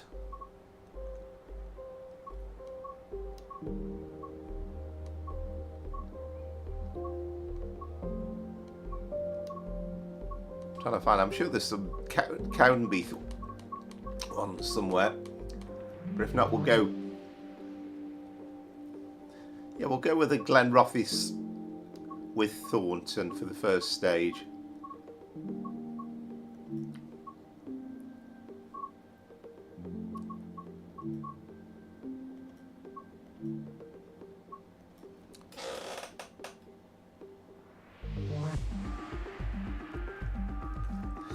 Yeah, you kind of hope so, really.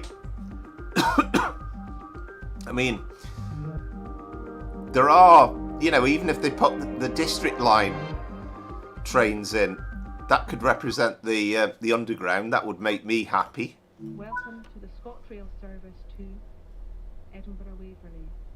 Calling at Cardendon, Lochgelly, Cowdenbeath, Dunfermline, Queen Margaret, Dunfermline City, Rosyth, Inverkeithing, North Queensferry, Dalmeny, Edinburgh Gateway, South Dial, Haymarket, Edinburgh Waverley. If you see something that doesn't look right, speak to staff or text British Transport Police.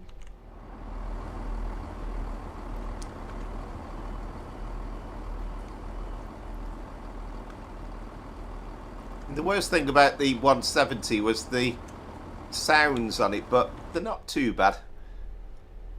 You kind of have to open the window to get a degree of noise.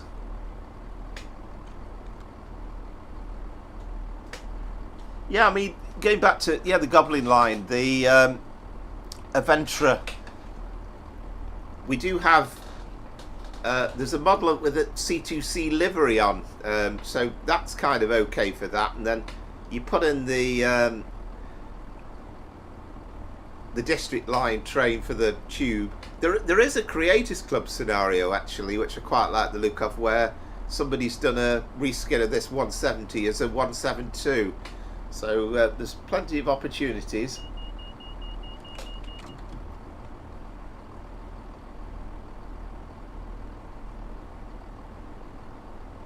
Yes, indeed. Yeah.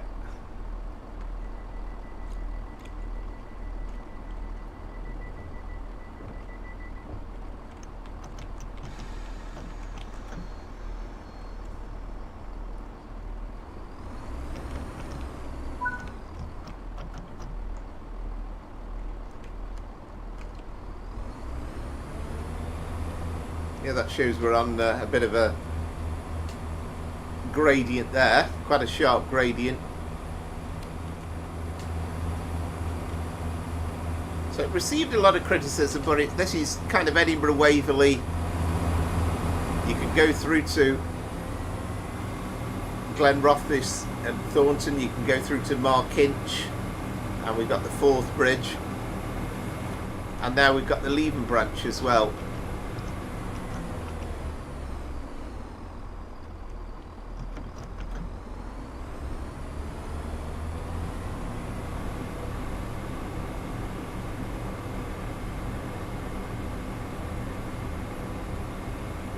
So it's had its critics, but it's still a nice route, and very much have enjoyed driving it.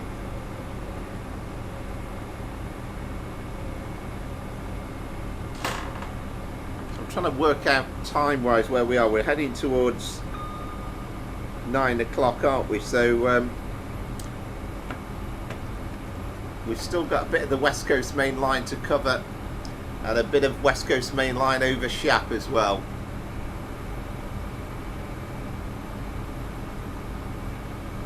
I might just restrict the West Coast Main Line to a quick run on the Pendolino and try and find one that goes to Watford Junction.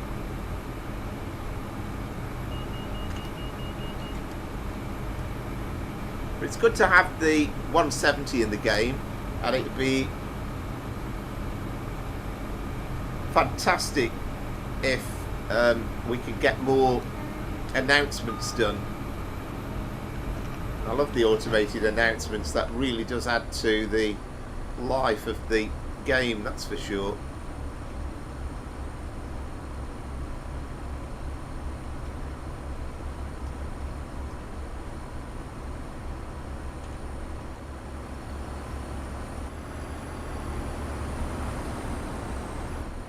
And hopefully we're not too far off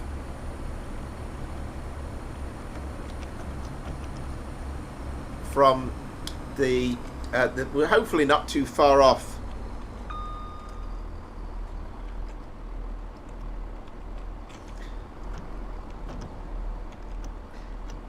from an upgrade to the 158 timetable, I was going to say, because they've got the new leave and livery that has been done, and I think the plan was when they released that they were going to do a new timetable for this route, but that hasn't come out yet.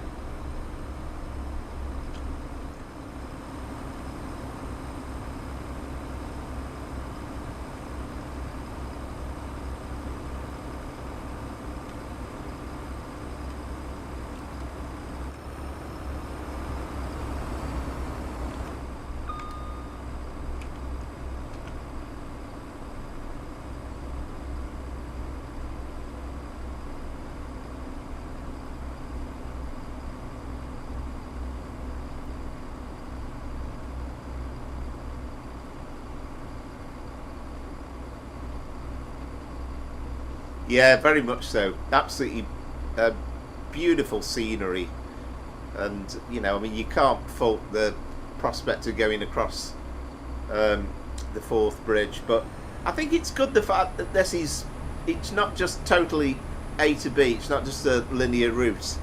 You know, having a lively Edinburgh Waverley in the game is great, particularly when you've got that Forks add-on installed.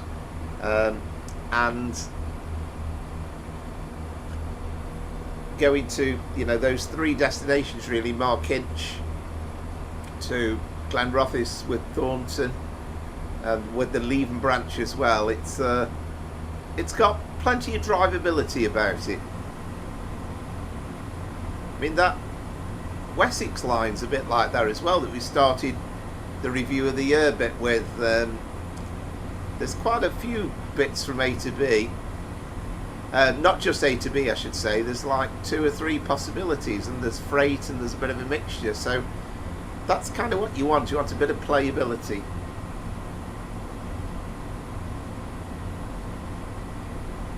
I have used it, yeah I have. I've got that downloaded.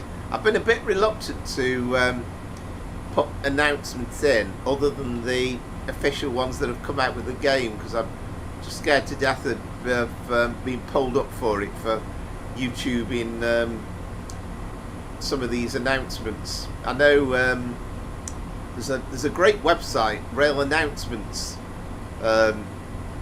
where they put up loads of recorded announcements, and at one stage he had a full set of Anne Jeremy announcements, and I was playing them in the game. Absolutely brilliant, but then it got taken down, and they got pulled up for copyright reasons, so I'm kind of a bit reluctant to stream with them really.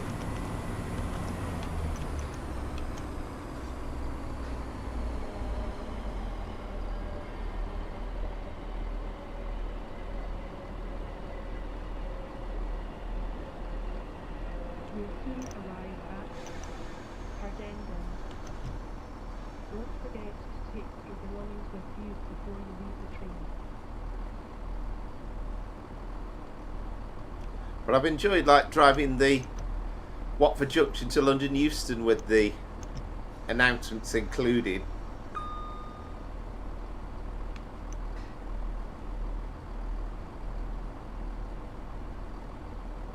So only a brief look at each of these routes. And again, you can see, you know, even a minor little station like this, there's still a fair amount of detail.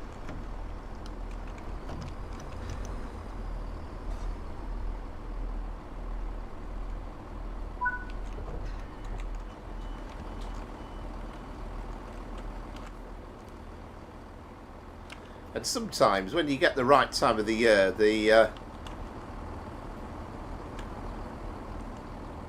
weather can look lovely. And again, it obviously gets a bit more basic the more distance you go away from the station, but you get the point.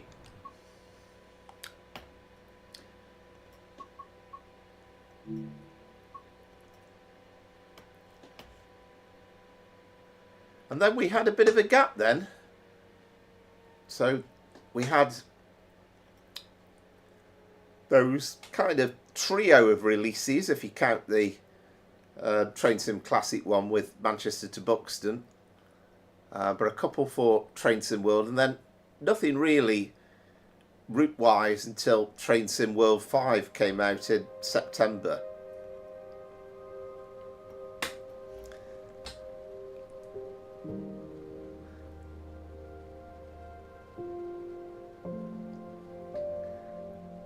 Yeah, and it's one of those things. I don't know whether I'm kind of over egging the worry, but I'm just trying to be cautious on that side of thing.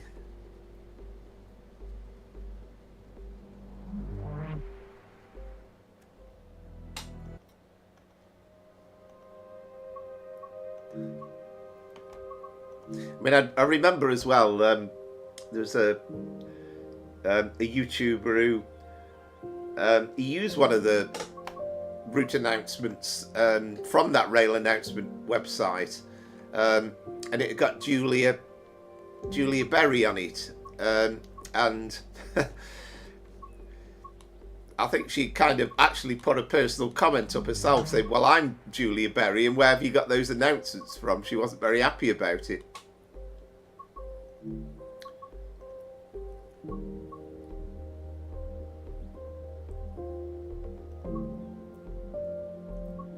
So we'll do a quick run with the 390.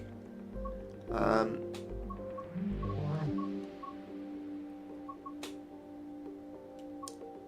trying to remember, 39 minutes. That's going to have us stopping at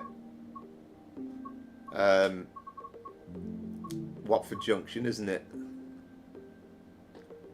Tell you what, let's go back to doing a bit in the snow, because I don't think I've ever driven the Pendolino in the snow.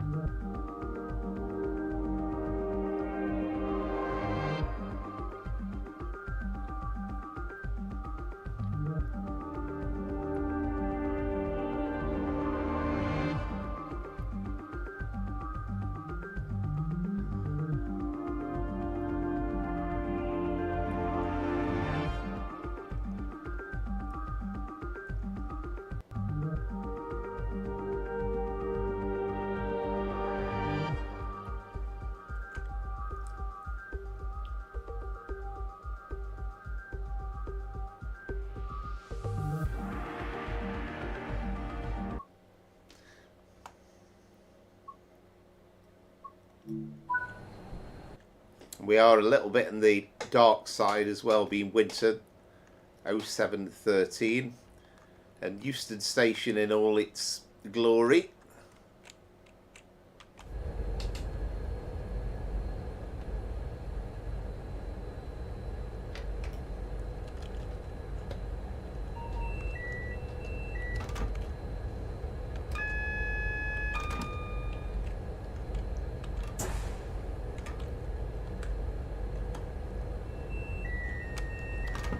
I mean, this is easy enough because you kind of press Q about 5 million times.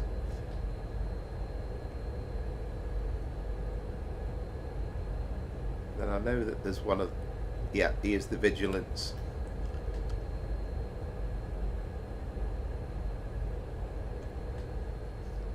Yes.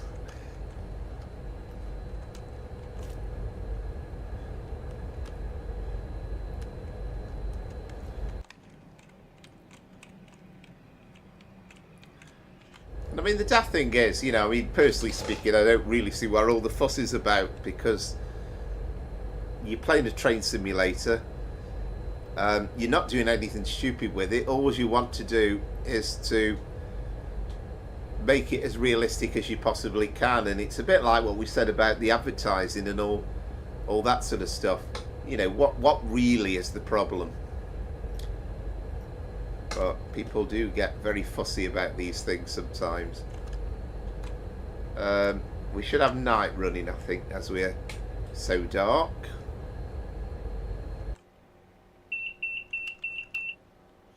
That's one thing I like about Train Sim World 5. You can come out of the cab and then you still hear the stuff that's going on inside your cab. So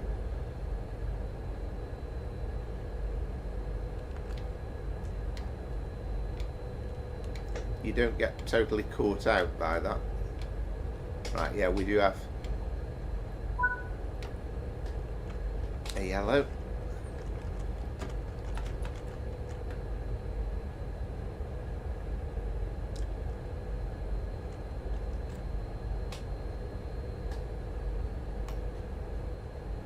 Oops, jumping about that. And you know, I do totally take the point of what it was said earlier on about, you know, why doesn't this route go through to beyond Milton Keynes to Birmingham New Street, but it's still a fabulous ride.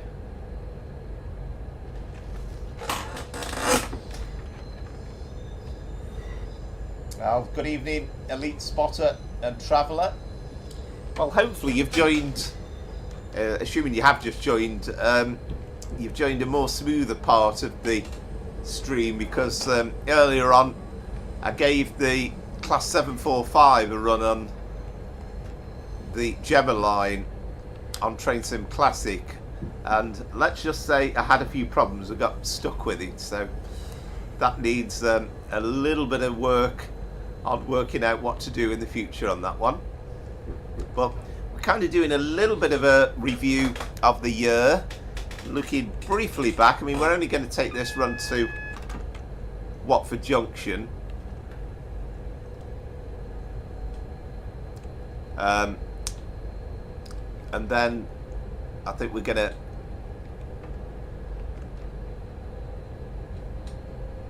just end it then with a look at West Coast Main Line over Shap briefly.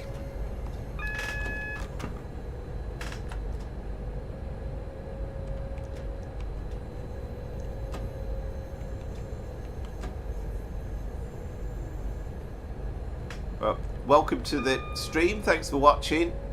And again, perhaps a good time to be saying this, but if you are watching back, or if you're watching live and you're watching for the first time, then I'll probably be driving isn't normally quite as bad as it has been tonight at times. But thanks for watching, and if you're enjoying the content, then please like and subscribe. There's a few videos up from the week as well, between Christmas and New Year. There won't be one tomorrow, I don't think, but I'll try and get one up for New Year's Eve, and then on New Year's Day I'm hoping to have a quick look on Train Sim Classic of the new West Coast Way, which is a freeware route that's coming out, and we can extend it out to Littlehampton from Brighton.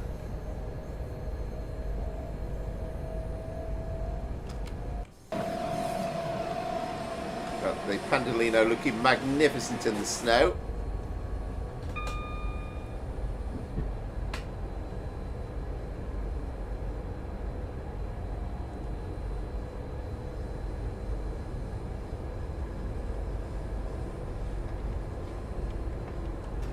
But I mean, this is a route really that's, it was always kind of three routes in one in many ways, because you have the Pendolino, which is fantastic to drive, but you've also got the Lioness line. It's great to be able to do a full Watford Junction to London Euston. I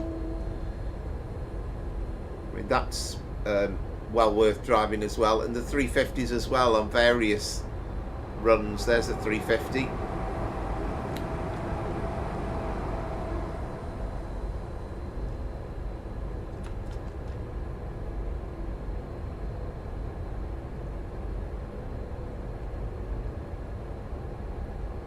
They have done a bit of work, Dovetail Games, to improve the route since it came out.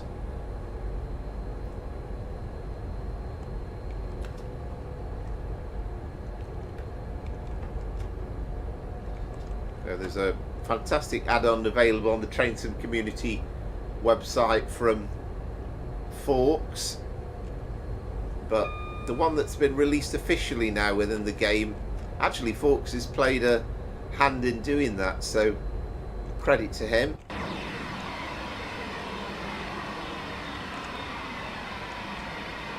Love this lighting this time of the day.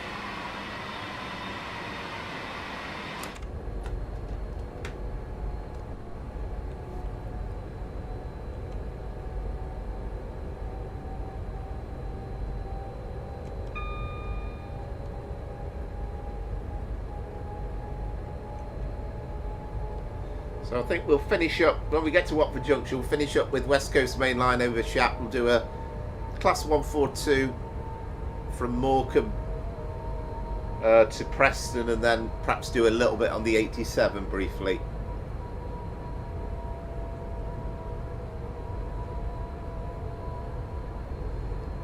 They did change it.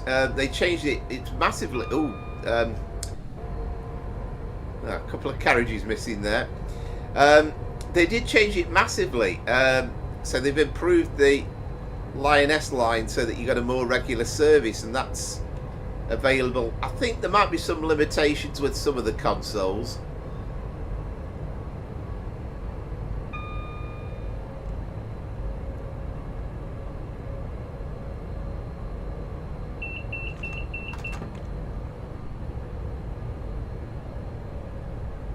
Of course, the Pendolino itself didn't come out automatically with this route when it came out. It was necessary as an additional add-on. Of course, you need the there's a Lioness line service. You need the Goblin line to make that functional.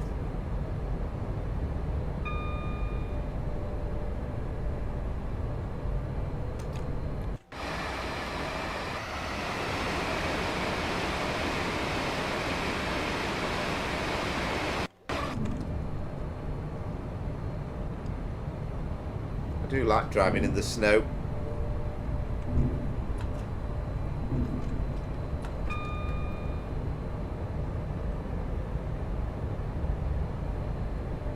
It's funny, isn't it? Christmas will be a long forgotten thing in a couple of weeks. I don't know why I think of snow so much and Christmas so much about snow, but when do we often get snow unless you're in the Scottish Highlands?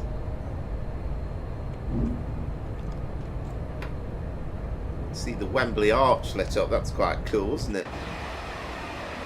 And the sunrise behind us as well.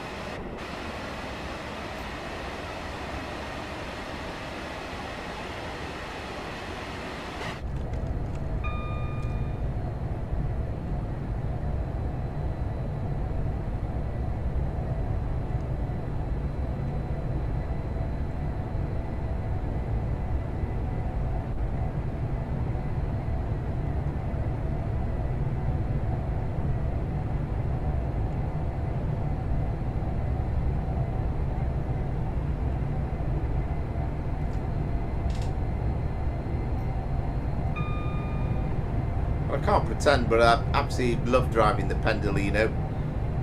I can't lie, it's fantastic. Here's Wembley Central.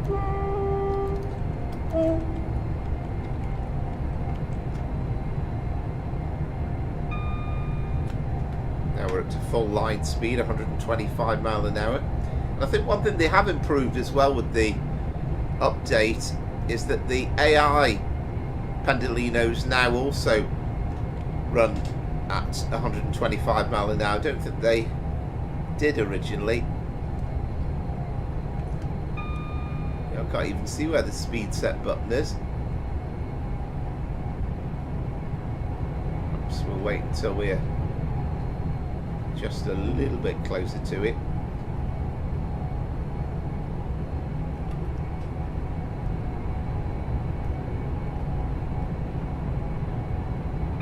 We are only 7 miles away from Watford Junction, so we're not going to take it all the way to Milton Keynes tonight. Just trying to give a little bit of a quick view on some of the other routes.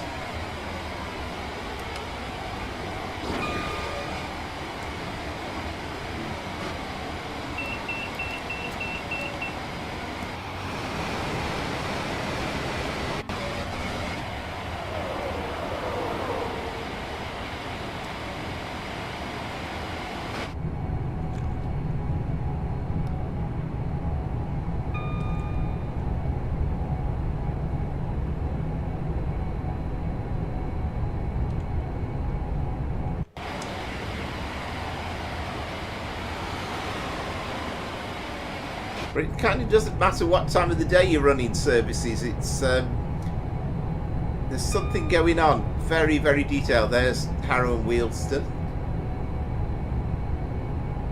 If you're doing a 350 service, that's kind of the first stop that you'll stop at on, particularly on the trains.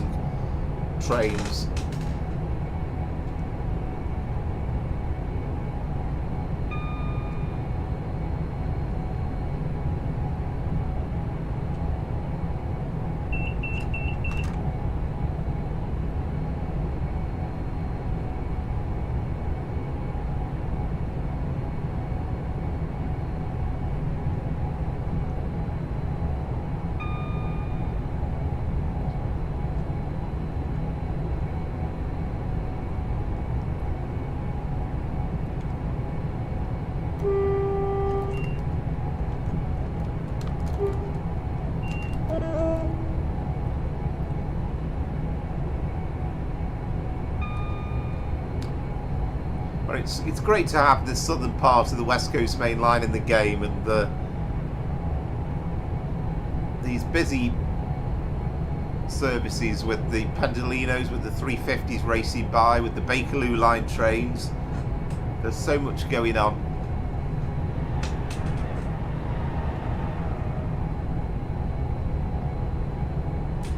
Ah, that's a good point actually. I didn't realise there was a keyboard shortcut to that.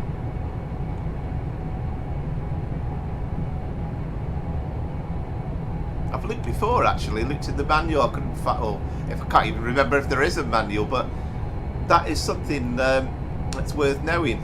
Yeah, I'll try and remember that one.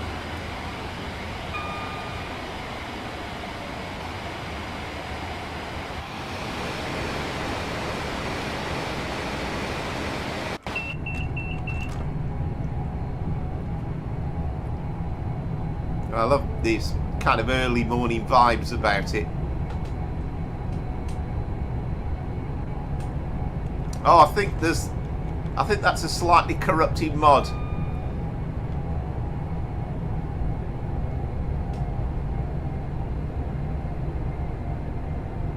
A good question, but I think Dovetail Games themselves must have known that it wasn't happening. I don't think anybody did realise actually. I mean, there was lots of comments, and people were slightly critical of, you know, many things, but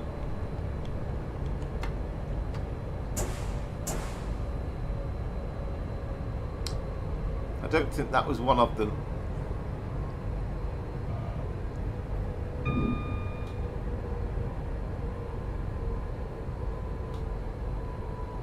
Yeah, the trouble is there's some lovely mods available, which add, you know, tremendous amount of value. Okay, we will slam this into emergency because we're not going to quite make the stop. It doesn't really matter anyway. I mean, that's Watford Junction, which again, very nicely modelled. We'll pretend this train isn't stopping at Watford Junction.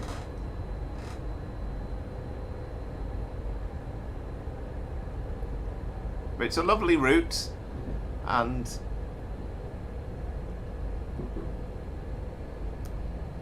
object failure because we haven't stopped yet. I know. I think actually because we're in the snow, we're like sliding a bit as well, barely even getting the speed down. That's quite interesting.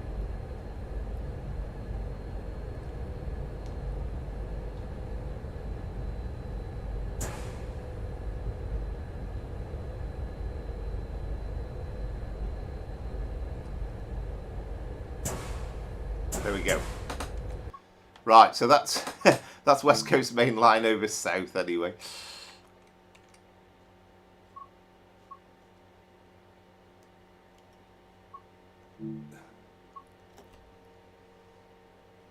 So let's have a quick look at Just Train's West Coast Main Line over Shap then to finish off with.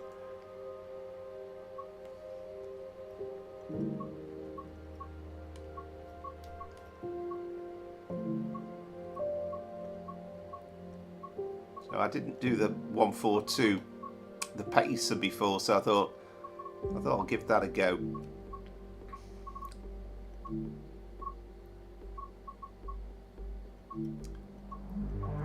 Let's go for something in the summer this time.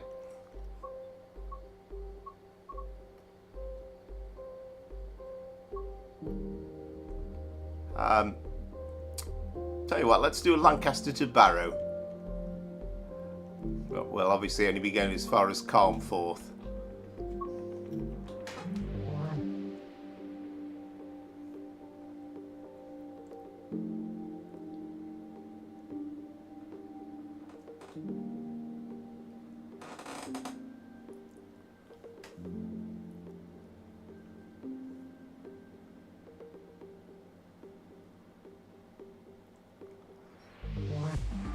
But this is an absolutely beautiful route that Just Trains have done, followed on from their Blackpool branches route last year, Preston to Blackpool North and Blackpool South, and Ormskirk included as well. But this is Preston to Carlisle, a couple of the quarries included as well, and also the branch out to Morecambe.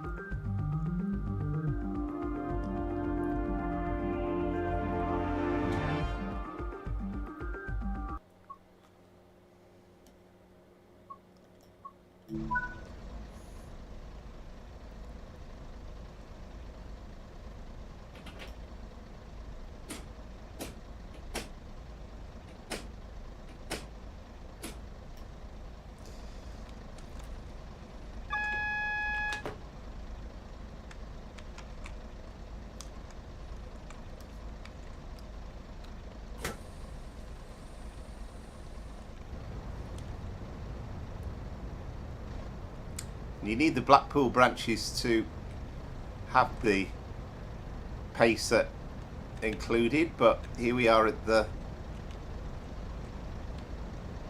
in the bay platforms.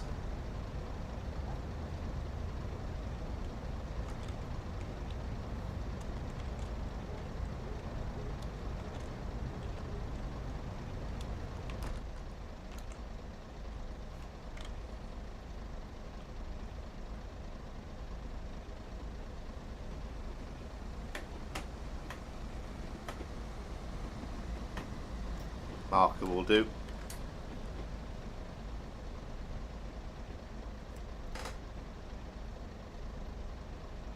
And we will have a very quick look at Calmforth Station as well when we get there. So we aren't due away until 11 o'clock, so about 30-second wait.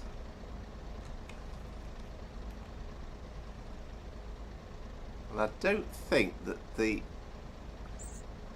I'm not sure whether the right destination's on here or not. That's because it's Blackpool branches. Oh no, we are, yeah.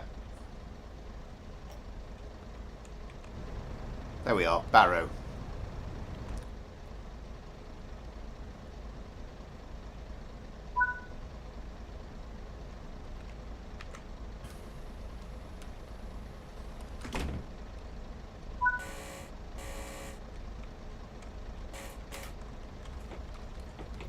It's only a 10-minute ride.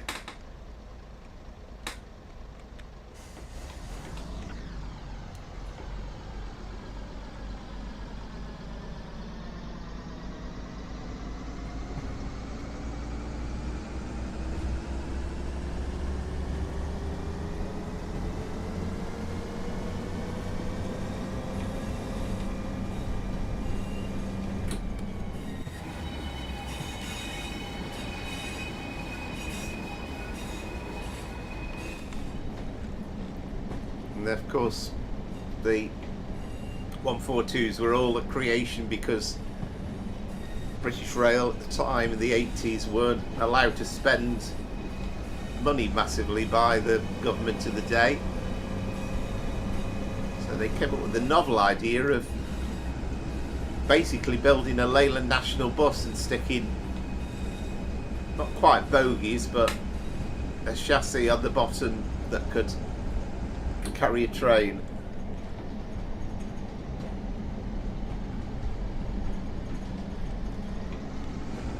Yes, indeed. Yeah, pretty much no longer a thing, I think, now. And they're all the Averos, aren't they? Which we do have, again, for the Train Sim World route. You have that Forks timetable included as a mod for the PC on Train Sim Community. You get the Avero models. I've yet to travel on one in real life, but I have seen them.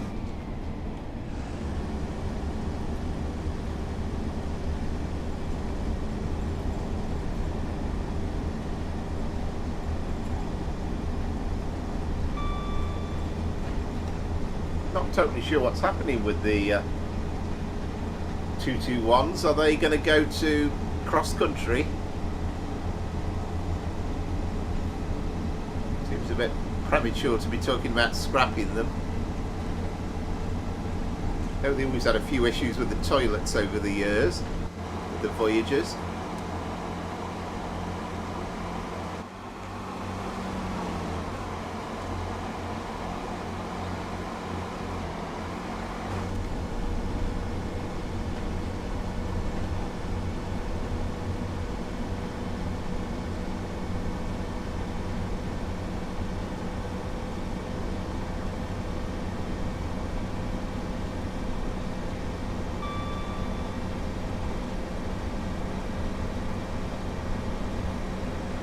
It's only a quick run to Carnforth. Then we'll take a Class 87 for the final bit from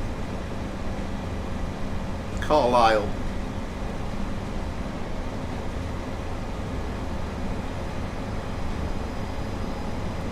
There is a 87 on a freight service.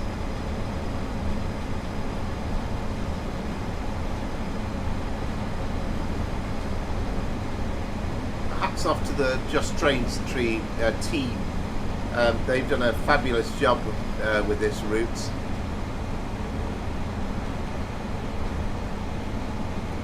It's the Morecambe branch coming in from our left, I think. Kind of like a little triangle. You can do the Lancaster to Morecambe, and then you can come out of Morecambe, kind of turn left going north. I don't think it's used massively.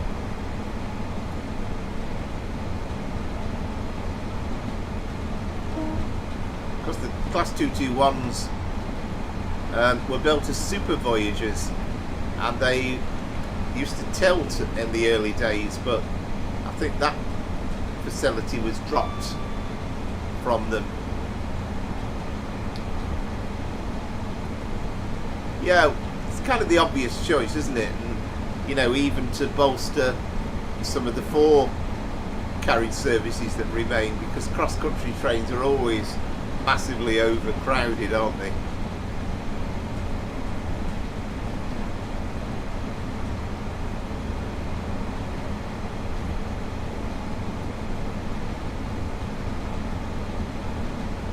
Interested to see if we ever got a cross-country Voyager modelled into Train Sim World.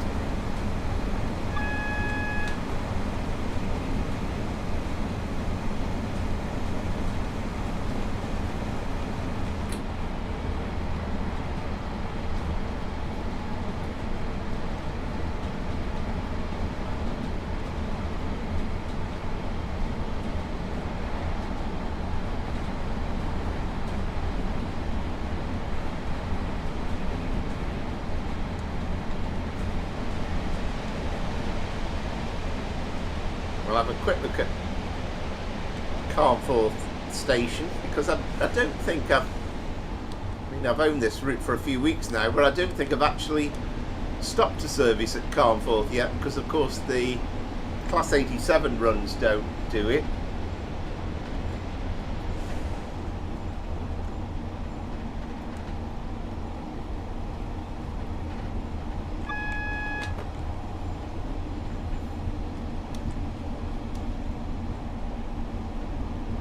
And that was single yellow.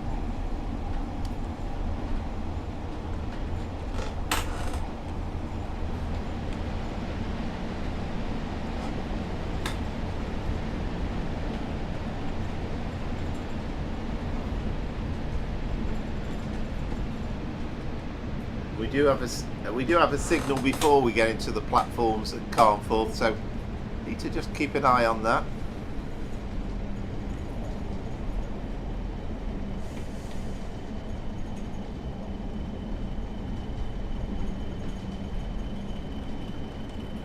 I've got a suspicion it's approach control, so I think we should be all right.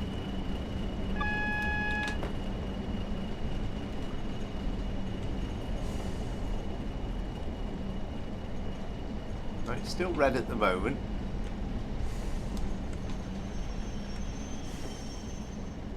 Now it's cleared to... I thought that would happen, yeah.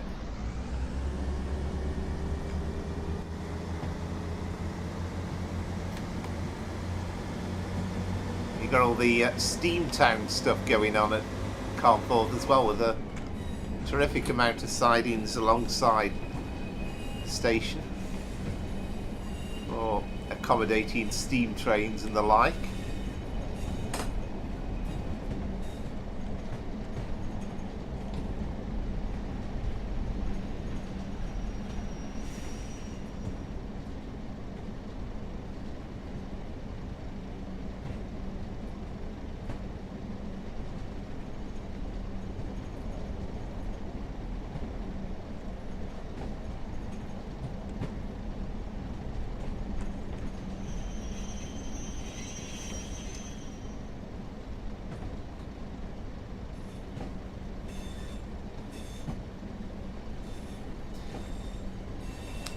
Yeah, absolutely. I've been on a voyage of, between Stoke and Birmingham New Street, and they are...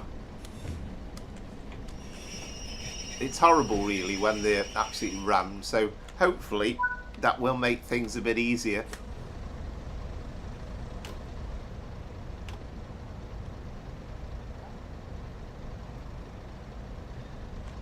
So this is Carnforth.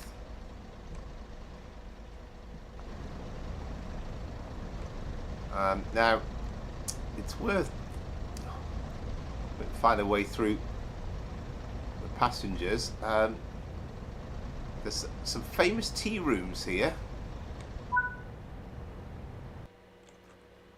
Well, we will continue. We'll go into free row.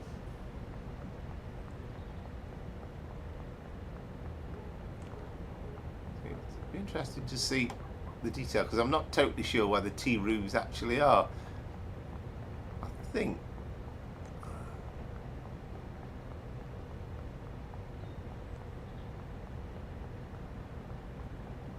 I know they are included in the game somewhere.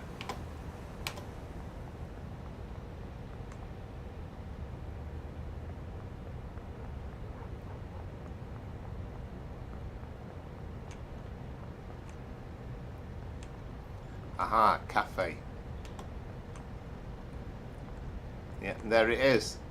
This is the famous cafe that was used in the Brief Encounter film from many years ago. And again, they've just captured the era so nicely.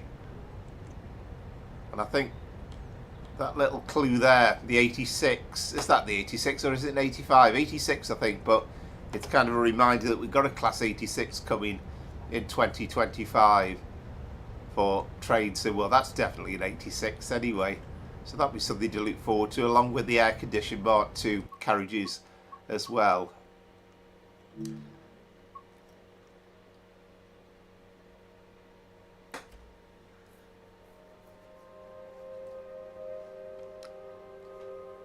yeah, I think many people will be pleased to see more seats on cross-country trains. Right, so quickly then, we're going to do a little run on the 87.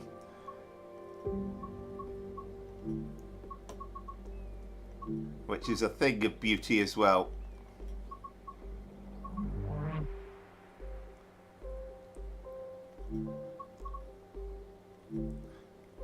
Now, I'm not sure how long I'm going to go on this because it is getting towards 20 to 10, so thankfully it's not a school night, but time is getting on.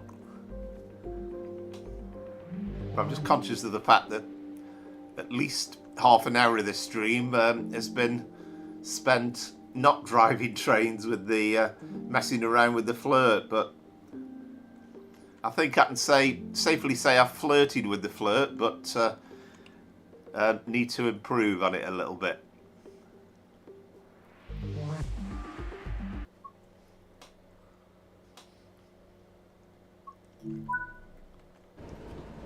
So this is Carlisle Station. And we've got that mix of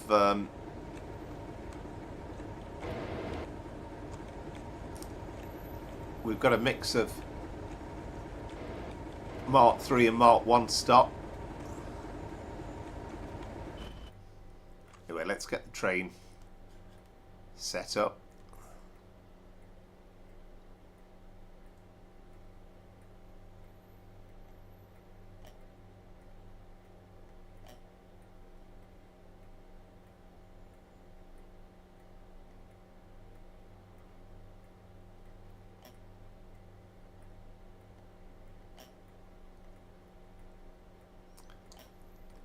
Everything moving. Right, I'll do it that way.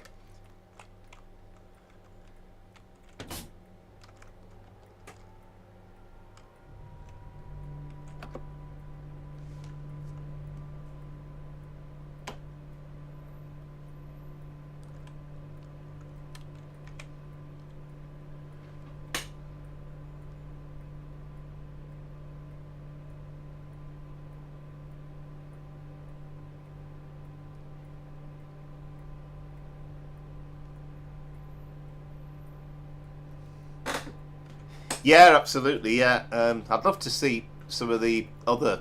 I suppose I think having an 86 and an 87 is a bonus in its own right, though.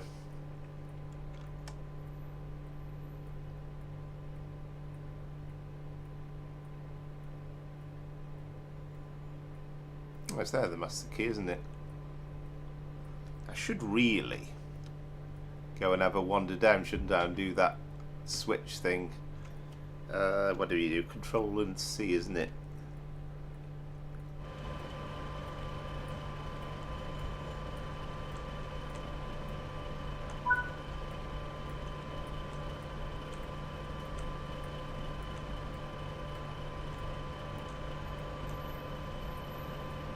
Not where the panel is now. Amazing though how they've modelled all this.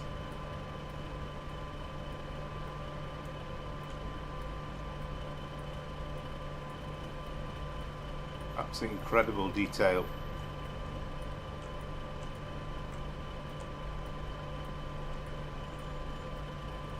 Ah, there it is.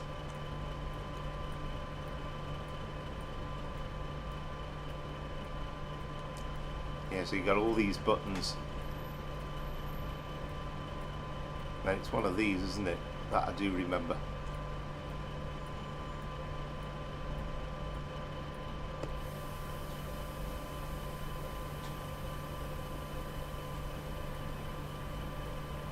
Battery charger. Oh, I know what it is. I've remembered now.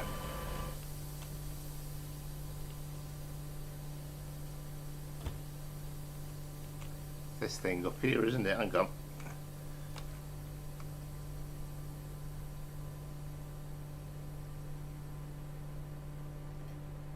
It's funny how you forget these things when you've not driven them for a little while.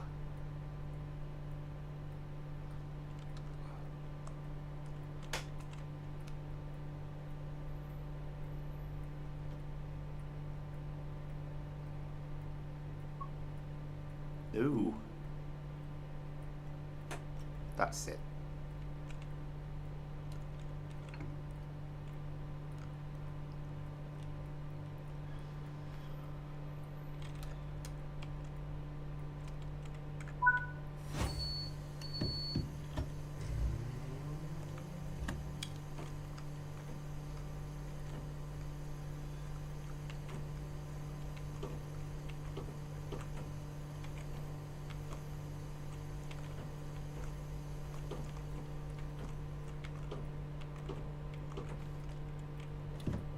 Yeah, I'd help if I take the brakes off first.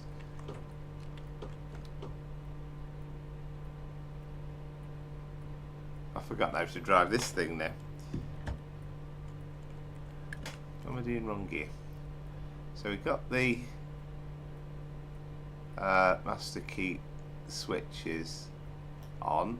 Oh, I know what I've got to do. I've got to do that thing, haven't I, with the cab end thing.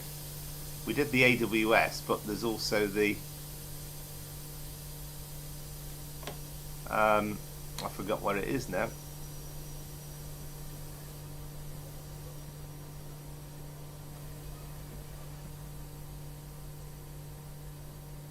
That's it.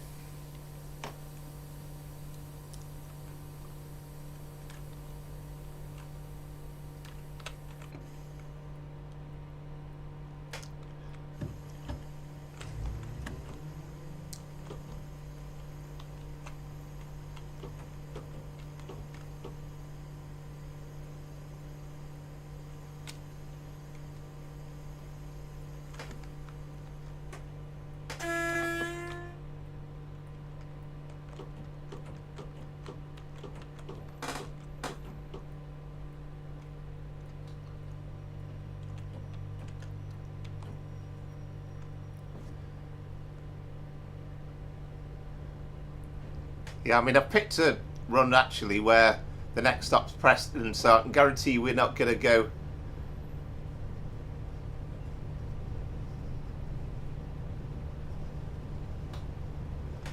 We're not going to go as far as Preston, and that I am certain of.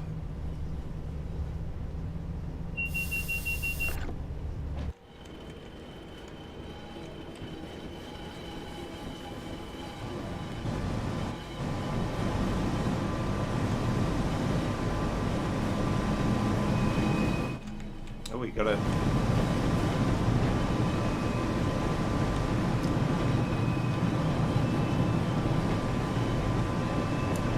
What are we on?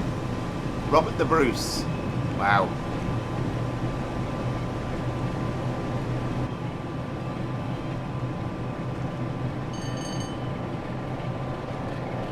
Carpet wrong, I love that. Very busy scene at Preston.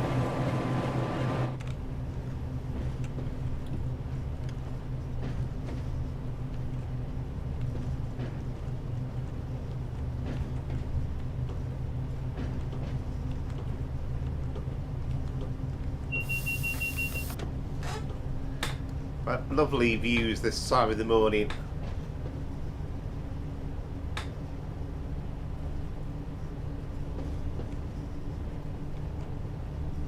Quite slow out of Carlisle to begin with, but we will be speeding up.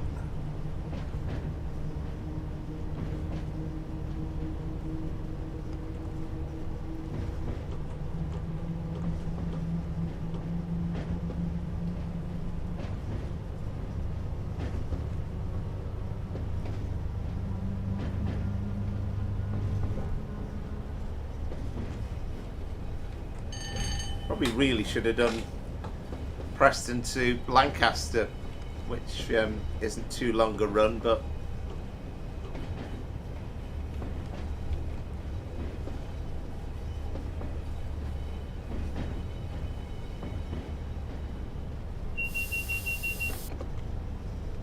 we can go up to 110. as long as we're operating the Mark III stock, because they were specially built. Otherwise it's 100 mile an hour.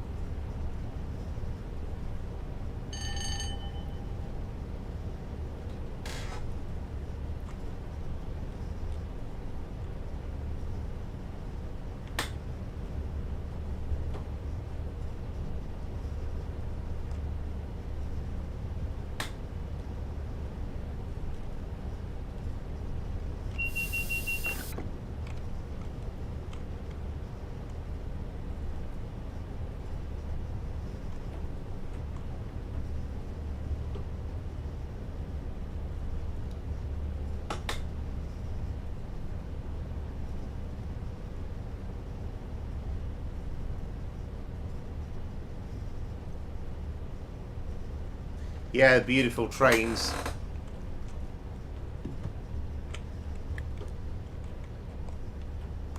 But this is about typical of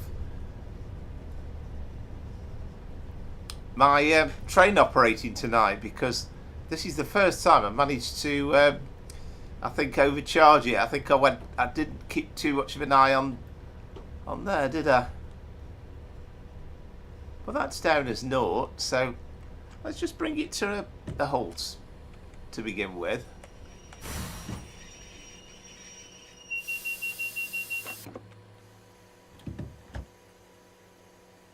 Let's release the brakes.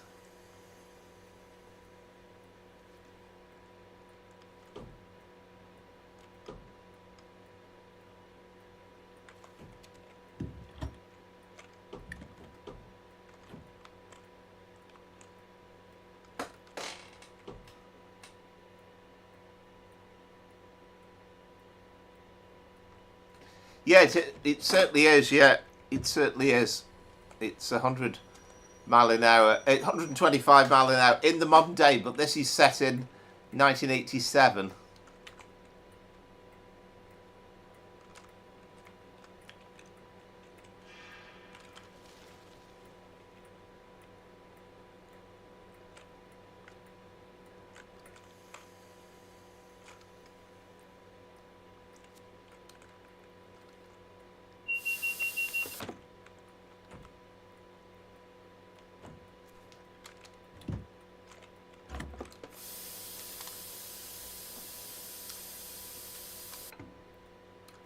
But it's a great unit to drive, I think, in all honesty, because it's getting a little bit late now anyway. But you get the impression it's a lovely train to drive. Yeah, it's 125 mile an hour in the present day.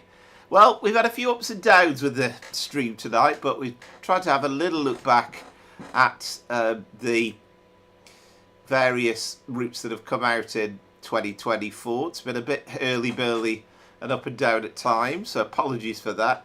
But the Flirt is a fabulous train to drive, and at some point I'll get the hang of driving it properly as well. And I'm going to call it a day at this point, I think. So I think I am, yeah, I think I am. But thanks for watching, and if you've enjoyed some of the stream, it's probably given you a laugh anyway. Then thank you very much. But if you would like to like and subscribe if you've not done so before, and I'll try and put more content up, and hopefully some more consistent driving for some stuff in the future. So apart from that, I'll just say Happy New Year. I'll hopefully see you on New Year's Day with a brief look at the new train sim classic route from Brighton to Littlehampton on the West Coastway. And I'll leave you with the intro from today to end with, just in case you didn't see it at the very start of the stream.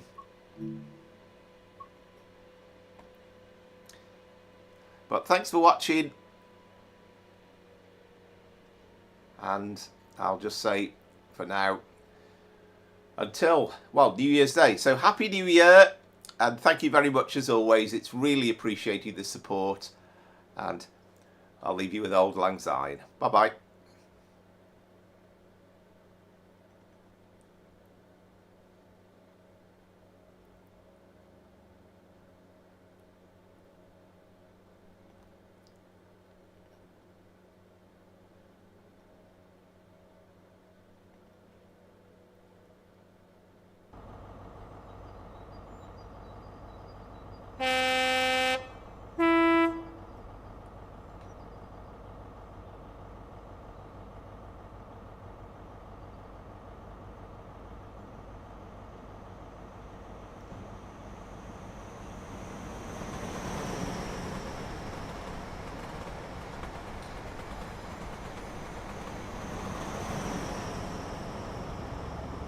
Yeah, thanks, Amaze says. Happy New Year to you too, and to everybody that's watched. Bye for now.